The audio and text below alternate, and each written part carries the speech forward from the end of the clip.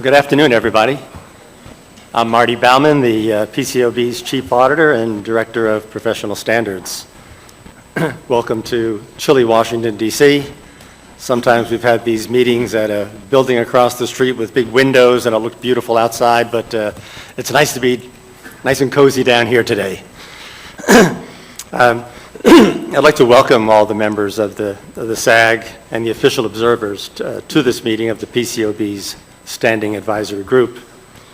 In addition to the members here, we do have some members participating by phone today. I'd also like to welcome those others attending and observing via our webcast.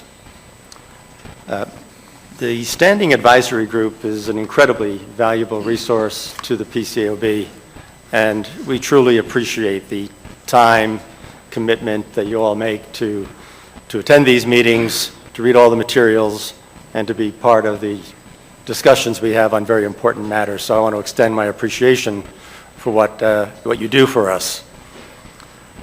We've previously distributed the agenda for this meeting and the related materials, and therefore I think you're well aware of the important topics planned for discussion today and tomorrow. Some of the topics on our agenda are some of our very most important initiatives, and we look forward to the conversation, your input, and the value I know you'll give us on these important projects. You have in front of you a package, a folder, and in that it includes the agenda for the meeting, our standard setting agenda, and then copies of the various briefing papers and other materials that you should have received in advance, as well as copies of the slides that will be used for the sessions.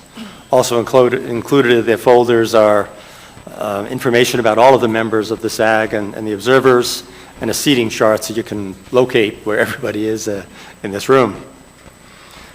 As always, we encourage and welcome SAG member comments and questions throughout these sessions. Certainly when I'm talking about the standard setting agenda, I just encourage you now to raise your tent cards whenever you want to speak, and we'll acknowledge you and call on you.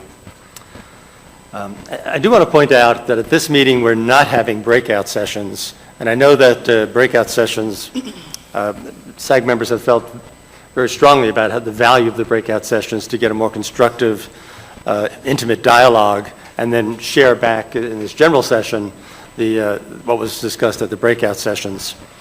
The reason why is that a good portion of this meeting deals with the PCAOB's proposal to address the auditor's reporting model.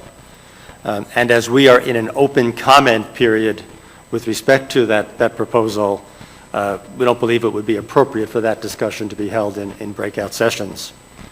Also on our agenda today is a discussion of our contemplated SAG fraud task force, and that will include a number of distinguished panelists, which is also best suited to a general session with all of us here together. So we know that you value those breakout sessions, and we'll continue to have them when the format seems appropriate. With those introductory remarks, I'll get into the standard setting agenda shortly, but first I'd like to turn the microphone over to Chairman Doty for an update on overall developments at the PCAOB. Well, thank you, Marty. I want to join Marty in extending my usual appreciation to the members of this group for doing what you do and for taking the interest you take in better auditing and the mission of the PCAOB. And of course, I will disclaim any ability to speak on behalf of the board of the institution. What I'm going to give you today are my own views about matters that I think may be of interest to you, and to perhaps strike a few sparks and generate some discussion afterwards. I should perhaps start with an announcement we made last week about the formation of a Center for Economic Analysis and the engagement of a distinguished professor from the University of Chicago Booth School of Management, Luigi Zingales, to help us and become our founding director of that school. We spoke to him a number of times in the course of coming to the conclusion about how to do this. And when you're asking someone to do something for you and undertake a difficult job, and to do it for less than the top dollar, you need to listen carefully to the questions that they ask and the way they are thinking about it. And I think it was of great importance to me that the early discussions with Luigi Zingales were along the lines of, how am I possibly going to do this with everything else I have going on? How am I going to reallocate my schedule and my responsibilities and get around to that? Plus check one. I think for a job like this, when you're creating something new and something distinct in an organization, you want somebody who is overcommitted. You want somebody who has got a lot going on, but wants to do this, and whose first thought about the problem for him is how he reallocates some very attractive options that he already has. After he'd heard a little bit about why we wanted a Center for Economic Analysis, what we have internally already at the PCAOB by way of economic analysis, and how we thought this could work and how it could function, Luigi's next response, he sat back and he said, well, of course, I wouldn't want this to be just window dressing. Plus check two. We had to satisfy him that this was not window dressing, that this was in fact an institution within an institution that would create serious economic analysis that would be focused on the institution's mission, help us think more clearly about what we were doing and be more efficient in our rulemaking. And I thought his comment was perceptive, and it was an endorsement or an illustration of the kind of person he is. I had read one of his books, and I have since read two of them. If you have not read Saving Capitalism from the Capitalists, or Capitalism for the People, I suggest you pick it up on the way out of town and give it a good read. You'll find there a very active mind who is grappling with some very well understood and significant problems that we face on a macroeconomic scale, but has some very specific granularity in his thinking and ability to focus on specific problems in rulemaking and in economic conduct. I think doing this is different from the way other agencies of government and other organizations have done it. I had a discussion with Commissioner Mike Pivovar last week in which he said, you know, it is different, but I think it's a good thing to try something different. Our challenge is to create a coordinated umbrella organization that thinks about economic analysis consistently, but that somehow is rooted in what we do day by day. And our thinking about that is that we will require coordination. We're going to have a coordinating committee, a coordinating group that involves divisional and office people. I think we will get other top economists involved as consultants and as fellows.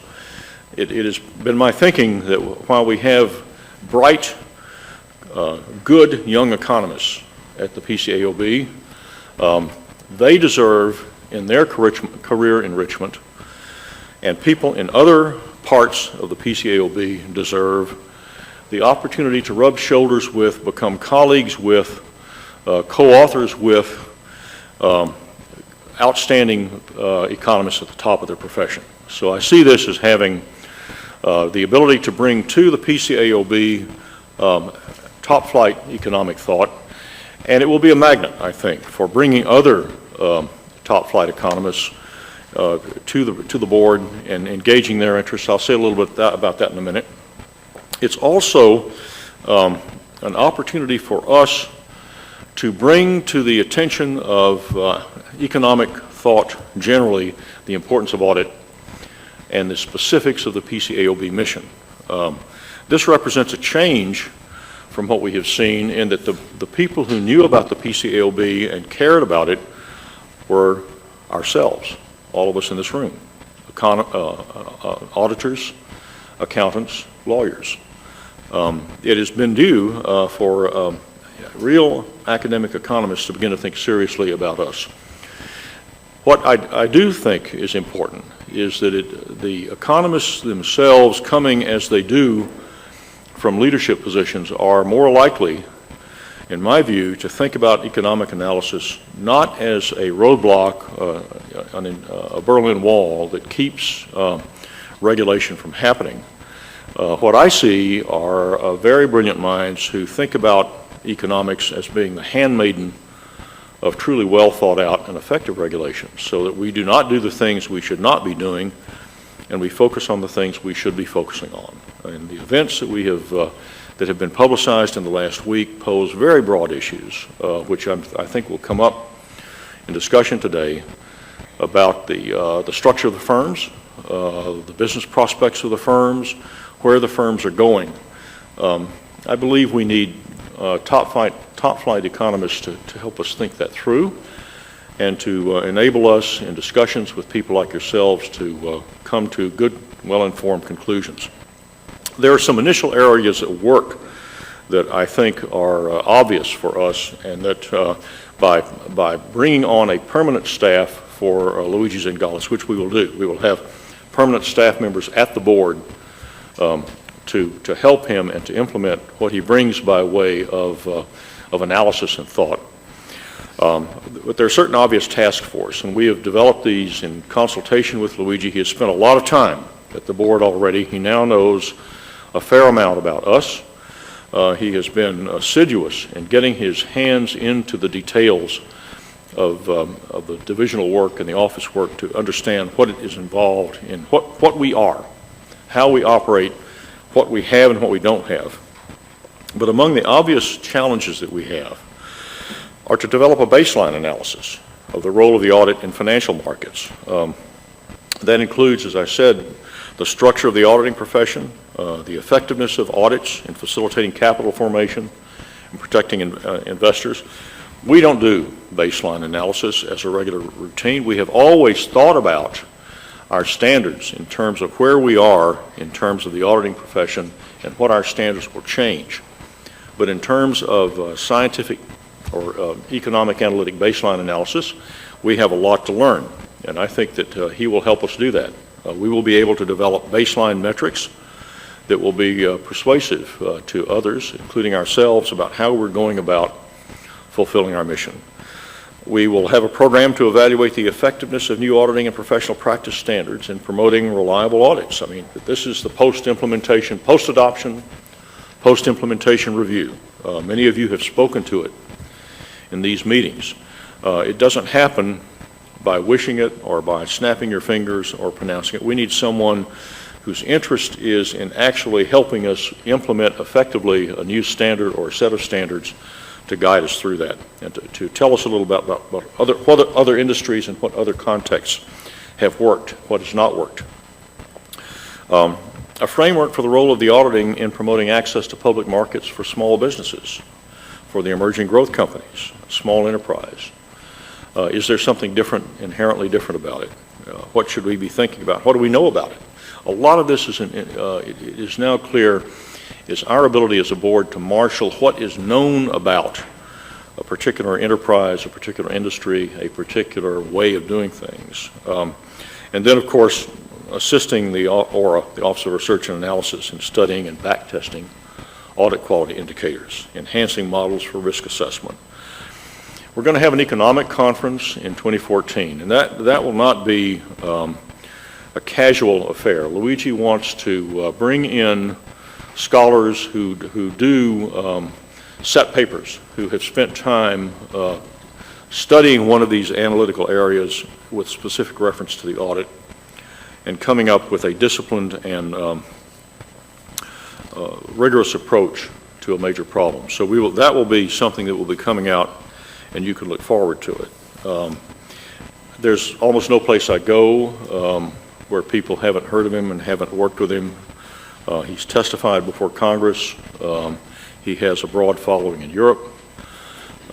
He will be bringing in scholars, some of whom you will hear in the course of the next 48 hours, people like Maureen McNichols and others who are going to be focusing on audit issues. And so this is a resource for us to attract to the PCAOB expertise, advice, analysis, and to project, to communicate to a broader academic community what the issues are in audit and what they might be thinking about.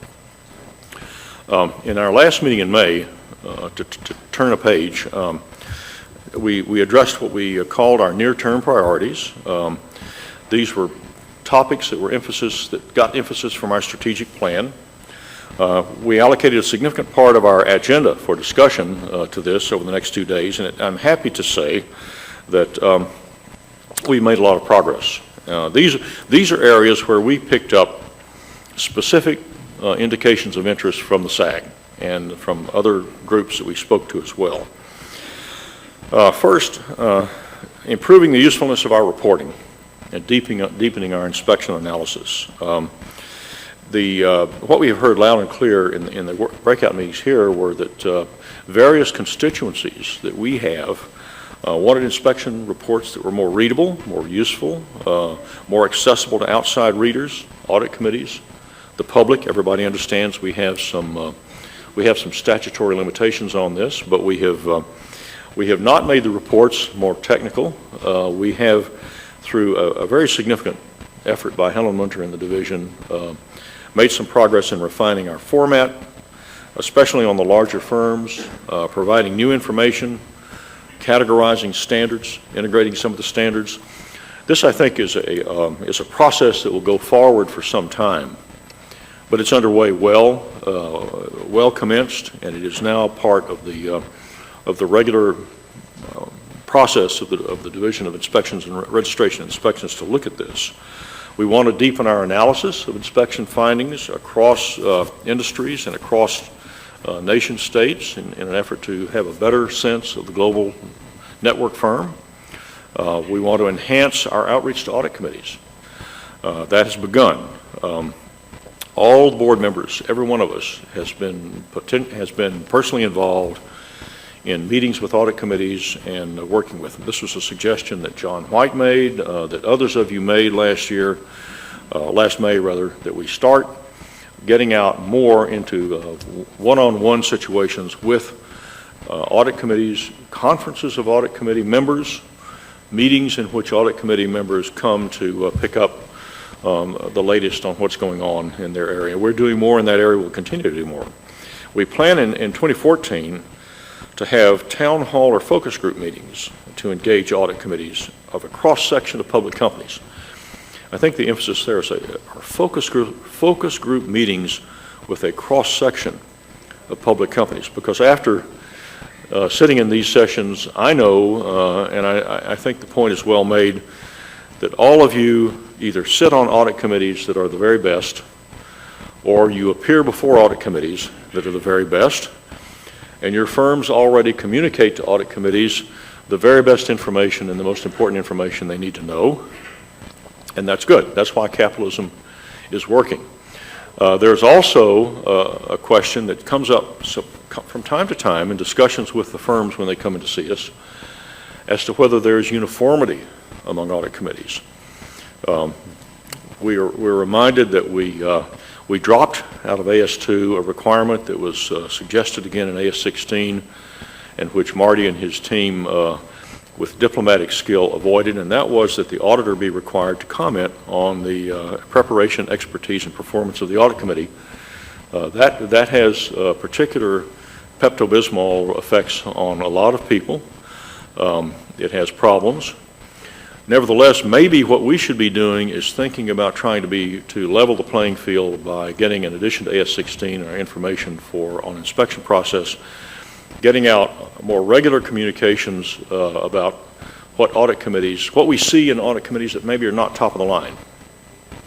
And we do have some indications, some responses from auditors in town hall meetings and elsewhere that not all audit committees are doing everything. So this is not a project of reform. It's a project of outreach and improvement and attempt to be helpful. Our former SAG member, Greg Jonas, has a project which many of you know about, well, you all know about from the May meeting, and that's the Audit Quality Indicator Project. And Greg has, with the bravery that is characteristic of a director of the Office of Research and Analysis, has said we think we'll have a concept release by December. So a concept release, in this case, a concept release with a point of view and with some preliminary conclusions will kick that project off big time. Clearly, the Center for Economic Analysis will have an ongoing interest in that. It will be something we'll try to be sure is well-staffed, well-financed, and that the resources are there. Internationally, you'll recall we've got 240 non-U.S. audit firms in 50 jurisdictions, and many of them audit U.S. companies. We've had a lot of success, I think, in extending bilateral agreements into 16 foreign audit regulatory jurisdictions. We have the adequacy determination has been renewed. More than 1,000 foreign private issuers that sell securities in U.S. markets are subject to these kinds of joint inspections. The audits are subject to these joint inspections as a result of this effort. China, we'll continue to meet with the Chinese. We have, I think, going to have some meetings soon. You have read about an enforcement MOU and documents being delivered under an enforcement MOU. Things with China are going to go slow, but we are not. I think we are going to be interested to see what comes out of the plenum and Project 380, as to which Paul Gillis can tell us a little about. But I think what we don't have the expectation of the door, open sesame of the door. I think we're going to have continued attention there, and Paul has properly documented and analyzed that in his reports.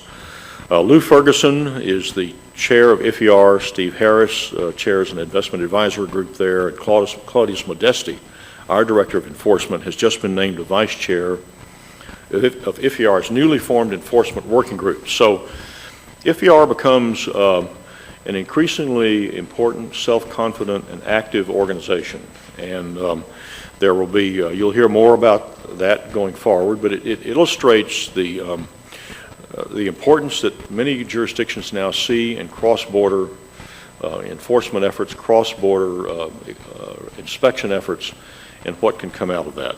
And the firms are not, the global network firms are not remote from it. They're engaged with IFER, and they are working in that context to give us information when we need it.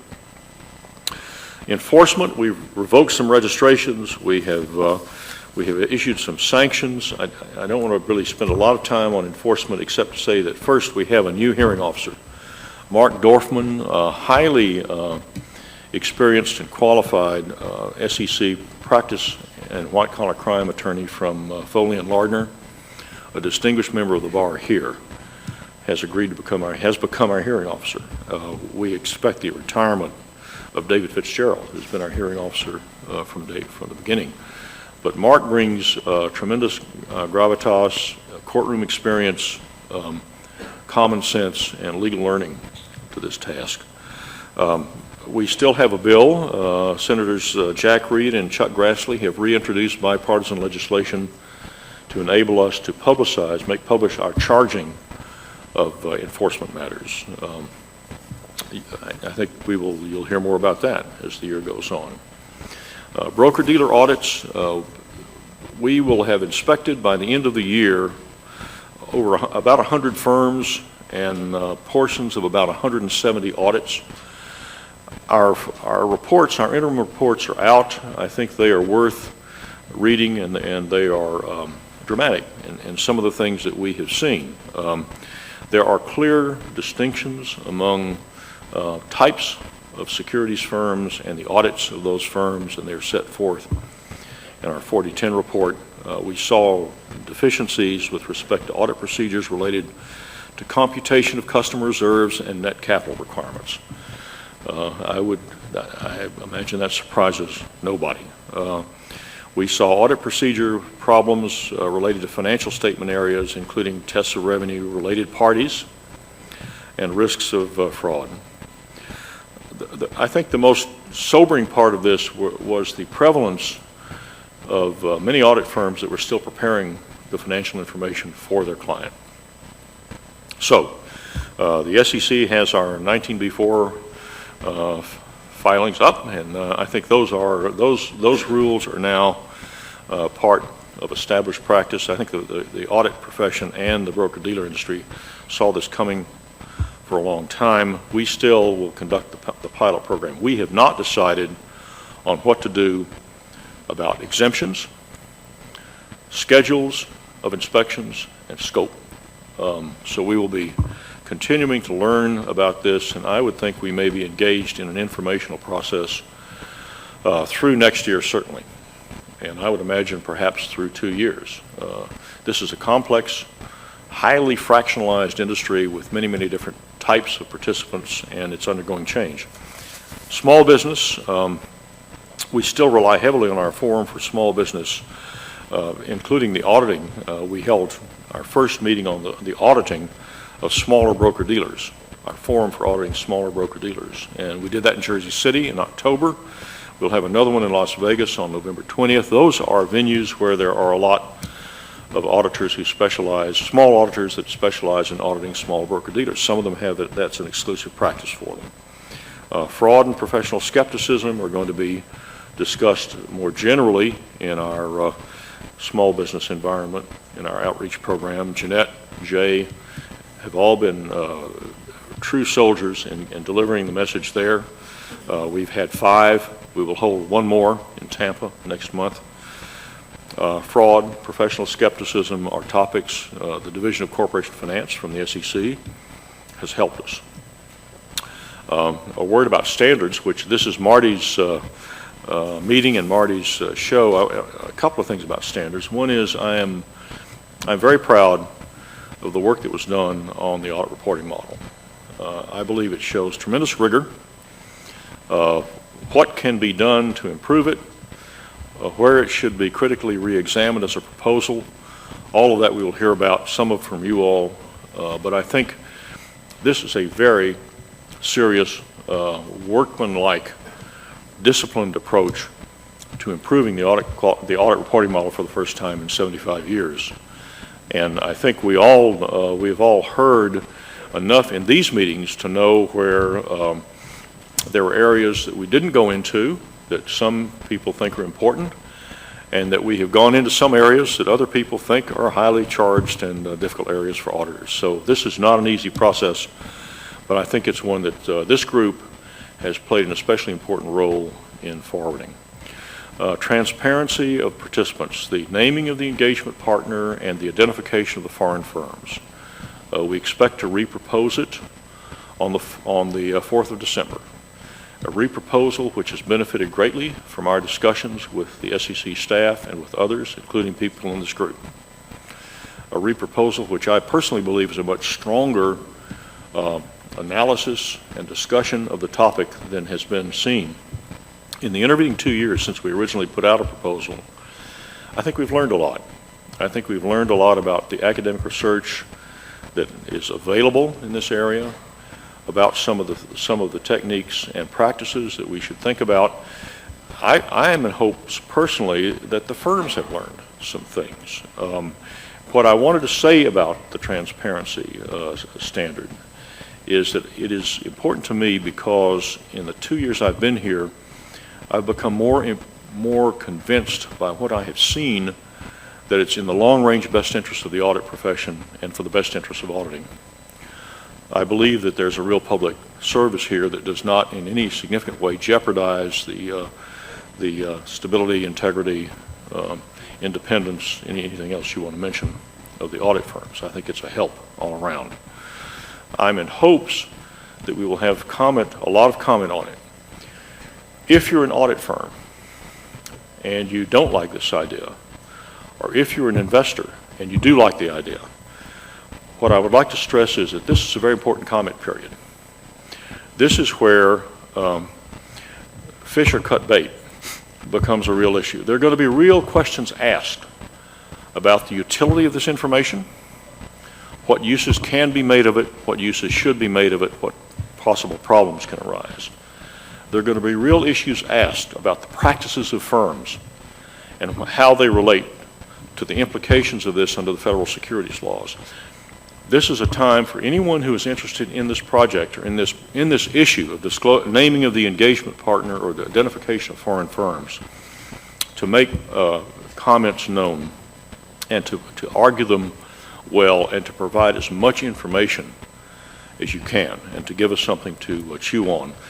I believe in this project. I'm one board member. I believe it's a good idea for the capital markets to have it, but I'm just one board member. I also know that there is a lot of opinion on all sides of this question. It's a deeply debated, highly charged issue, and it's time to come to resolution. But this is an important comment period to bring it to resolution, and I'm in hopes that we can have resolved this one way or the other by early in the spring. We'll have a 60-day comment period on this. Marty, do you want me to entertain questions or shut up? Is that what's your preference? I'd love you to entertain questions, and we'll give everybody a moment or two to formulate their questions. Flags go up.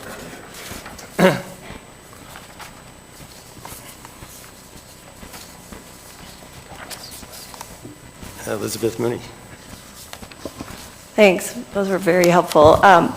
Just on China, can you just elaborate or give a little color in terms of what PCAOB is doing to protect investors and what actions to enforce the rules with the Chinese affiliates you're considering or taking at this time?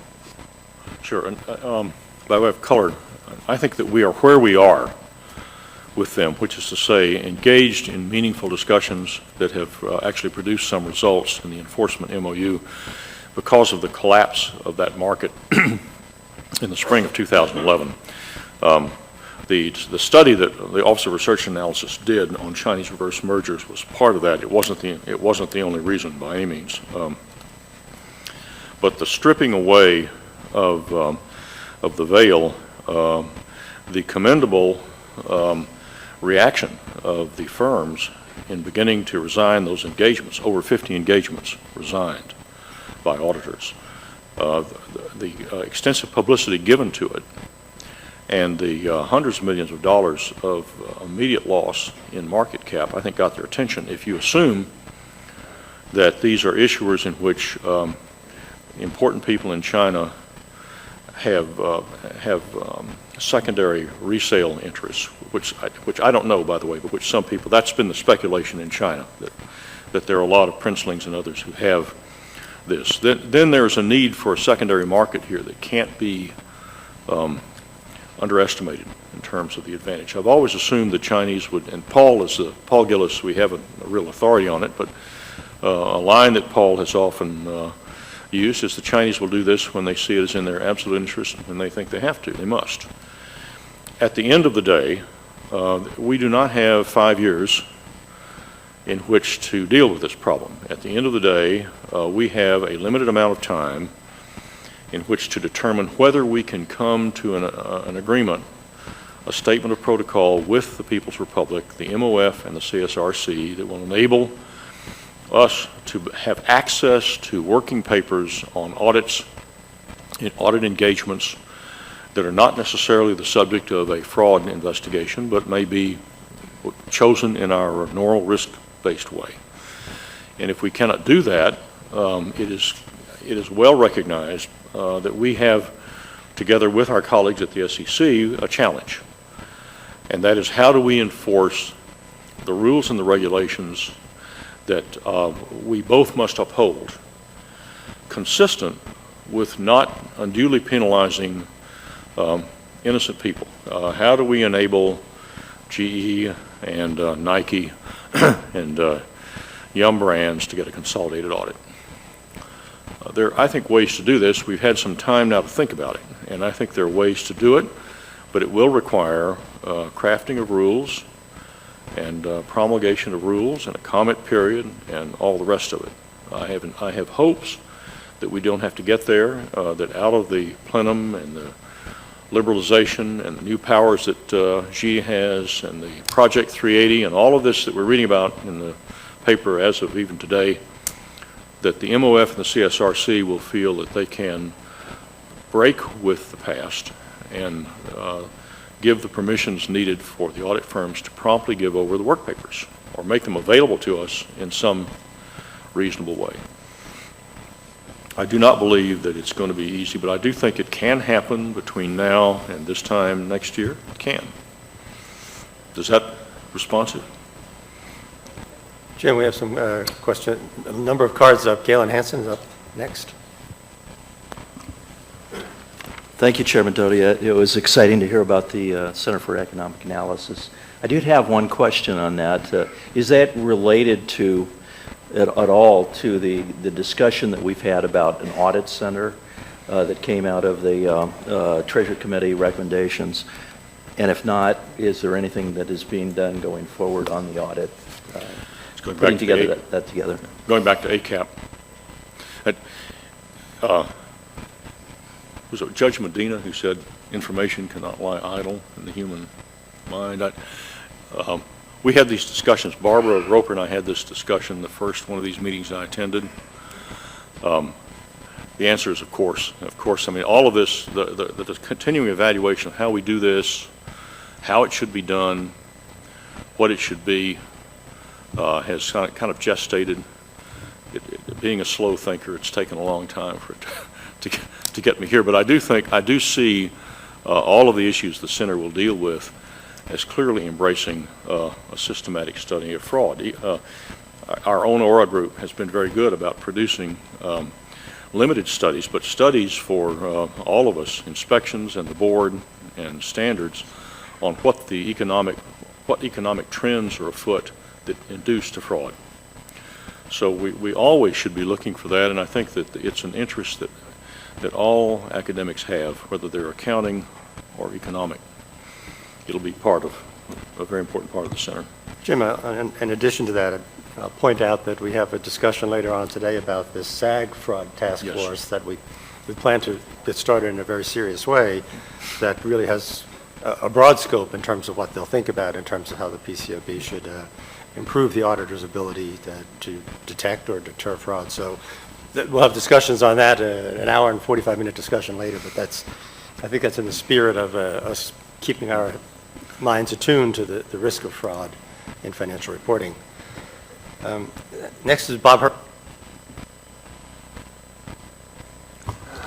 Jim, on the audit committee outreach, will the locations of the town halls be published, and will there be instructions as to how interested audit committee members can participate? And then thirdly, I know there'll be some results and reporting, but I'd like you to think about what I'll call timely results. So for example, could you think about reporting after each of the town halls what came out? So are the locations going to be listed and publicized? Will there be instructions about how people participate, and can there be timely reporting? Those are all very seminal ideas, Bob. The format is not fixed, and we're not going to be wedded to a format. We have been lucky, we have been fortunate in being able to adjust our format in town hall meetings and roundtables going forward as we thought our needs emerged. And an example in the audit reporting model roundtables, my own sense is that maybe we should have the more formal testimony type roundtable with public there. But on the other hand, you have just thrown out a series of variances that we should consider and integrate. There's no reason to have any of these. There's no reason to have just one format for any of this. On the publication side, by the way, I wanted to mention something that you all said I didn't mention specifically, and that was that you were very strong in May about mini reports. Don't wait for 2 years and 3 years to publish a 4010. Start publishing more current mini reports, mini audit practice alerts, mini reports on what you're seeing. That's a very appealing idea, and we are getting to one. We're going to be having one, I think, coming out on activities that we're seeing in inspection that will be of that nature, that will say this is not the full 4010, but it's going to be something that shows you some of the things we're seeing, in addition to an audit practice alert. So what you all tell us and what you send us by way of follow-up comments kind of has a habit of getting into the planning of these. And so I would encourage you to jot down as much of this. We've got a record being kept here, but it's useful for you to give some thought to formats that might be helpful in audit committee context. Public, non-public, when non-public. Let's turn to Chuck Senator.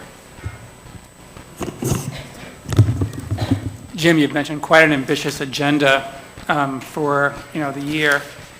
And I guess my question is this.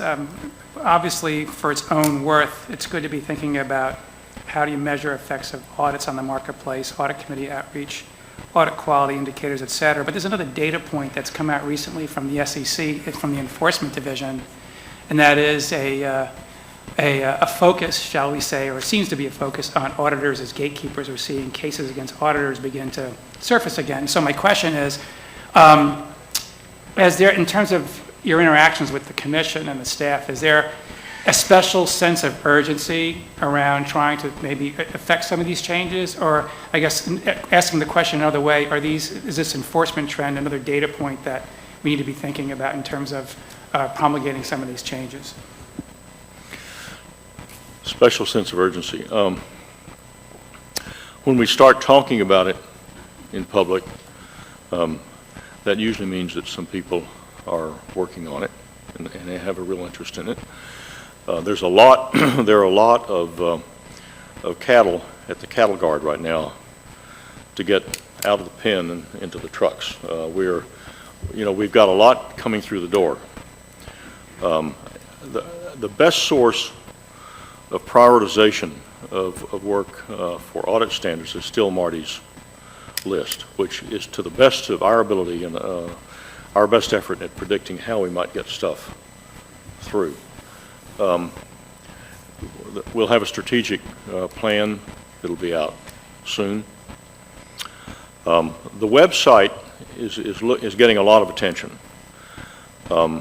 And there will be more information, I think, as we go through 2014 on the website, some of which will alert you to things that are getting special attention. Not very specific, but I think that's as far as I can go. It is very hard to say that there's a greater sense of urgency about one aspect of this than others. So board members feel differently. Board members will have different views about how urgent something is or how important it is. And that reflects in part what they hear from you all in meetings like this and around the country. Jim, one more card is up, Bob Guido, and then maybe after that I'll turn to standard setting. Thanks, Marty. Jim, you answered my first part of my question, and that is the need, based on the audit committees that I work with, the need to get in the hands of the public accounting firms the current issues faster so that they can incorporate into their current work. Because when I ask what is the hot buttons now at the PCAOB, what are the findings from inspection, again, I'm using a year-old information. So I applaud if we can get out something similar to what we had the audit issues task force. That would be fantastic. The second part deals with one of the things I'm pushing right now, and it's not because I'm sitting next to this young man, but the refreshed COSO principles, the 17 principles. If you look at those and you look at what you're trying to do with the outreach of audit committees, there's a lot of things that we can do together here in improving registrants' internal control documentation. And I think it might help the profession if a lot of this noise goes away with all these findings that I keep reading about in this area. So if we concentrate on the registrant and the audit committees can help with a COSO refresh, I think it's a great opportunity in these outreach programs to really get everyone on the same page, because we are in it together. Well, it's a creative idea for two reasons. One is we tend to see audit reports, if they shouldn't be issued, and they are issued, it's because internal control issues have arisen in that last phase when the audit's coming to fruition, when they're finishing an audit. And it can be an internal control problem that's been in the issuer for a long time. As a layman and as someone who only saw audit controls from the standpoint of outside counsel and doesn't purport to be an expert in audit controls, but has looked at COSO, it does seem to me that it's very important. I said this to the PLI lawyers group last week, for lawyers to start focusing on the internal control issue with their clients with it, whether it's the audit committee or the management of the company, to make believers of them that they really need to know if they have a system that's not adequate, if they have any reason at all for the auditors to think the system is not adequate, to focus on it before you get to the audit, and to start working on it before you get to the audit, and not to have it come up. In my limited experience, these internal control problems always come up late. They always come up when when at the 11th hour. They're coming up when the auditors have had to, quote, get comfortable with something they know really isn't desirable. And that goes to your comment, Bob. These are often issuer problems. The point was made last week. Paul Beswick and I were on the panel at the PLI. The point was made very strongly that these are frequently issuer problems. So we should think about how far we can go consistent with our duty not to purport to regulate corporate America or set governance standards or best practices for corporations by way of focusing this issue. I think you've got an important point. I saw Brian Croto's card up. I wasn't sure if that was in anticipation of my standard setting update that I was about to give, or you had something else you wanted to share with Jim. Thanks, Marty. I did just want to add on to what was said relative to the question on enforcement, and important that I just mention up front. Obviously, as always, my views are my own, not necessarily those of the commission or staff of the commission. But whether there's a trend or change, I won't comment on so much as I think to the extent that that we and or the PCAOB obviously are seeing issues relative to audit quality, particularly what I think you've been seeing in some of the recent enforcement actions relative to either auditor independence or basic non-compliance with certain of the standards, including some of the newer standards that have been issued by the PCAOB, engagement quality review, where some are either not being completed at all or certainly not being completed appropriately. I think where we see that, obviously there will be continued enforcement interest in that. But I thought in addition I would just mention that, and it follows on to some of the internal control comments that Chairman Doty just made. Certainly as a matter of more routine course, I think there's enforcement interest at the time of looking at a management matter about thinking about the internal control implications. What did management think about relative to internal control, and what has the auditor thought about?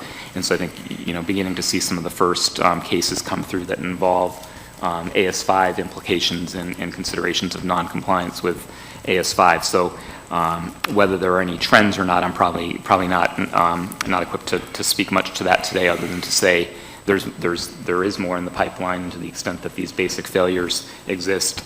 Certainly, we will continue to coordinate with the PCAOB to make sure that nothing's falling through the cracks and that we're not duplicating efforts, but that we're focused on the right kinds of matters. Our report, October 24th, we put out a report on IFRC, ICFR, Internal Control Financial Reporting.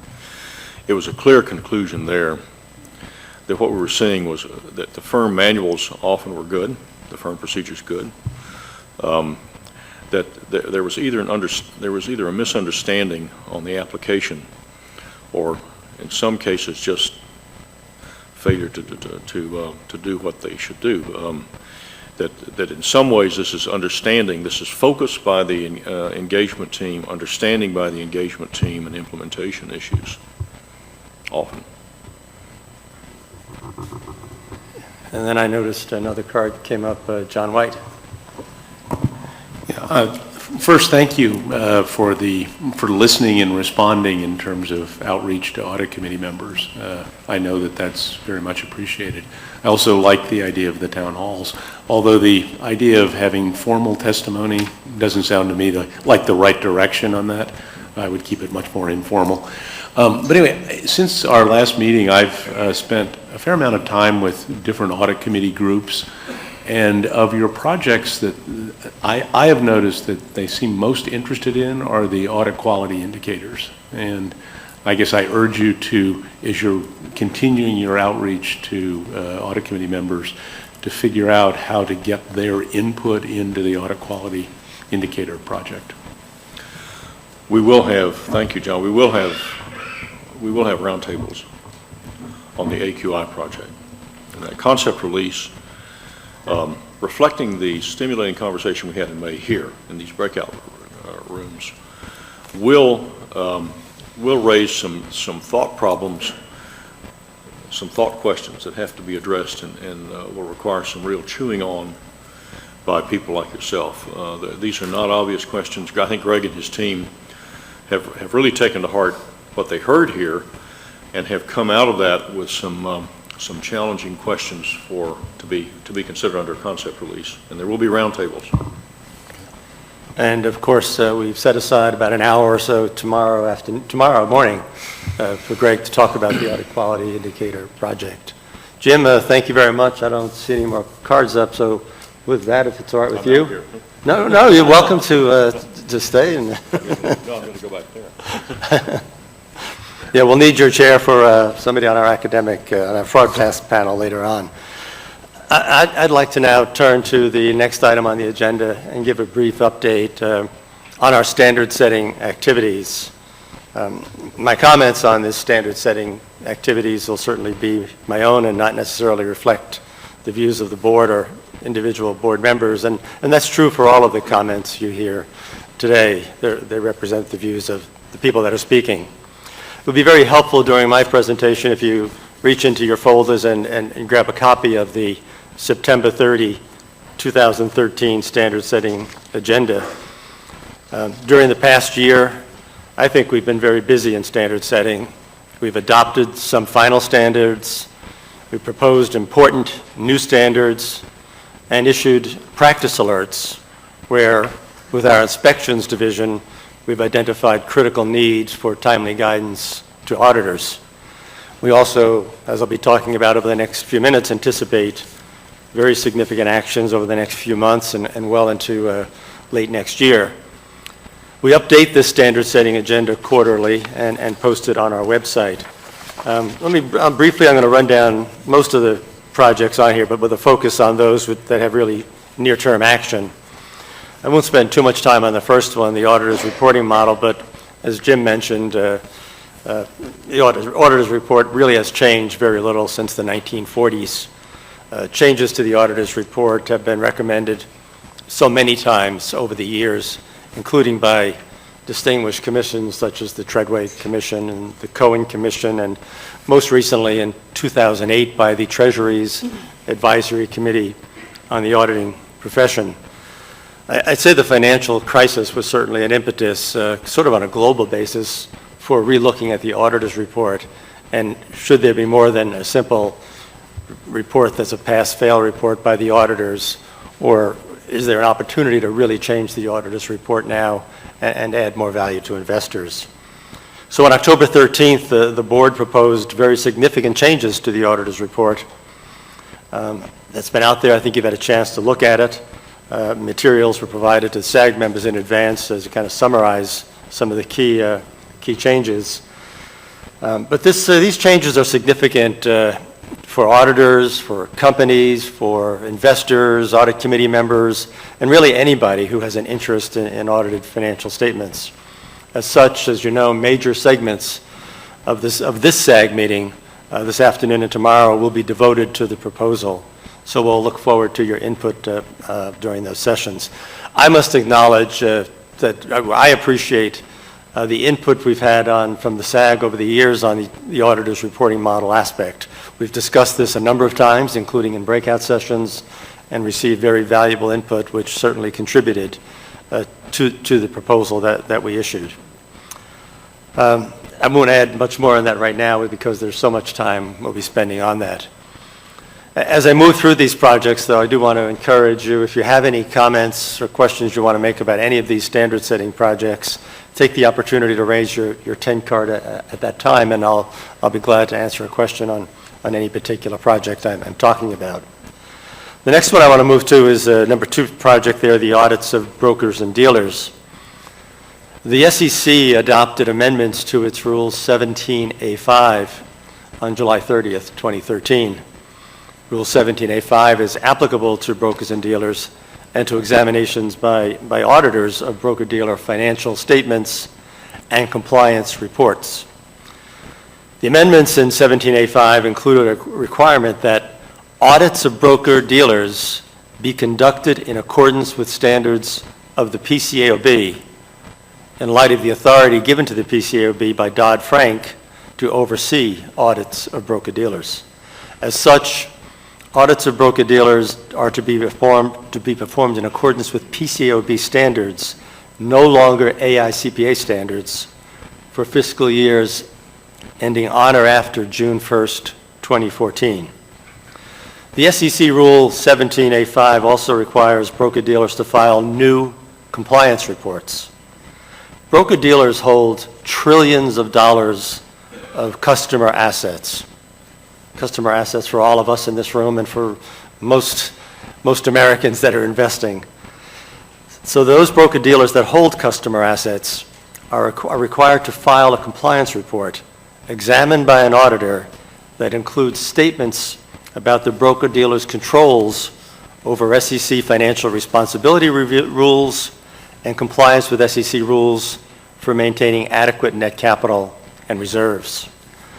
Other broker-dealers that claim exemption from the reserve requirements, for example, because they claim not to carry customer assets, are required to file an exemption report reviewed by an auditor. So in this regard, the PCAOB recently adopted 2 attestation standards on October 10th of 2013.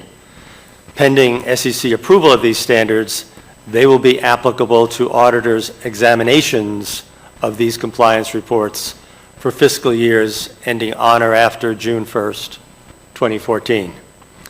Of the 2 attestation standards, one is an examination standard and the other is the review standard. I'll talk very briefly about the 2. The examination standard applies to statements in the compliance reports for broker-dealers holding customer assets. In that attestation engagement, the auditor tests compliance and controls over compliance with the specified SEC rules and obtains evidence regarding the existence of customer assets. We're all aware of the problems caused by customer assets that have not existed in some broker-dealers. The review standard applies to statements in the exemption reports of non-carrying broker-dealers. In this review, the auditor is required to perform procedures specified in the standard pertaining to whether the broker-dealer statements are accurate. For example, whether the broker-dealer is holding customer assets contrary to the exemption they are claiming. On October 10th, the board also adopted AS 17, auditing supplemental information accompanying audited financial statements, which is also pending SEC approval. AS 17 will apply when an auditor of financial statements is also engaged to perform audit procedures and report on whether supplemental information accompanying the financial statements is fairly stated in all material respects in relation to the financial statements taken as a whole. Supplemental information includes, for example, the supporting schedules that brokers and dealers are required to file pursuant to Rule 17A5. Once again, I want to note, and this is important, that audit and related attestation engagements for broker-dealers must now be performed in accordance with PCAOB standards, starting with fiscal years ending on or before June 1st, 2014. I won't say too much more about the 3rd project, improving the transparency. Jim's talked about this, requiring the identification of certain participants in the audit. But as Jim said, we are planning to repropose in the very near term amendments to our standards that would require the auditor's report to include the name of the engagement partner on the audit, and also to include the names, location, and extent of participation over a certain threshold of other firms that took part in the audit. The board proposed similar requirements in October of 2011, and we received 42 comment letters. That proposal, however, was before the Jobs Act, so in this proposal, we plan to provide additional information regarding the applicability of these requirements or proposed requirements to audits of emerging growth companies, provide further information from additional academic research that we've seen in this area, and additional information on the analysis of costs and benefits of these proposed requirements, and seek additional information from commenters and address points raised in the comment letters. I, for one, believe investors will benefit greatly from these additional disclosures. Over time, investors would benefit from understanding an engagement partner's history and experience when evaluating the audit. For example, understanding an engagement partner's history is an important factor in the PCAOB's risk-based selection of audits for inspection. We use engagement partner history as a very important factor when we're determining which audits we want to look at. Further, I believe it will be very useful for investors to know what other firms participated in the audit and the extent of that participation. The different firms participating in the audit may have, for example, very different inspection results, or certain firms participating in the audit may be in jurisdictions where the PCAOB is prevented from performing inspections. This information can be useful for investors in assessing the audit. We've also seen situations where most of the audit was performed by a firm or firms other than the audit firm that signed the opinion, including by other firms, again, in jurisdictions where we can't perform inspections. Today, that information is not available at all to the investor, and this proposal would make that kind of information transparent to investors. So under these planned amendments to our standards, investors will be able to benefit from these insights into who performed the audit. Let me turn to the next project on the agenda, and that is related parties. In the first quarter of 2014, we expect to adopt a new standard regarding the auditor's responsibilities for auditing related party transactions, together with amendments to other standards regarding significant unusual transactions and financial relationships with executive officers. The board has already proposed and reproposed related party auditing standards and accompanying amendments. The standard and amendments were reproposed most recently on May 7th, 2013, and they were discussed at last May's SAG meeting. Commenters on the reproposal were generally supportive of the proposed standards and amendments and made some further suggestions for improvement, which we are considering at this time, and we'll address those comments in the adopting release.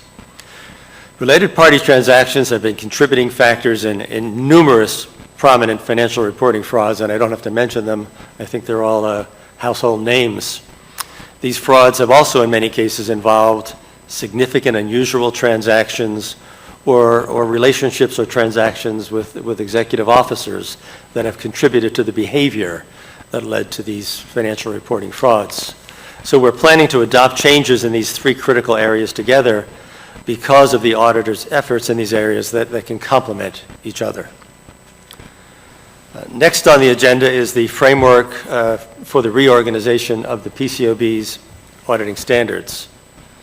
In March of 2013, the board proposed a framework for the reorganization of the PCAOB standards. As you know, the board adopted as its interim standards the standards of the AICPA that were in existence in April 2003. The board retained the organization and the AU reference numbers of those standards. Since then, the board has issued 17 new auditing standards that collectively have superseded 11 interim standards and amended the majority of the remaining interim standards to varying degrees. The standards issued by the board, though, have been numbered simply sequentially, that is AS1 through AS17. So the proposal would reorganize the existing remaining interim and PCAOB issued auditing standards into a topical structure with a single integrated numbering system and present the standards in a logical order that generally follows the flow of the audit process. This would enhance the usability of the standards, making them much more easy to navigate. The proposal was generally well received, and again, we received good suggestions for further improvement, which we are taking into account. So in the first quarter of 2014, we plan to proceed with Phase 2 of this particular proposal, in that we will address comments received, propose the actual amendments to enable the reorganization, and then we're also going to post the reorganized standards on our website so that users will be able to see existing PCAOB standards, both the interim and existing AS standards, against the new reorganized standards, and we'll be able to test the reorganized standards for usability and ease of navigability, et cetera. So they'll be up there on the website, and we'll take all that into account before we then move to the final adoption of a reorganization. So when that gets out there, again, we hope people do test that and work with it and give us comment on its usability. The next item on the standard setting agenda deals with the supervision of other auditors and specialists participating in the audit. These are two very important aspects of the audit: using the work of specialists and using the work of other auditors or other firms in an audit. In this project, we plan to specifically address two of the interim standards, and two important interim standards: AU 336, entitled Using the Work of a Specialist, and AU 543, entitled Part of an Audit Performed by Other Independent Auditors. Specialists who possess skill or knowledge in a field other than accounting or auditing often play a vital role in the audit in areas such as actuarial calculations or estimates of fair values for complex financial instruments, or even in geological evaluations in oil and gas audits. But interestingly, if a specialist is employed by the auditor, and many of certainly the largest firms employ numerous of the specialists of the type I just referred to, that specialist's role is governed by a board-adopted standard, AS-10, supervision of an audit. But if the specialist is a third party engaged by an audit firm, not employed by the audit firm, but engaged by the firm, well, his or her work is governed by an entirely different standard, an interim standard, AU 336. And the requirements in the two standards for the oversight and review of the work of specialists that do common things, whether employed or engaged, are quite different. So we plan to improve those standards, simplify two standards into one, improve the supervision and review of the work of the specialists. Similarly, with respect to multi-location audits, the engagement partner on a multi-location audit can, under existing standards, supervise and review the work of other auditors, including through the delegation to assistants, under the board's adopted standard AS-10, supervision of an audit. Or the engagement partner can use the work and the report of other auditors by following AU 543, which has much less specific supervisory requirements.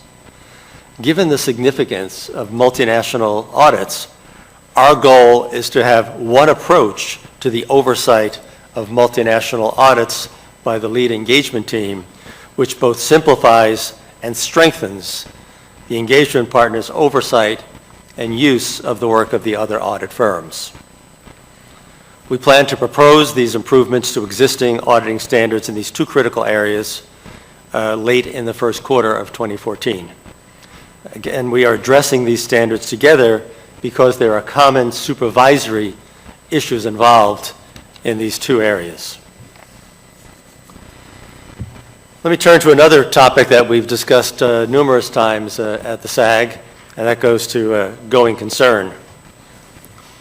Under existing auditing standards, an auditor is responsible for evaluating whether there is substantial doubt about an entity's ability to continue as a going concern for a reasonable period of time, not to exceed 1 year beyond the date of the financial statements. This requirement of the auditor is also included within Section 10 Cap A of the 34 Exchange Act. For some time, the FASB has had on its agenda a project to consider whether management should also have such a requirement in connection with the preparation of its financial statements under GAAP. Today, there's no requirement for management to make a statement in the financial statements about their ability to continue as a going concern. The responsibility in the financial statements is simply that of the auditors, both within our auditing standards and under 10 Cap A. Many believe the financial crisis evidenced a need for improvements in this area, both in financial reporting and in auditing, as many companies with no doubt expressed about their ability to continue as a going concern either went out of business or would have gone out of business without government support. I believe improvements are needed to the existing auditing standard in several areas, including in the auditor's performance obligations under the standard, the time horizon for looking out about ability to continue as a going concern, and even the determination of what terms like substantial doubt mean and what the term going concern means. We've had some discussions about this at the SAG, and there was a wide range of views as to what different SAG members thought substantial doubt meant. However, we've also been advised by the SAG that we should coordinate any changes to our standard with changes that might come out of the FASB's project.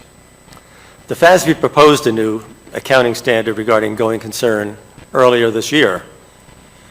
Based on comments they received, FASB recently announced that they plan to redeliberate substantial portions of that proposal.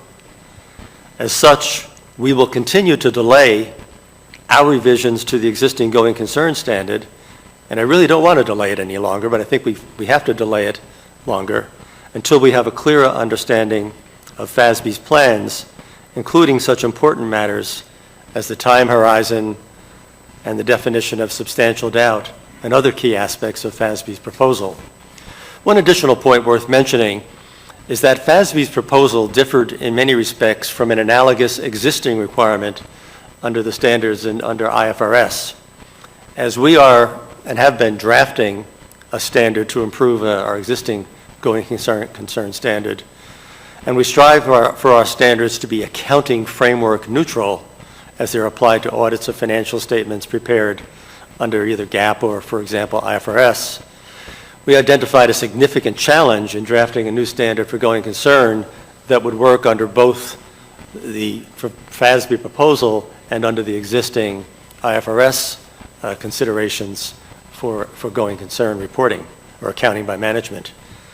Larry Smith is here from FASB, and I know, Larry, you would fully expect that I'd call on you at this time and ask if there's anything further you'd like to add about the issues I've mentioned, the problems in this area, and where maybe FASB can be headed and over what time frame we might expect something. Thanks, Marty. Yeah, we've received about 45 or 50 comment letters on our proposal. And I think from a practical standpoint, one's view of those comment letters depends upon whether you initially were supportive of the proposal or somewhat against the proposal. Those that were for it could evaluate the various comments and say, gee, I think we can deal with them in some fashion, whereas those against it view the comments as basically confirming their views of being against the proposal. But at the end of the day, there were a number of areas identified for redeliberation. I think the definition of going concern was one item that created confusion, but I think we can alleviate that by just explaining what we meant by it, and not that we were creating a conflict with the going concern basis of accounting. I think the time horizon over which one looks is one area of concern that will be redeliberated. I think another major area is what level of confidence or what level should be considered before disclosures are necessary. There are a number of constituents that feel that it should be probable that an entity should be entering into a problem with going concern before disclosures are necessary, whereas another number of constituents believe that the threshold ought to be lowered from the more likely than not threshold that we use. So I think there are a number of issues that we will be redeliberating. The expectation is that the redeliberations will begin fairly shortly, and I think the hope is that, towards the early part of next year, we'll complete the redeliberations. Is there, this is not one of the issues, or should I say, is there any possibility that you and the IASB will be considering differences in this area as part of your discussions? Right now, I don't think there is a lot of support for us adding another project to the joint agenda for us to deliberate together. Okay, thanks for that. So we will be, again, staying closely coordinated with the FASB and hoping to, as soon as they reach their decisions where they'll go, our staff is working on a standard, but we want it to be consistent with what FASB does, but keeping in mind that it also has to apply to audits that are done under financial statements, underlying financial statements that are prepared under IFRS. If there's no questions there, I'd like to briefly move on to just a couple of the other projects that are listed here because I think of their great importance. Turning to quality controls, PCAOB inspection observations have identified many deficiencies in audit firms' systems of quality controls and have identified important drivers of audit quality. Also, significant changes have occurred since the existing interim QC standards were issued, including the enactment, of course, of Sarbanes-Oxley legislation, which underscored the importance of firms' quality control systems. So working with other divisions within the PCAOB, we've identified various matters important to audit quality that are not sufficiently addressed in existing quality control standards. Among many others, these include matters such as tone at the top of a firm, risk assessment and response, accountability and supervisory activities within a firm, the application of professional skepticism, the alignment of incentives with audit quality objectives, and remediation and root cause analysis. So we are working on a concept release which expects to have a view on these matters, but it will be a concept release, but with a view, which we're targeting for issuance later in 2014, with a framework that represents a holistic approach to audit firm quality controls.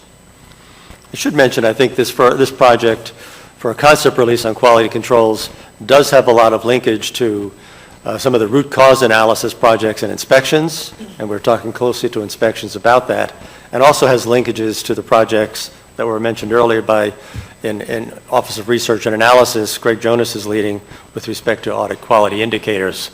I think these three projects are very important, all focused on improving quality controls within audit firms.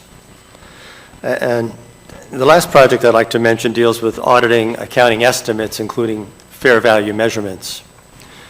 We've been working on a project on fair value for some time, primarily due to the increasing use of fair value measurements in financial statements, but also as a result of numerous inspection comments pertaining to deficiencies our inspections teams have seen with respect to auditors' work in connection with auditing fair values. We've considered a number of alternatives relating to this project, but we're now currently recommending a combined standard on auditing estimates, including fair value measurements. So that project, if we did go down that path, would replace two existing auditing standards on auditing fair value, AU 328 and AU 332, and also the existing auditing standard on auditing accounting estimates, AU 342. There are a lot of similarities in auditing complex estimates and auditing fair value measurements, and guidance standards, I think, that address both of these, I think, can make a lot of sense. We'll look certainly for commenters' views on this.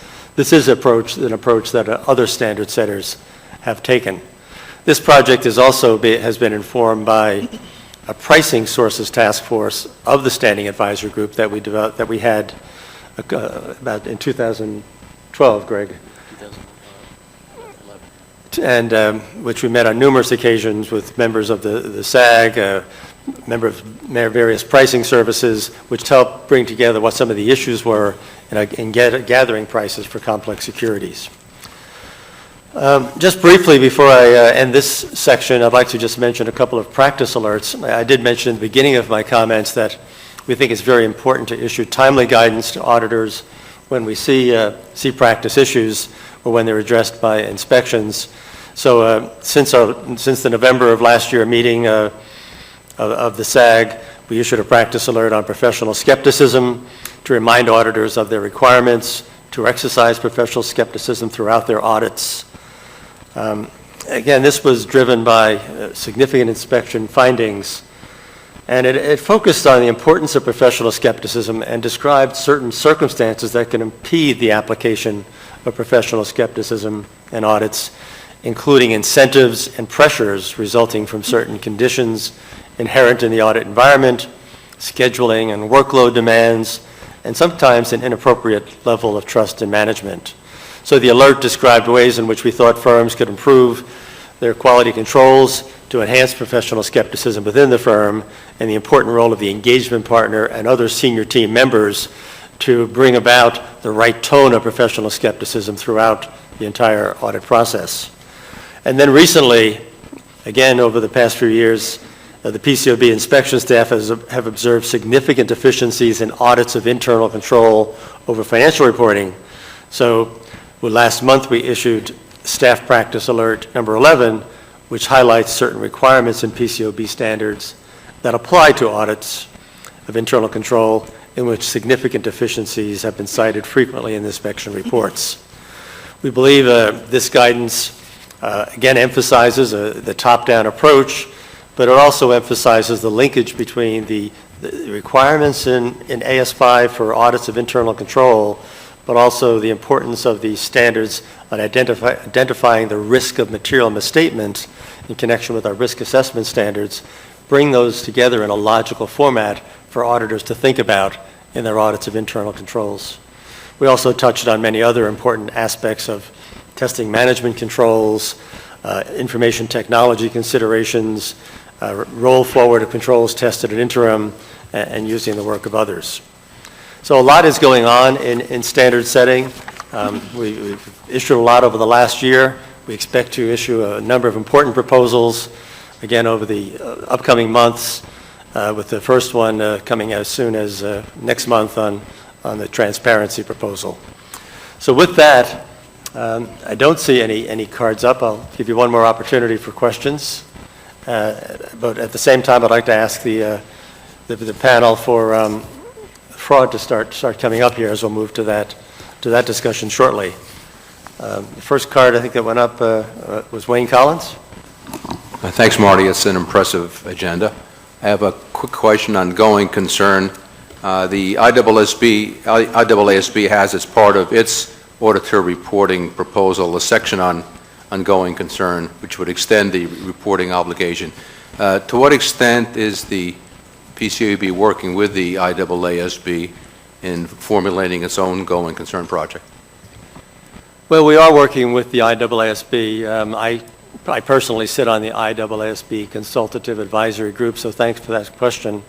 I've had a lot of opportunity to give input into that proposal and to reflect on that and consider that proposal as we've embarked on our own process on our standard setting here. But one thing that's also, as I said, is very important to our project is whatever FASB comes up with in terms of important issues such as the time horizon or definition of going concern or what substantial doubt means. So we're cognizant and very aware of what the IAASB has done, taking that into account, but also have to carefully take into account what FASB does. So we're thinking of the both, but it's a really good point. Damon Silvers? I don't have a question. I just want to comment, so maybe expand on something Wayne opened with, which is that I'm very impressed by this agenda. I think it comprehensively goes at a whole series of long-standing problems that I think investors have faced and the general public have faced in the public company auditing process, and I just want to commend you for it. I think it's really, in many respects, high time. It is high time. We've been working very hard on a number of these projects, and they are starting to come together, and we saw a flurry of activity in terms of proposals and adoption in 2013, and we think we'll see more proposals coming out shortly, and again, adoption of related parties in early 2014, and an advancement on several other important projects, as you've mentioned, in 2014. So a lot of work has taken place, and we hope to see it all come to fruition and get comment on these important standards shortly. Jerry de St. Pierre. Thank you, Marty. I'm focused here in my question on project number 9 regarding fair value measurements. At the last meeting of the Advisory Council of the ISB, Sir David Tweedy and a number of the people involved in the IVSB, the International Valuation Standards Board, gave a report on the rejuvenated activity that they are indeed working on that board. And a similar question to the previous on the IAASB is what, if any, level of communication or coordination exists between the PCAOB and the IVSB in terms of consistency of approach on these fair value measurement standards and auditing standards? We have met with Sir David. He's been in our office a number of times and met with the board and with me, and has talked about where they are, their progress, and we've also talked to some of the staff working with Sir David. So we're certainly taking into account progress that they're starting to make in their process. But I think we're taking into account as much as we can in terms of certainly what the IAASB did when in their clarified standards and fair value and estimates, looking at that, and trying to be as cognizant of all the progress that's been made by anybody in this area as we move towards an improved standard for auditors here. So good point again, and we'll continue to talk to Sir David in that regard. Peter Clapman. Marty, thank you, and again, a very good discussion about current projects. My question, though, is dealing with the item number 10 on auditor independence, and the question, apart from how one views the issue of auditor rotation and issues surrounding that issue, whether there are any ongoing conversations between the PCAOB and the SEC on the subject of disclosure within the proxy as to how audit firms are selected, some of the issues around independence, because my own view from an investor perspective is that disclosure in that area, which is obviously primarily the purview of the SEC, is inadequate. Well, Brian may want to address part of that, and I see Chairman Doty might want to address part of that as well, so why don't I let them start? Go, Brian. And Chairman Doty says I can start, so thanks for the observation. Certainly it's an area where SEC staff have spent time considering disclosures in this space, understanding what's going on and observing what's going on around the world. Obviously, there are changes afoot around the world relative to the disclosures made by audit committees relative to their process for selecting auditors and considering auditor independence. And so we are intently observing some of that. We are also looking to see what disclosures look like today. There there's a range today of what's included in disclosures. Certainly some extending well beyond what's required otherwise by our rules, and others perhaps closer to the bare minimum. But it is an area of interest and focus and attention. I think I mentioned some work that we were doing at the staff level on this at a SAG meeting, now, probably 3 years ago. Obviously, since that time, we've had the Dodd-Frank Act, the Jobs Act, and a lot of rulemaking that the Commission has been required to proceed on. But in the meantime, we have done at the staff level a lot of work to really look at this space and think about where improvements potentially could be made going forward. And so I can't certainly give you any particular indication on timing or interest at the commission level for a variety of reasons, including we've got some new composition and also given other things that are a priority at the moment. But I will tell you it is an area of focus at the staff level. I guess it's a function of how long I've been in the job that I can now predict that this question is going to come up, and it's a function of naivete to think that I can cover for Marty Baumann. But in an effort to do that, there isn't anybody, to my knowledge, in the Public Company Accounting Oversight Board that is charged with drafting a proposal for any form of independence that would include mandatory firm rotation, any variety. I'm also, of course, contrite being here and telling you that I'm amazed and impressed that the United States House of Representatives has actually responded to one of our concept releases with a statute. I think that shows an extraordinary diligence in the reading of the House that I really hadn't expected was there. But independence is still a big issue. For the first time, we have laboratory experiments going on in other parts of the world that we can begin to measure. We will want to know what the effect on audit quality and auditor performance could be seen to be. What kind of effects and causal effects could be seen, and what kind of correlate consequences may come. What kind of simple accompanying phenomena may occur in regimes that for which we don't yet know the complete outcome in the EU, but we know that that there is some form of mandatory firm rotation as a fallback position, at least. In the EU proposal, the Netherlands has a statute in place, and firms are making their changes, issuers making their changes. Under the UK's proposal, or the UK's requirement of a mandatory retendering every 10 years, firms are actually changing auditors. Greg Jonas and the Office of Research and Analysis are following this. We have good ability to monitor it and to try to find out on the ground with our sources there what's happening. We'll be studying this, I think, for some time. I think that it is clearly the interest of a lot of academics and economists and accountants to know what relationship, if any, exists and what are the structural issues that impede independence under the client pays model. These are issues that cannot be shelved, and I think that, frankly, the one thing we can do to aid Brian and his team in what he has described as being a continuing interest in disclosure is to try to find out what the facts are, how it is affecting the firms and their decisions in regimes that now have it, and what we can learn about the policymakers' conclusions. So we will continue to look at it. Independence, objectivity, and skepticism will be a project, and an important project, for a long time.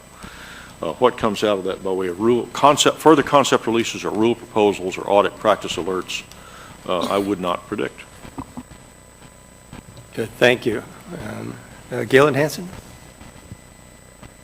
Marty, I wanted to go back to project number 2, audits of broker-dealers, and you had explained how that the standards are now moving from AICPA to PCAOB standards.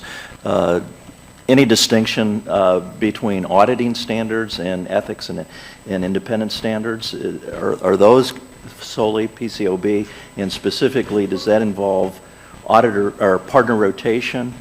Are there restrictions now on preparing tax returns for executives, for example? Maybe you could clarify that, or somebody could, or I could talk to somebody offline about it. Well, I'll start. So first of all, the clearest answer is with respect to audits of financial statements and audits of these compliance reports. They will be done in accordance with PCAOB standards for fiscal years ending on or before June 1st, 2014. For fiscal years ending on,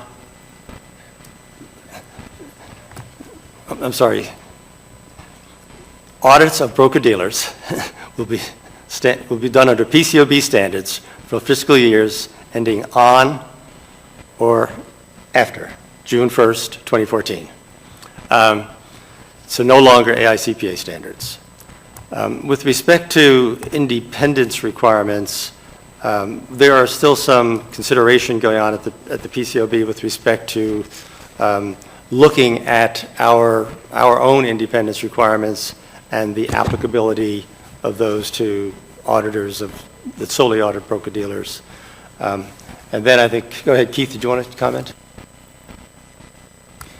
Galen, in response to some of that, as you may know, the partner rotation rules are within, that's the SEC's sphere, and so we obviously wouldn't have anything to do with that, and the partner rotation isn't actually required for the broker-dealer auditors. One of the other things you alluded to was the preparation of tax returns for persons in a financial reporting oversight role.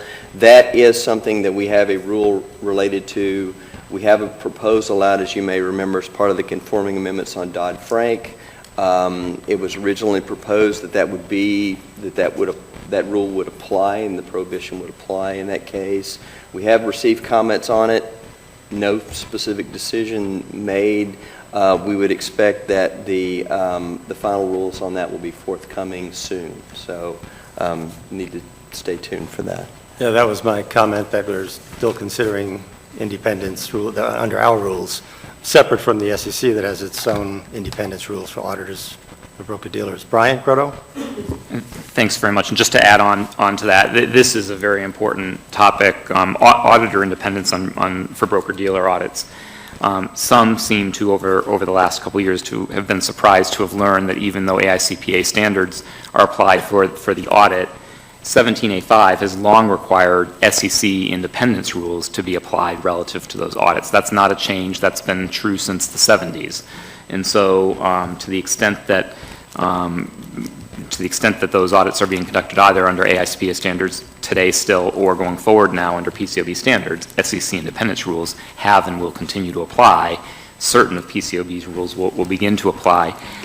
What Keith was referring to is within SX in the Commission's independence rules, there are a few of the specific rules that only apply to issuers in the way they're written. They're specific that it applies to audits of issuers. Partner rotation happens to be one of those. Another, for example, is the arrangements that partners are compensated for their work relative to non-audit services. I won't go into a lot more detail here today other than to make maybe 2 points. One is preparation of financial statements is absolutely prohibited. There's no question about that. We continue to get questions about that, and that'll be a very quick way to end up in enforcement if you're preparing financial statements and issuing an opinion. And the other I'll just mention is that if you're looking for more detail on this, I had a recent remarks myself and Bob Madej from the PCAOB spoke at the AICPA SIFMA conference.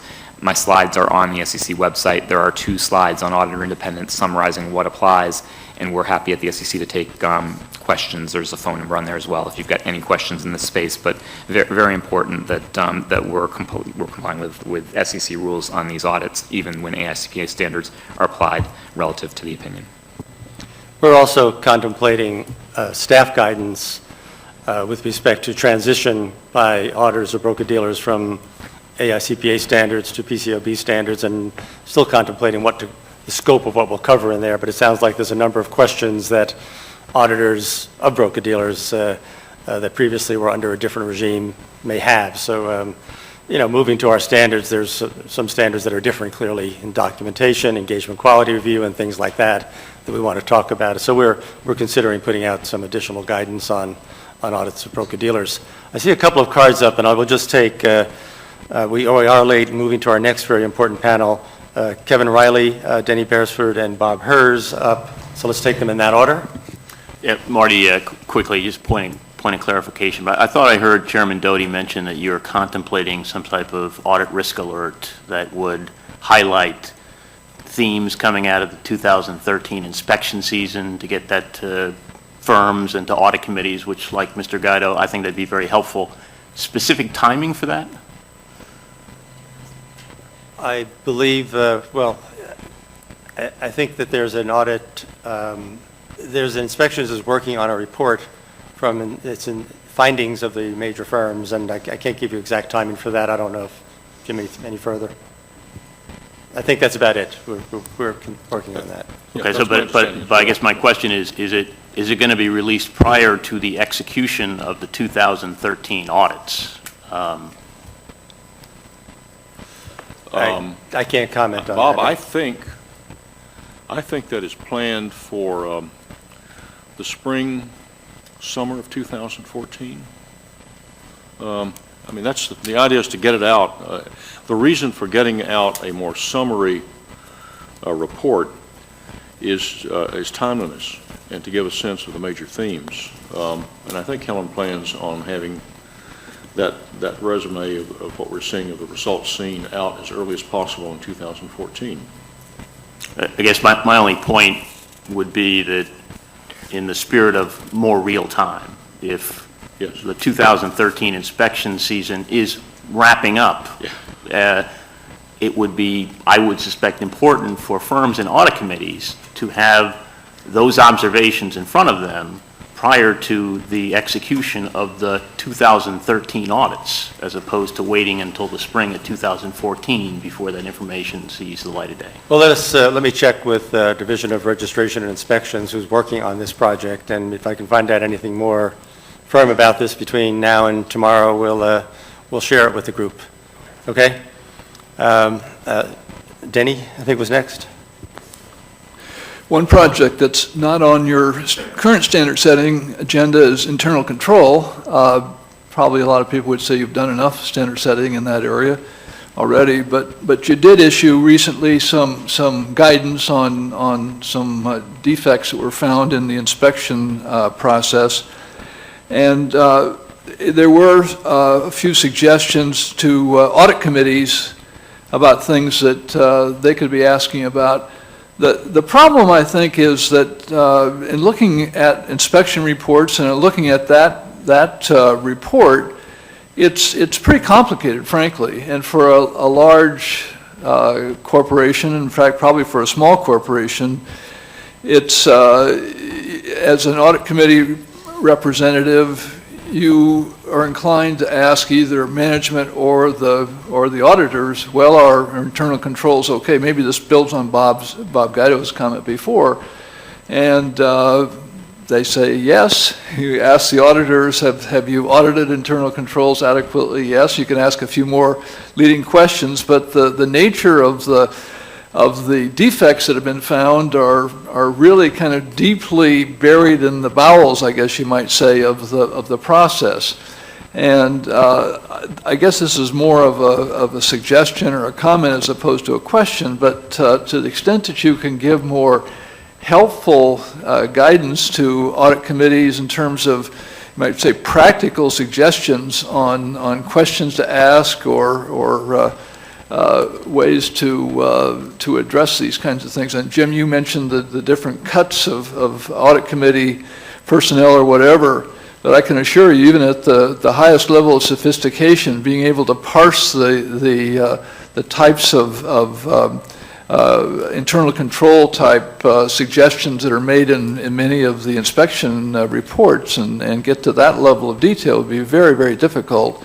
And to the extent that more help, more guidance can be given, that would be very useful. I mean, as I read those reports, and with some background in public accounting, albeit fairly in the distant past at this point, it almost looks as though any corporation could be found wanting in their internal controls process at some degree of specificity.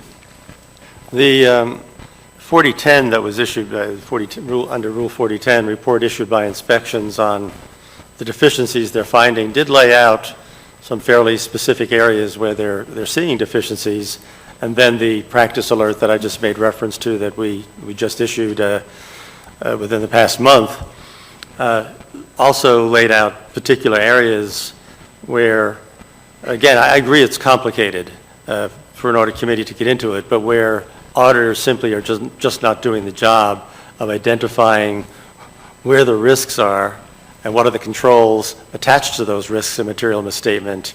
Therefore, what controls are you testing? And are you relying too heavily on management review controls without testing management review controls? So there's a fair amount in there, but I think, again, it isn't easy stuff for the best of audit committee members, and there's a lot of audit committee members that maybe never did an audit. So therefore, it is challenging, but we'll take your comments to heart. We did try to be helpful with this practice alert, but we'll see if there's even more we can do. So thanks for the comment. I'm going to permit just one more, Bob Hers and Jeff Mahoney, but I do have to turn it over then.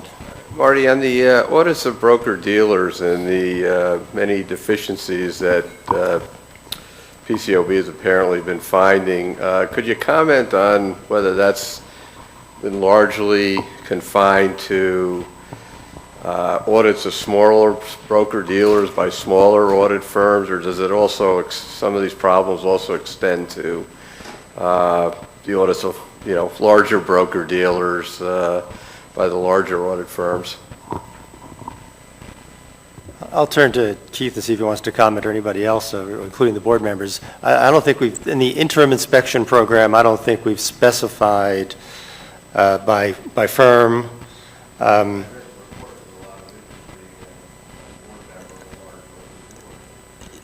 Yeah, so the interim program was intended to lay out where we're finding problems, and they did not specify which firms, and we have not given reports on particular firms. So it has not made public, at least in the reports as you're commenting. I see both Jeanette and Jay. So Jeanette? Yeah, Bob, I just requested that very data because I had the same question, and just looked at it this morning, and I want to spend a little more time with it. And in discussing this issue with our inspection staff, the answer is with 60 audits, when you spread it across the different sizes of firms, and you see that in fact the deficiencies are spread across all sizes of firms, you really can't discern any meaningful trends because they are spread across firm sizes. And then when you start breaking it up into that strata, you do have small numbers. So I think we'll continue to accumulate this information, but folks should assume that all of these audits need to be looked at pretty carefully. This is Jay, just to chime on one more thing on that. Of all the firms that we've inspected, every firm has had at least one finding. So not every audit had a finding, but every firm had at least one finding. The only data that we made publicly available to delineate the differentiation between firm sizes is the firms that don't audit any issuers, so their practice is only broker-dealers. The failure rate relative to their independence violations, which were primarily the financial statement preparation, was somewhere around 80%. And then finally, Jeff Mahoney. Thank you, Marty. I wanted to follow up on the earlier comment or question regarding audit committee disclosure. Just a note that we at the Council of Institutional Investors recently updated our corporate governance policies related to audit committee responsibilities regarding the independent auditors. And in connection with that update, we have included some new policy language regarding the content of the audit committee's report that might be helpful to some here. This policy is up on our website, publicly available, and if anyone has any questions regarding it or the basis for it, they can feel free to contact me. Thank you. Thanks, Jeff, and thanks for all those questions and valuable input. I'd now like to turn to the next agenda item on our agenda today, and that is a discussion about the SAG Fraud Task Force. The SAG has previously discussed the possible formation of a fraud task force on the auditor's approach to detecting fraud. Today we're going to follow up on that discussion, including next steps. The SAG is going to hear a number of brief presentations on fraud this afternoon. Keith Wilson and Michael Gerbett from my staff are going to provide a recap of the key points from last discussion we had at the SAG about fraud and fraud task force, and we'll present the PCAOB staff's views on what the objectives and structure of a fraud task force should be. Claudius Modesti, our Director of Division of Enforcement and Investigations, will provide an overview of some of the things our enforcement program has been doing with respect to fraud. We also have an opportunity today, however, to hear from several individuals outside of the PCAOB, and we really appreciate their coming to join us today. First to my right, David Woodcock and Margaret McGuire, Chair and Vice Chair of the SEC's recently announced Financial Reporting and Audit Task Force, are both here.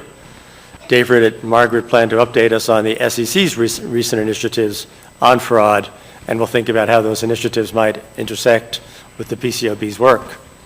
We're also fortunate to be joined today by three professors from academia who will provide us with their views on fraud-related academic literature. And to my left are Professor Urska Velikanja, Assistant Professor of Law at Emory University School of Law. Professor Velikanja writes about securities regulation and corporate governance, specifically on corporate misconduct. We've asked Urska to provide comments on the economic consequences of financial reporting fraud. Greg Trumpeter is the C.G. Avery Professor of Accounting at the University of Central Florida. Professor Trumpeter's research interests focus on fraud, as well as issues related to auditor independence and the regulation and economics of the auditing profession. Greg is the lead author of a synthesis paper that we asked for on recent fraud-related research, and that was published earlier this year. So we've asked Greg to provide us with an overview of fraud-related academic literature, but with a particular focus on the effectiveness of audits in detecting fraud and potential mechanisms to improve their effectiveness. Finally, we're joined by Professor Maureen McNichols, Professor of Public and Private Management at the Stanford University Graduate School of Business. Professor McNichols will discuss the implications of research on financial reporting, earnings management, and corruption on the implications for costs and benefits of fraud detection. Professor McNichols also plans to discuss potential directions for the task force regarding the auditor's approach to detecting fraud. Thank you all for being with us today. And before, I guess I'd like to turn it right now to Keith Wilson and Michael Gerbett.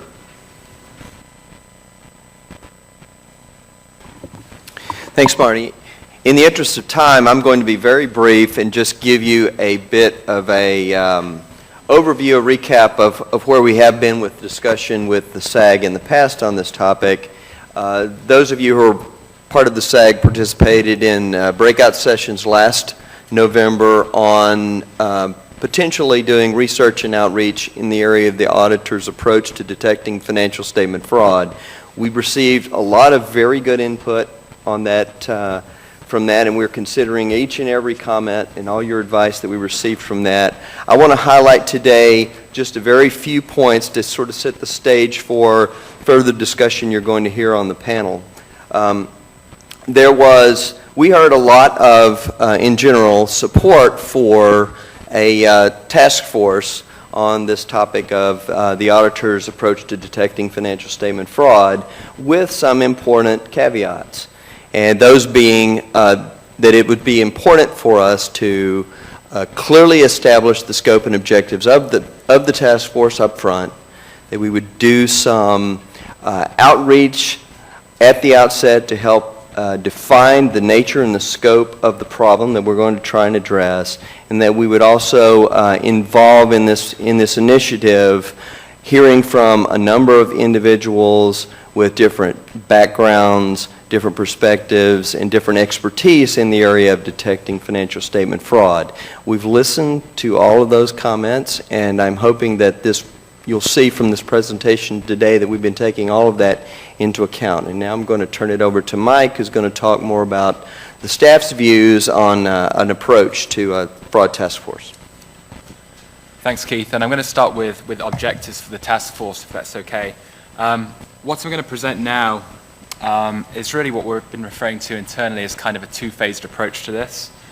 And the first of those two phases is essentially a research phase, very much focused on the post-SOX period, but a research phase that would be informed by existing literature in auditing, in economics, in psychology, and other disciplines as well, and also informed by real-world experience and case studies of performance in practice. And then the second of those two phases being very much informed by the first, but the second phase being focused on specific recommendations for action. And also, I'll just say here, as Chairman Doty referenced in his remarks, last week we were all very excited to announce the formation of a new Centre for Economic Analysis, and so I expect that that centre will play a very important role in supporting the work of the task force as we move forward. The next two slides, what they do is lay out in more detail the types of things that we're proposing might be included as part of the Phase 1 research element. And in thinking through this, we identified three main topical areas that we thought were important to think about as part of the research phase. The first of those three topical areas relates to research regarding the economic consequences of financial statement fraud.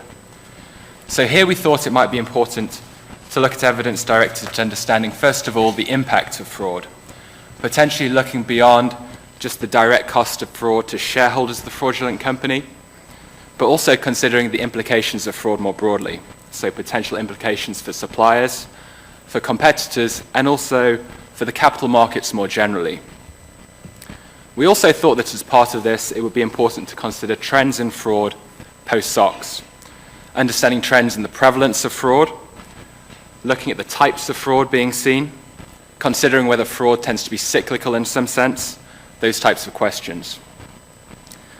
The second topical area that we identified for potential investigation by a fraud task force relates to the effectiveness of audits today in detecting fraud. And so here we thought that the fraud task force might look at questions like just how are frauds detected today, how effective are auditors in that regard, and what factors contribute to auditors being successful in uncovering fraud. The last of the three research topics we identified relates to potential mechanisms to improve the effectiveness of audits in detecting fraud. And again, I think there's a number of potential subparts to this. One of them would be to look at ways to improve auditor risk assessments. So characteristics or conditions, if you will, that represent red flags for fraud. A second question might relate to impediments that auditors face in detecting fraud and considering how those issues might be overcome. So, for example, we hear from time to time that auditors don't have sufficient knowledge of fraud schemes, or perhaps that their ability to detect fraud might be hampered by the way audits are typically staffed or the tone set by the engagement partner. So we're interested in having a task force think about those types of issues and how they might be effectively addressed. And then finally on this slide, a third potential question relates to how audit responses might need to evolve going forward. So for example, are there different types of procedures that should be considered in responding to fraud risks generally, or maybe just in response to certain fraud risks? Are there things that auditors might learn from techniques employed by analysts, among others? And so a task force might consider whether standards might evolve to take into account these types of things. So that was the research phase, phase one of this. Moving on now to phase two, and again, as I said, this is the recommendations phase, and again, very much informed by phase one. And first of all, I'll just say here that we certainly don't want to preempt in any way what the task force might recommend. And clearly there's a variety of levers, options if you will, but a variety of levers that the task force might consider. One of those is, of course, standard setting, looking at whether PCAOB standards should be enhanced in some way. So for one example, the task force might look at whether to update the fraud risk factors that are laid out in AU Section 316. Alternatively, a task force might look at whether or not enhancements should be made to the board's risk assessment standards, perhaps to look at how an auditor responds to identified fraud risks. Another possibility, and this one wouldn't necessarily involve standard setting, but another possibility might be specific recommendations for processes to get relevant information into the hands of those that might benefit from it. That might be done via practice alerts, via PCAOB risk alerts. It might be done via outreach to audit committees or to investors, or some combination of those things. But phase two is all about recommendations for action. Finally, just briefly here before I hand over to Claudius, I do want to touch briefly on how we envision the task force might be structured. And so this slide lays out our initial views on this. In terms of size, at this point we're envisioning a task force that might comprise approximately 10 to 12 individuals. That would be both SAG members and non-SAG members as well. That seemed to be a sweet spot where we thought we could balance the need for diverse backgrounds and expertise with a desire for the task force to avoid the task force being unwieldy or overly large. We anticipate the task force might meet every 3 months over a relatively short period, maybe 18 months, so that would be 6 meetings in total.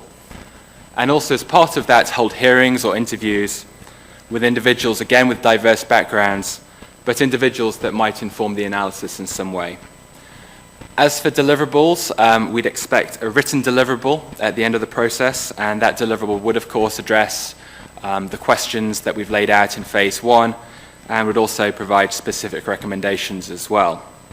And again, trying to balance here a desire to delve deeply into the subject matter, identify recommendations that are clearly grounded in facts, but at the same time achieve those goals in a timely and expedient manner. We do have some questions that I'll return to here on the final slide after the rest of the presentations. But with that, I'm going to stop for now and hand it over to Claudius. Thanks, Michael. The auditor's obligations, and thank you for having me here at the SAG too. The auditor's obligations relating to consideration of fraud and financial statement audits are central to our PCAOB enforcement program. We in the Division of Enforcement remind ourselves on almost a daily basis that the Congress created the board as a direct response to massive financial frauds that did lasting damage to our capital markets and to the investment portfolios of countless investors, retirees, parents trying to save for college. An effective financial statement audit is an essential bulwark against fraud. Of all the parties incentivized to identify fraud, the auditors are uniquely positioned, given the breadth and depth of their access to issuers' financial information. When they assume the role of outside independent auditors, they pledge themselves to bring fresh eyes and thinking to the financial reporting process, necessarily focused on the possibility of fraud. The auditor's role in detecting fraud, properly executed, represents an important element of deterrence against management fraud. If management thinks the audit is more likely to detect fraud, they are less likely to engage in corrupt behavior. Our Division of Enforcement carefully considers fraud allegations in financial reporting in order to assess the auditor's conduct, and those matters come to our attention from a variety of sources, maybe PCAOB inspections, tips, our analysis of public source information, or other regulators. And in close cooperation with our SEC enforcement colleagues who are here today, we work to evaluate those matters for appropriate enforcement follow-up in the case of the auditors. Because of the scrutiny we've applied over time, we've been very active in this area, and the board has found violations of AU 316 in 11 disciplinary orders involving 8 firms and 11 individuals, and those cases have spanned both large partner cases, large firm audit partner cases, and smaller firm cases. Now, certain themes have emerged from our AU 316 cases, but the most prevalent violation we've observed is the failure to perform retrospective reviews. AU 316, as most of you know, requires auditors to perform retrospective reviews of significant accounting estimates to assess whether there's evidence of management bias in the judgments and the assumptions underlying those judgments. Yes, accounting estimates are by their very nature judgment-driven, but they also present a risk of error or manipulation, which makes the auditor's retrospective review an important safeguard. And failures to perform retrospective reviews are, like other AU 316 and related violations, ultimately failures of professional skepticism. And that skepticism is the most essential component of an audit approach that will detect fraud. So given the centrality of fraud in our DEI division mission, it should be no surprise that we are highly appreciative about this possibility of a SAG task force dedicated to issues relating to fraud. The kind of comprehensive research that Michael has outlined and described, followed by recommendations, can only improve the quality of the board's consideration of these issues and our own enforcement efforts. And we look forward to working with the task force and sharing our views on both existing standards and the recommendations for the future. I'd like now to hand things off to David Woodcock and Margaret McGuire. We are already working closely with them in their newly formed task force at the SEC to explore ways to maximize the reach and effectiveness of our respective enforcement programs for the protection of investors. And I think we're making great strides, and we're looking forward to making more progress as we go along. And I appreciate them being here today. David, I'll pass the baton to you. Thank you, Claudius. And I thank you for the great work you've been doing with us on the task force. It's been a lot of help, and I'm sure there will be a lot more. Thank you, Mike, Marty, Chairman Doty, for having us here today. This is a very impressive group, obviously, and a forum that is of special interest to us because we are, if you didn't know, always looking for ways to detect and deter and prosecute and find accounting fraud. And that really has been, in some ways, my and Margaret's life for the past several months. So thank you for having us. I should begin, as you might have heard Brian say a few minutes ago, that the comments I'm going to make are mine and mine alone. It goes for Margaret as well, but it probably goes doubly true for me. So, take them for what you will. So, auditors and sound auditing are incredibly important to protecting investors, which is the SEC's ultimate mission. Auditors aren't the front line. I would think the business is the front line. But as gatekeepers, investors and the markets rely on them in an incredible way to help prevent and detect accounting fraud. We expect a lot of them, evidenced by the PCAOB standards and other standards, case law, and investor expectations. I think I've always been fascinated with the idea of the expectations gap, really since I began as an auditor quite a while ago now. But perhaps one of the principal benefits of groups like this, and then the fraud task force really could be to set or to refine or clarify expectations for auditors when it comes to fraud. So at the SEC, as you probably have heard a million times, in every case where we have financial reporting fraud or a financial reporting fraud investigation, one of the first questions straight out of the box we ask is, where were the auditors and what did the auditors know? It's not a new approach, and it's not one that's going to change anytime soon. But it shows that auditors, frankly, have a lot of pressure on them. Their job's not always easy, as hindsight might make it seem. There are good auditors and there are not so good auditors, as can be said about almost anything. But everyone, I assume, at this conference can agree that they're an important part of our financial system, and we want to do everything we can to make them better at what they do. And that's in a small piece, but a part of what we're going to do, what we're doing on the task force. So the title of this panel, I think, was SAG Task Force. And I just want to say before we get too far into this that we love the idea, the plan, the phases you've laid out are, I think, excellent, and we would look forward to working with you guys. So I just want to say that before we get too deep into this. So why does the SEC need a financial reporting and audit task force? This isn't the first one, and Margaret was here. I was not. For one, in the early 2000s. But I want to go off script for a second and say there's a different time, and it goes to what I'm going to say, more of what I'm going to say. In 2000, we had a task force, the SEC had a task force, and the idea behind that principally, Margaret can certainly correct me if I'm wrong, but principally was, what do we do with all these accounting fraud cases and investigations we have? How do we triage them? How do we handle them in terms of investigations more efficiently? How do we bring them more quickly? That sort of thing. I think this is a different time for us. I think our task force is in a different position. You don't have to look very far. Our SEC statistics in terms of the number of SEC accounting fraud actions that we brought, it really has continued to drop. It's from about 25, almost 30% in 2006 to about 11% last year. I think it was 11%. That's so a lot of people have thought, well, post Enron we had a lot of changes, creation of the PCAOB, other Sarbanes-Oxley rules, more aggressive enforcement, whatever you want to chalk it up to. There's just less accounting fraud. Certainly, with our number of our actions brought are down. The number of pure restatements are down very sharply since SOX was enacted. The private securities bar has seen a big drop-off in the number of accounting fraud investigations and cases they bring. And I think it's fair to say, I certainly would hope it's fair to say, that auditors and companies are more attuned to the risks. They should be if they're not.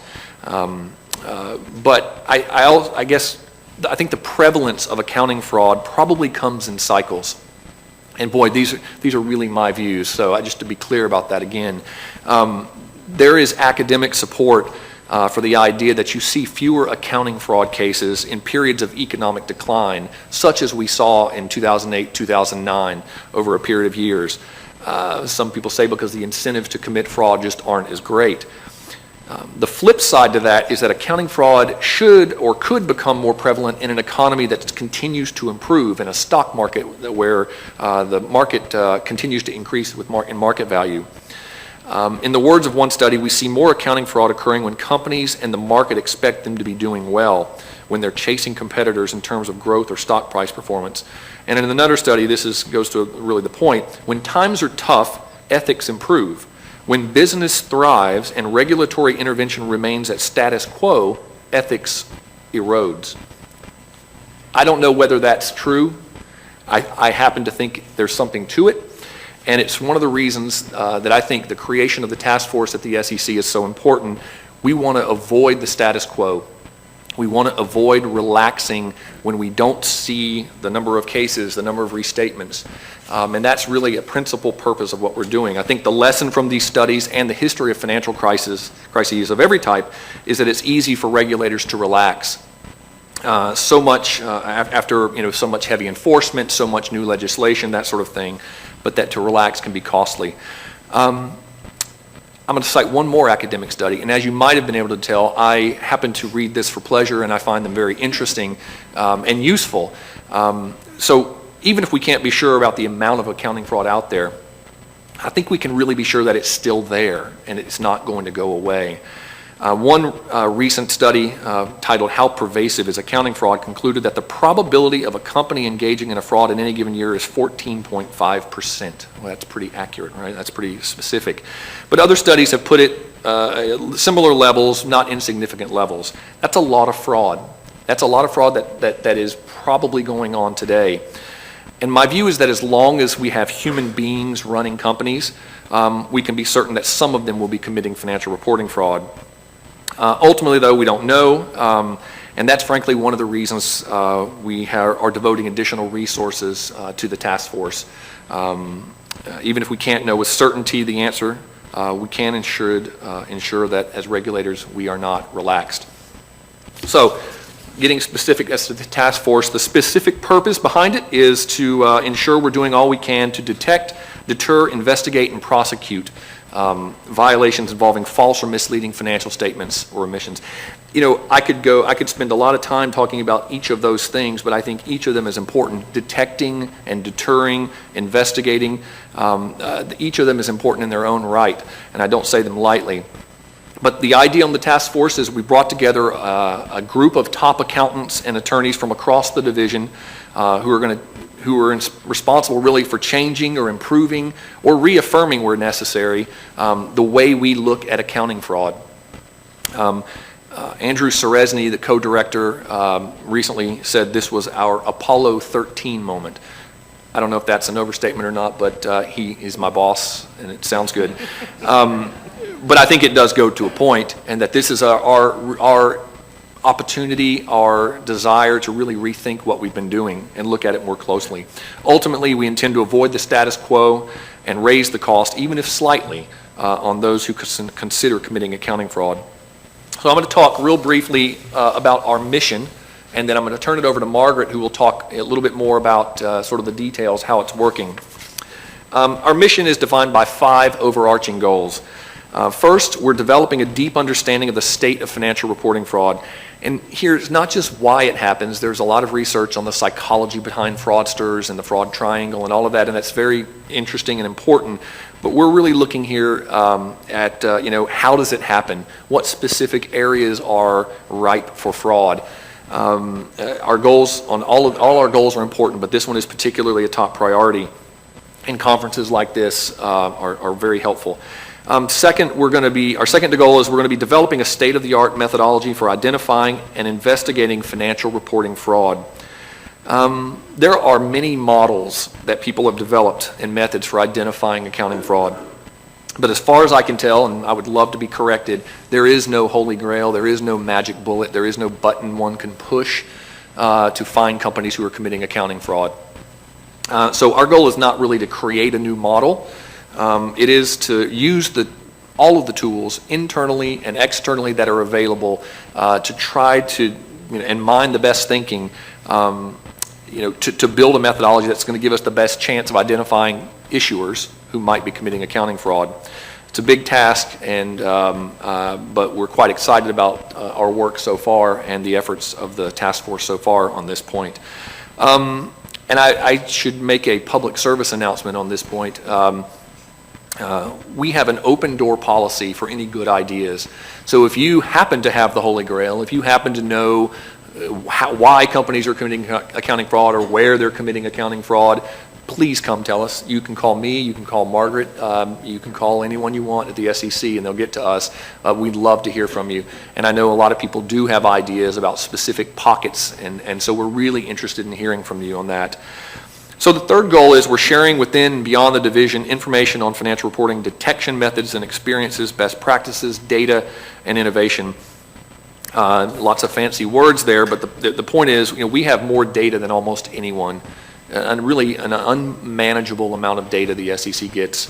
But in addition to the bits and bytes, we have a tremendous reservoir of experience, often aligned by industry group or accounting issue, and we're really working very hard internally to mine that, to use that as part of our work.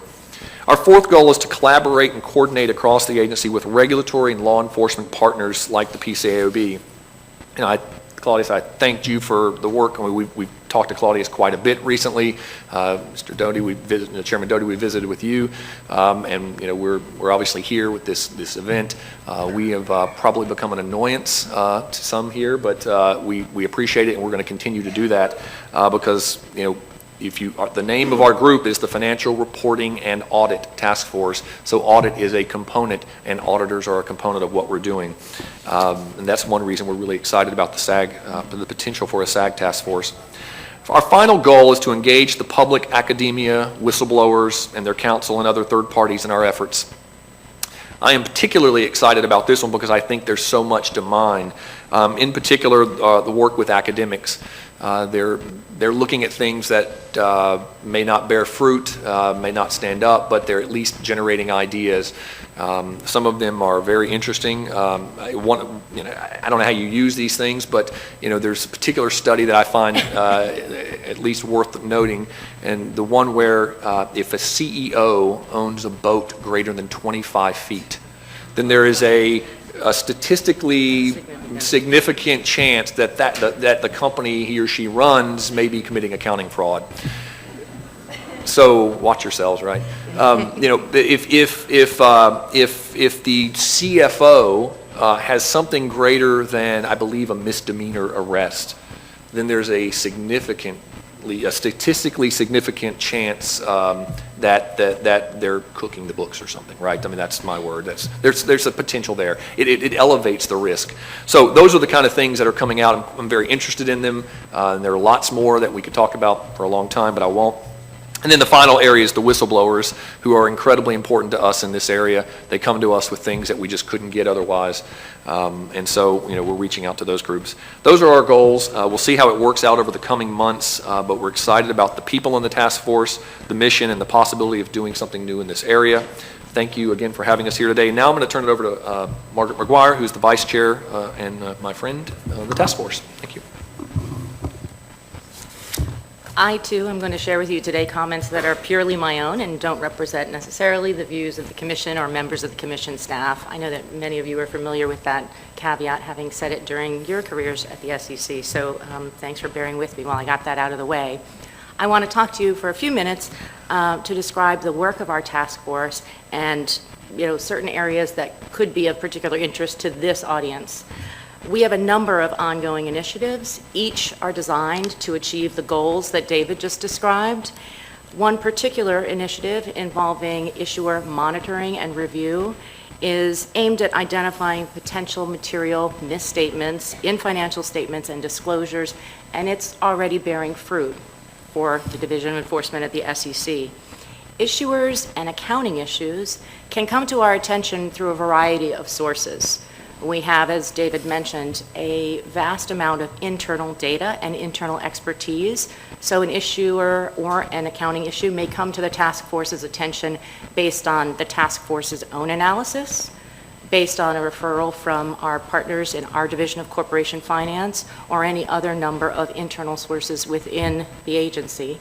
We also have a lot of external sources that provide information to us that is often very useful, including tips, complaints, and referrals that are submitted by individuals outside the agency, information provided by whistleblowers, information provided by other regulatory partners. All of it can be very useful to us as we conduct this monitoring and review. Another area that we've found particularly fruitful are media reports. In fact, the study of CEO boat length in relation to fraud was brought to our attention by a media story on that study. And so the media, private litigant complaints, a lot of different sources can be the reason why an issue or an issuer comes to our attention. Most often it's a combination of various sources of information. It's not one source that may trigger the Division of Enforcement to act in an area where it wouldn't already be acting, but it is combining all of those different information sources and applying the expertise of the task force that would get us to move, so to speak, in a particular area. The review by the task force generally results in one of four process standpoints. It may be that we observe conduct or we're aware of information that indicates to the task force that additional enforcement investigation is warranted.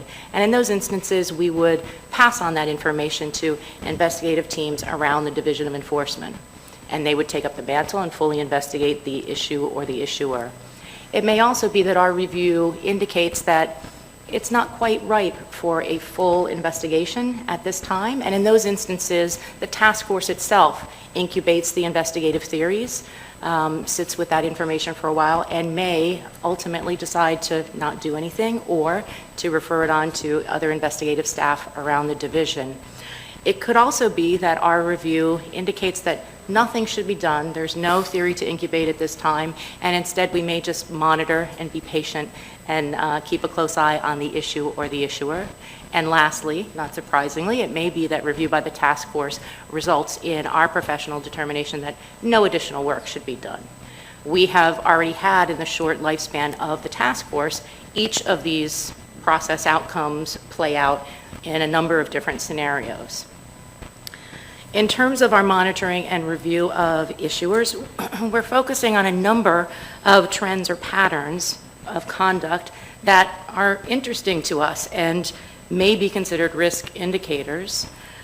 For instance, use of an accounting policy that results in relatively high reported book earnings, even though the firm is electing to use a different method for tax reasons, that could be of interest to the task force. Another example are instances where there is a high proportion of transactions structured as off-balance sheet transactions. The vast majority of public companies do use some type of off-balance sheet transactions for totally legitimate purposes, but as we know, many of the historic frauds of the past, those entities often used off-balance sheet transactions to in fact hide the failing financial health of the entity and sort of prolong the time period where that failing financial health or that fraud could go undetected. We're also looking closely at instances where there are multiple revisions over a short period of time. There are many just and appropriate reasons for revising financial statements instead of, for instance, restating the financial statements, but a pattern involving multiple revisions, oftentimes involving the same accounting treatment or the same segment of the corporation, that could indicate that an issuer's internal controls are insufficient, which oftentimes is a harbinger of some potential fraud yet to come. These are areas that the members of the task force are very sensitive to. We would like to make sure that we are paying attention to all of those early signs of potential fraud. As David and Claudius both mentioned, auditors, it's a big part of the work of the task force. Most often the best weapons against financial fraud are a robust compliance program, a very skeptical auditor, a very involved audit committee. And that level of oversight, the appropriate oversight, it's essential. Those safeguards are essential, particularly in areas where management judgment is used in preparation of the financial statements. For us, for the SEC, self-reporting and cooperation remain key principles of our enforcement program. And, particularly when we look at auditors, audit firms, issuers, other market participants, self-reporting is going to continue to be a key feature of our enforcement program, and the division will continue to credit those issuers, those auditors, and regulated entities who reach out early to the staff, who police themselves, et cetera. That is an invaluable part of our enforcement program. We also have a cooperation program at the SEC. That cooperation program is designed to encourage greater cooperation by individuals and companies involved in our SEC investigations. The program it gives the Division of Enforcement a wide spectrum of tools to use to facilitate and reward meaningful interaction with folks who are cooperating with SEC investigations. The spectrum includes perhaps recommending lesser charges against the individual or the entity, or perhaps taking no action at all. Just yesterday, the SEC announced our first deferred prosecution agreement involving an individual, a former individual who was related to a hedge fund. That case did not in any way involve improper financial reporting. Still, it's important to highlight that area where our cooperation program continues to evolve. I can't overstate the value of the cooperation program, and as you might not be surprised, it's one of the ways that the division staff gets access to information that is invaluable to moving our investigations forward. And so, as a result, we're able to build stronger cases, conduct more efficient investigations, and hopefully uncover fraud before it is very detrimental to the marketplace, hopefully be able to shut down scams, schemes, fraudulent enterprises before their impact grows. Before I turn it back over, I think, to Michael, I wanted also to echo David's comments about the task force and the importance of the work that we are doing. It may be that there is less financial fraud today than in the past,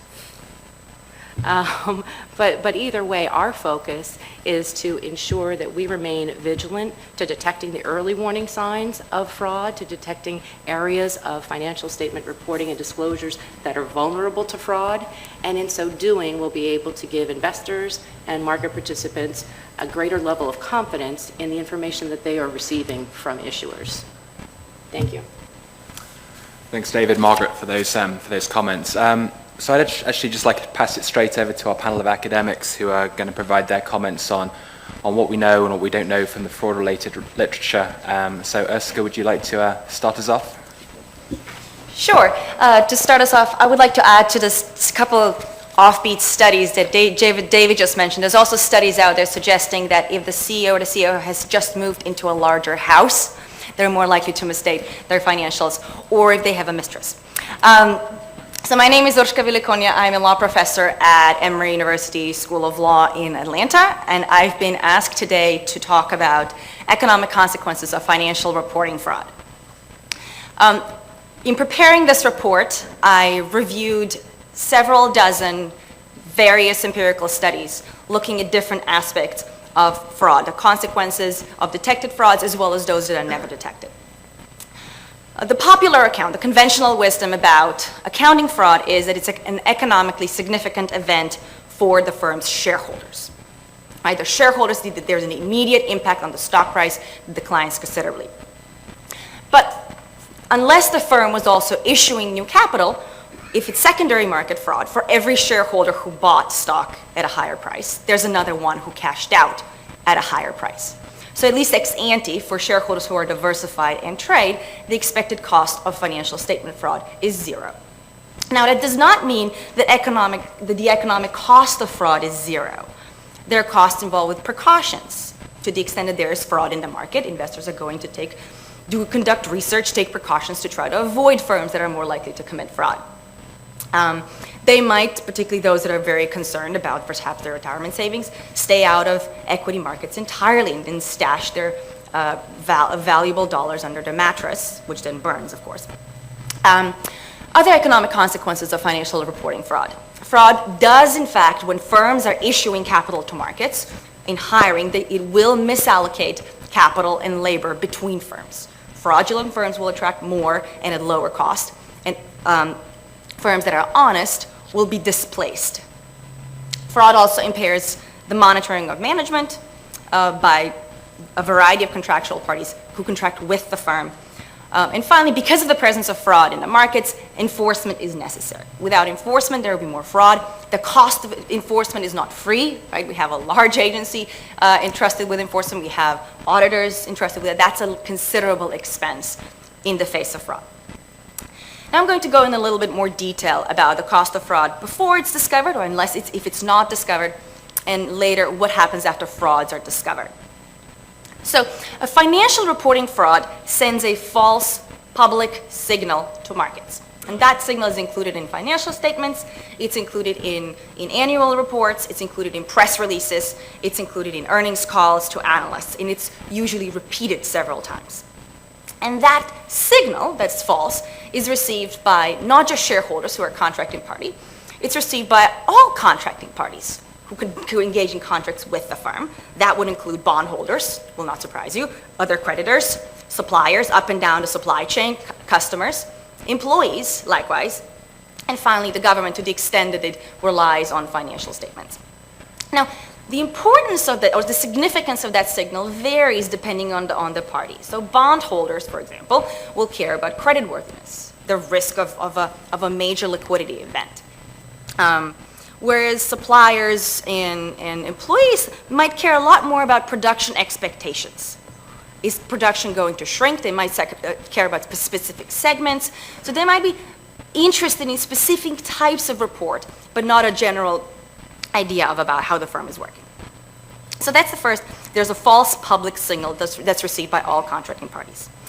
Secondly, and this is not going to surprise you, that at the same time that firms send a signal to markets, they will also engage in behavior designed to mask the fraud is happening. So, for example, I'm sure you yourself, or you probably know someone who called in sick, and they'll make sure to cover the phone with a handkerchief or make a little cough on the phone to excuse that they're leaving sick. Management likewise engages in behavior to mask fraudulent activities. So they might, for example, overhire. They will overinvest, and this is relying on empirical studies suggesting that. They will overinvest as well. Capital is cheaper for them during those periods of time. And they might even change pricing and output.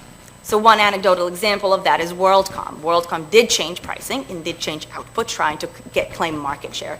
And that, in turn, will have an impact on product-market competition.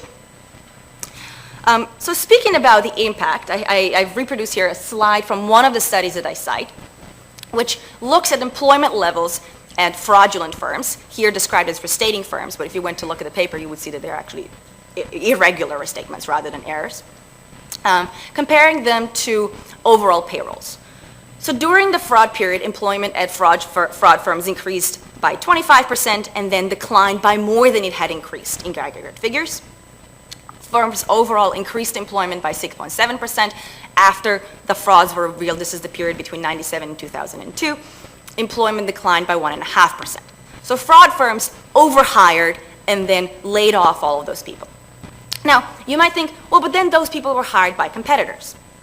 Again, the study reported no, that rivals did not hire the excess employees who now were not working in telecommunications industry, and they were not paying their existing employees more, even though their productivity levels increased. So they were able to capture the market share of firms that exited, but that did not trickle down to employees. So that's one market distortion that I report here.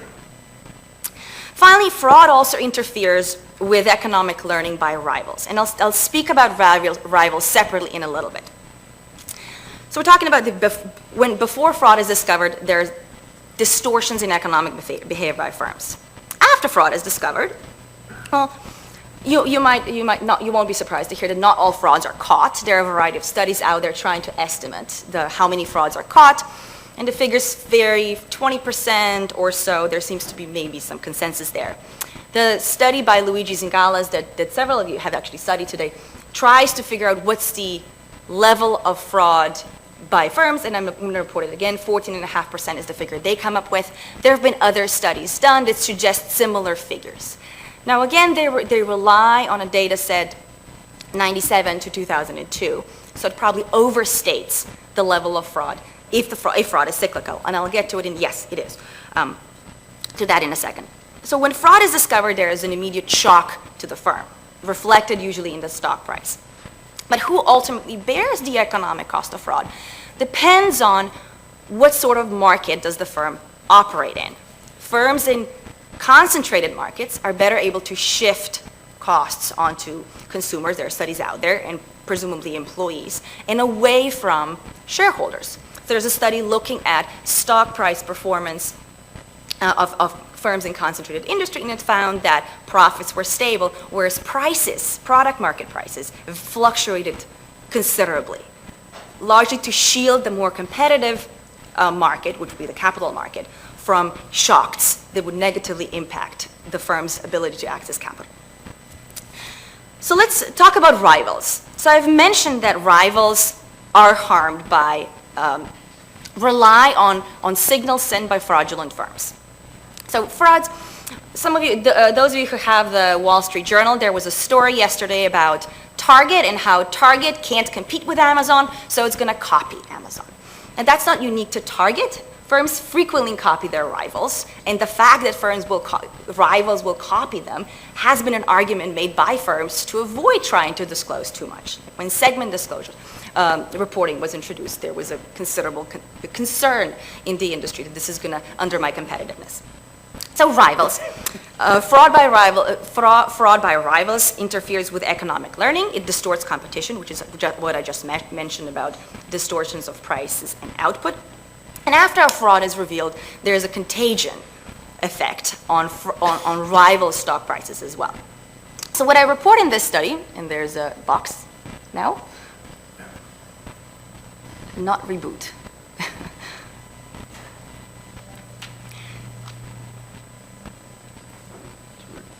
So what I looked at is there's a handful of studies now on the effect on rival stock prices after revelation of fraud by a firm. You won't be surprised that the first column that talks about restating firms is considerable. We're talking about 19.8% or 8.3%. There's a significant impact on the stock price by the restating firm. But rival firms, which are described as peer firms, also experience a statistically significant shock to their stock price. And this is around the event window, one day before, one day after the disclosure or the restatement. Now, in relative terms, the rivals' losses are small. In aggregate terms, however, two of the studies look at the aggregate losses to rivals. Rivals, according to the Durnev and Manjan study, lose 4 times in equity capital of what the fraudulent firm loses. 4 times as much as a fraudulent firm loses. After the fraud is revealed, the rivals also, not just the fraudulent firm, but rivals likewise, have higher cost of debt, higher cost of borrowing. After a fraud is revealed, rivals tend to invest less. Now that is as a result of both higher cost of debt, but also when a rival restates its financial statements, it reveals new information to markets, which is, this is not as profitable a market as one might think. This is not as good of an industry, when in that case, one would naturally expect investment levels to decline, which they do.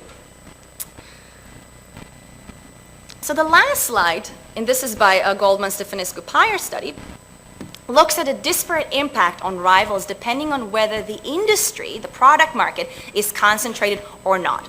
So here firms are organized on the Herfindahl-Hirschman index in deciles, 1 being the most competitive, 10 being the most concentrated market. And what the study reports is that rivals in most competitive markets experience significant losses compared to the fraudulent firm. But those losses are considerably smaller, and in fact, they gain a little bit when the market is very concentrated. Now, they don't gain as much as the fraudulent firm loses, okay? But fraud is, in this, at least to the equity markets, is more harmful when the fraudulent firm operates in a competitive industry.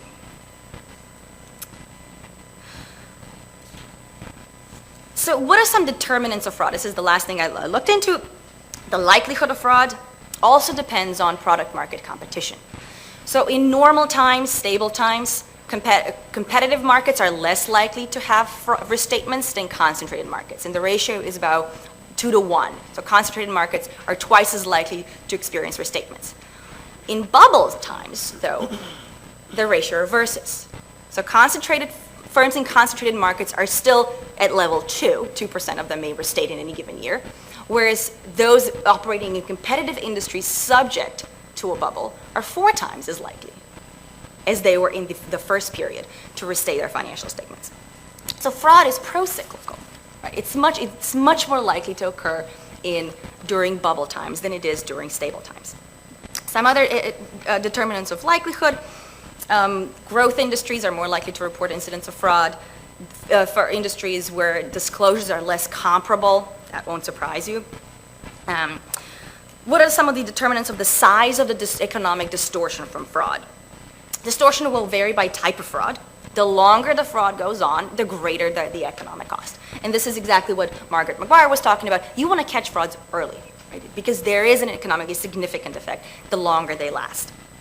Restatements of core accounts are more harmful to rivals and others copying those than restatements of, say, pension fund returns. And finally, the size of the fraud itself, relative to the size of the firm, is significant in figuring out the economic consequences of fraud. By type of firm, larger firms tend to produce more significant economic consequences. That, again, is not a surprise. WorldCom was a very large firm, whereas smaller firm frauds produce less sizable, in aggregate terms, consequences. Finally, market, and this is to repeat a little bit of something what I've already said, who bears the economic cost of fraud will depend on the characteristics of the product market. If the market is highly competitive, it's much more likely that the shareholders are going to be, in fact, the ones bearing the cost of fraud.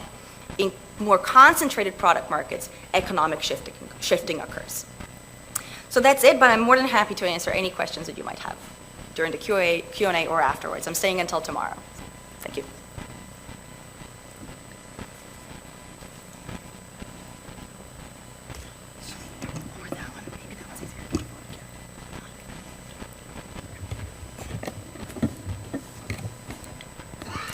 Good afternoon. First, I'd like to thank you for the invitation to speak with you today. I appreciate the opportunity to participate in the general public debate regarding audit quality and the specific topic of the auditor's responsibility or ability for detection and deterrence of fraud. As was noted, I was lead author on a synthesis project. Our synthesis team reviewed nearly 400 articles related to fraud in its various aspects, and I've been asked to review the literature on the academic research for you today. You can breathe easily. I'm not going to go over all 400 articles. Rather, without being too precise with my language, I would characterize my approach as 3 things we know and 3 things we don't know from the fraud research. Okay, I'd like to use this slide as a way of organizing my first 2 points. So there's been a significant amount of research examining this causal path. Research examining the auditor's sensitivity to fraud risk cues when making their fraud risk assessment, and research that links the fraud risk assessment to the quality of the audit procedures that are selected to detect fraud. So, first, I'd like to address things we know about the sensitivity of the relationship between fraud risk cues and the quality of fraud risk assessment. So, the first thing we know, auditors aren't always very good at recognizing fraud risk.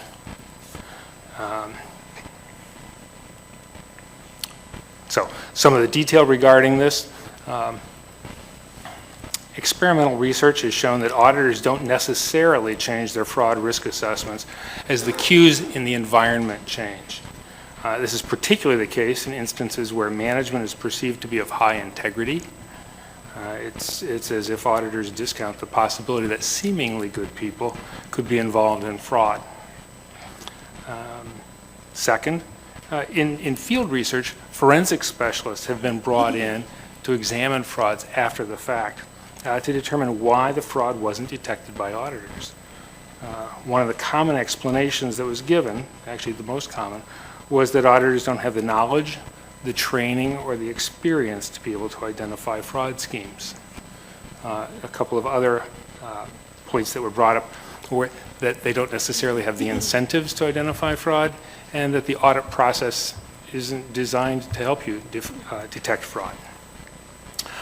On the plus side, however, there's experimental work that suggests that overall fraud risk assessments, they're just difficult. And they can be made easier and more effective if auditors are first asked to break the fraud triangle down into its component parts: incentives, opportunity, and attitude or rationalization, and then to assess separately the fraud risk due to each of these easier to contemplate subcomponents. Then, once those individual risk assessments are made for each subcomponent, findings indicate that the overall risk assessments are actually better reflect the riskiness of the situation. Further, survey-based research involving experienced auditors, mostly seniors and managers, it's found that bringing forensic specialists into an engagement can lead to the identification of additional fraud risks. And finally, there's some work in accounting education that finds that students who are trained in forensic accounting courses are better able to assess fraud risk. Now, that's not surprising, but what was surprising for the study for the specific study is that these assessments weren't necessarily, they weren't significantly different from the assessments made by fraud experts. And further, the benefits of this training seemed to last for several months after the course was ended. Now, as an aside, these two topics, the use of forensic specialists and the importance of experience and training and education, they're key throughout much of the academic research that I'll be presenting this afternoon. Now, turning to the association between the quality of the auditor's fraud risk assessment and the effectiveness of audit procedures selected to help detect fraud. So, the second key point here. The takeaway is that many of the research findings indicate that even when auditors do identify the risks, they're not always very good at responding to those risks by choosing effective fraud tests. So, some specifics regarding this point. Specifically, even in cases where auditors identify high-risk situations, the research indicates that they're not very good at suggesting client-specific, effective tests to modify the program, the audit program, to detect fraud. Instead, much of the research shows that rather than designing more effective tests, the audit team responds to the heightened risk with sort of more of the same. Merely expanding sample sizes for tests that were already planned as a part of the standard audit program. Now, that may or may not be an appropriate response given the situation. Now, again, it's not all bad news. Experimental research suggests that the brainstorming, the mandatory fraud brainstorming, increases the salience of the possibility of fraud for members of the audit team, and it improves the identification of fraud schemes and the selection of fraud detection tests. Now, further, although there's some variability in these findings, these lab results basically suggest that the brainstorming sessions are most effective when the session doesn't take on the air of a perfunctory box-checking exercise, when the session is led by a forensic specialist or an engagement partner, and when the entire engagement team is involved.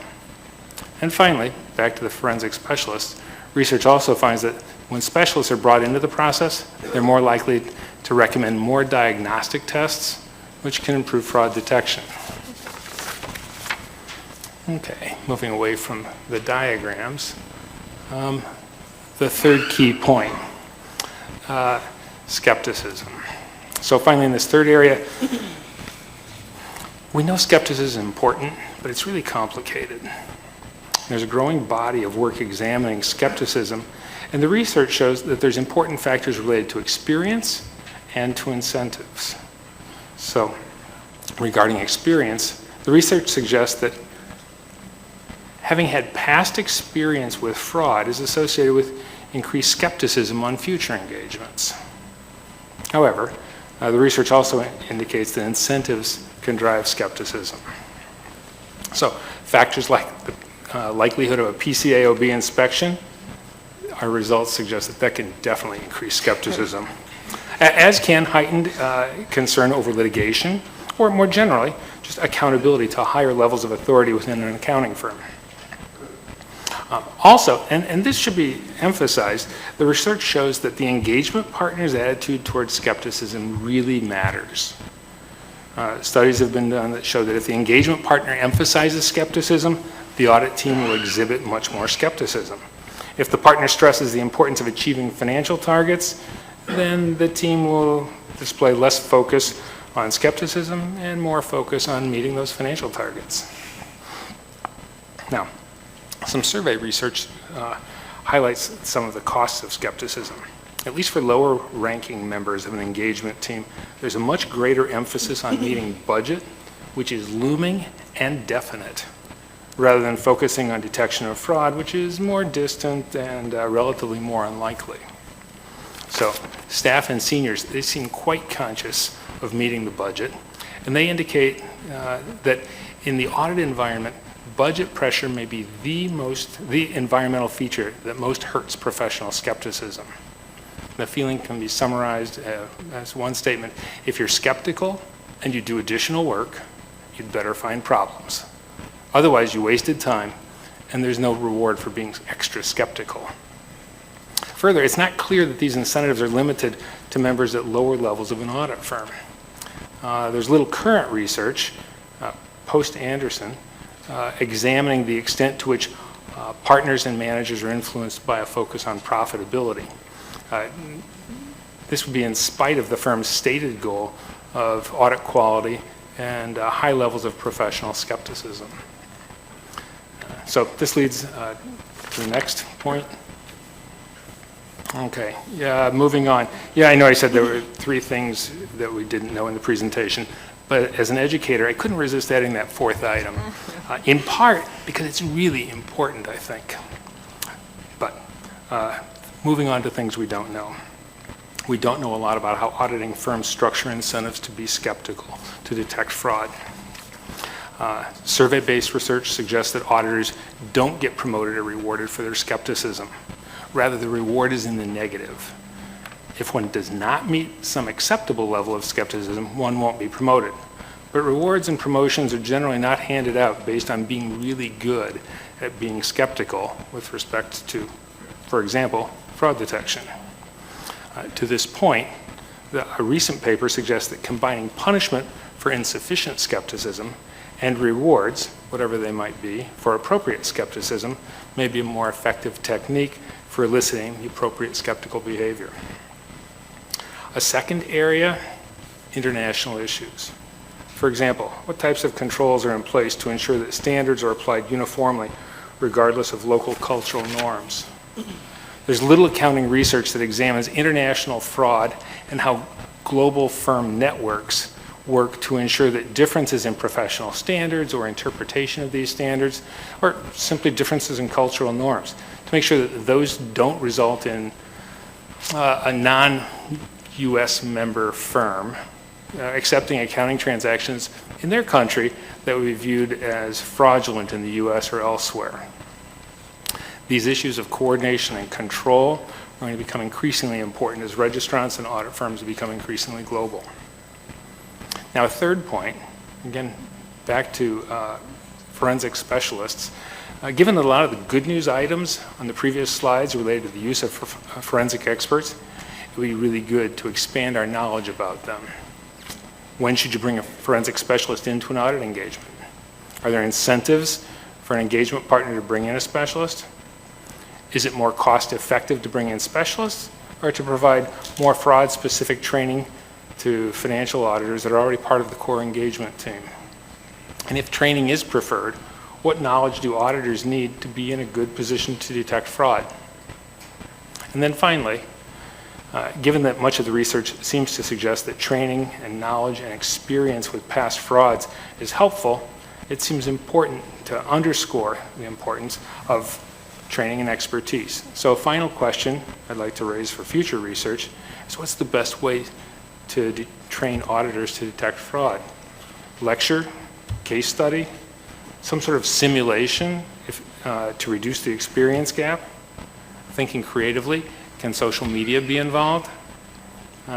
Is it best with formal in-class training, informal on-the-job training, or most likely some optimal combination of these and other techniques? Thank you.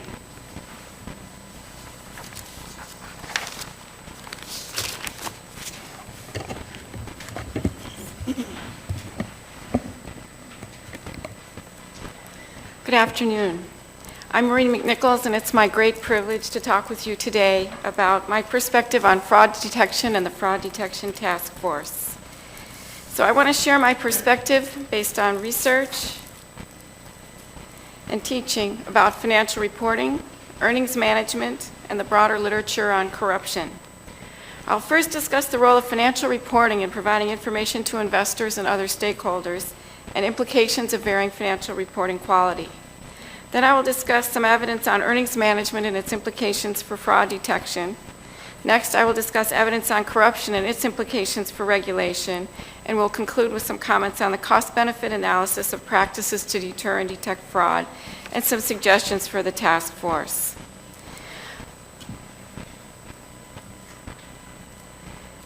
In an economic model of fraud, a manipulator perceives a gain to the activity net of the cost to implement the fraud and the risk of penalty if caught.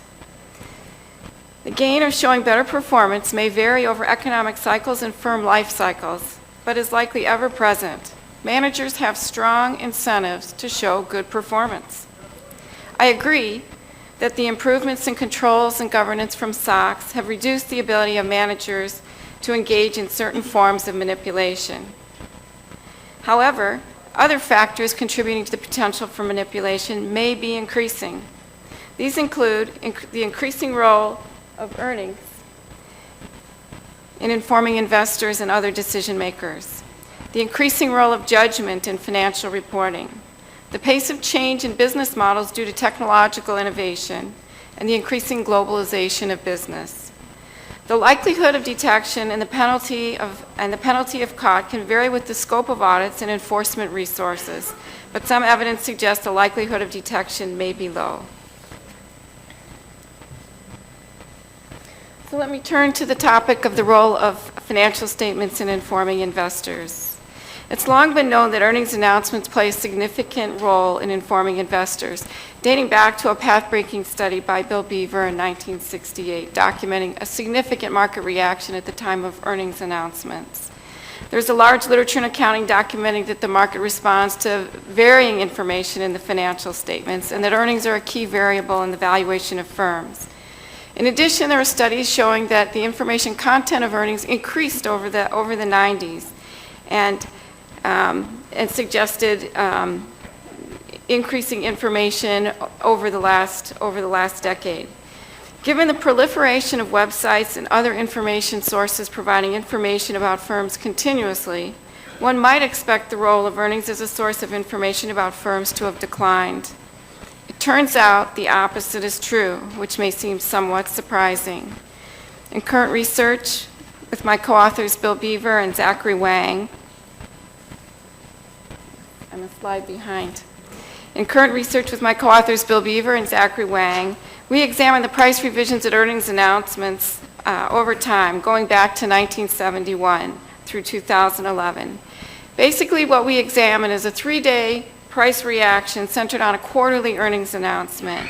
We square this to abstract from good versus bad news.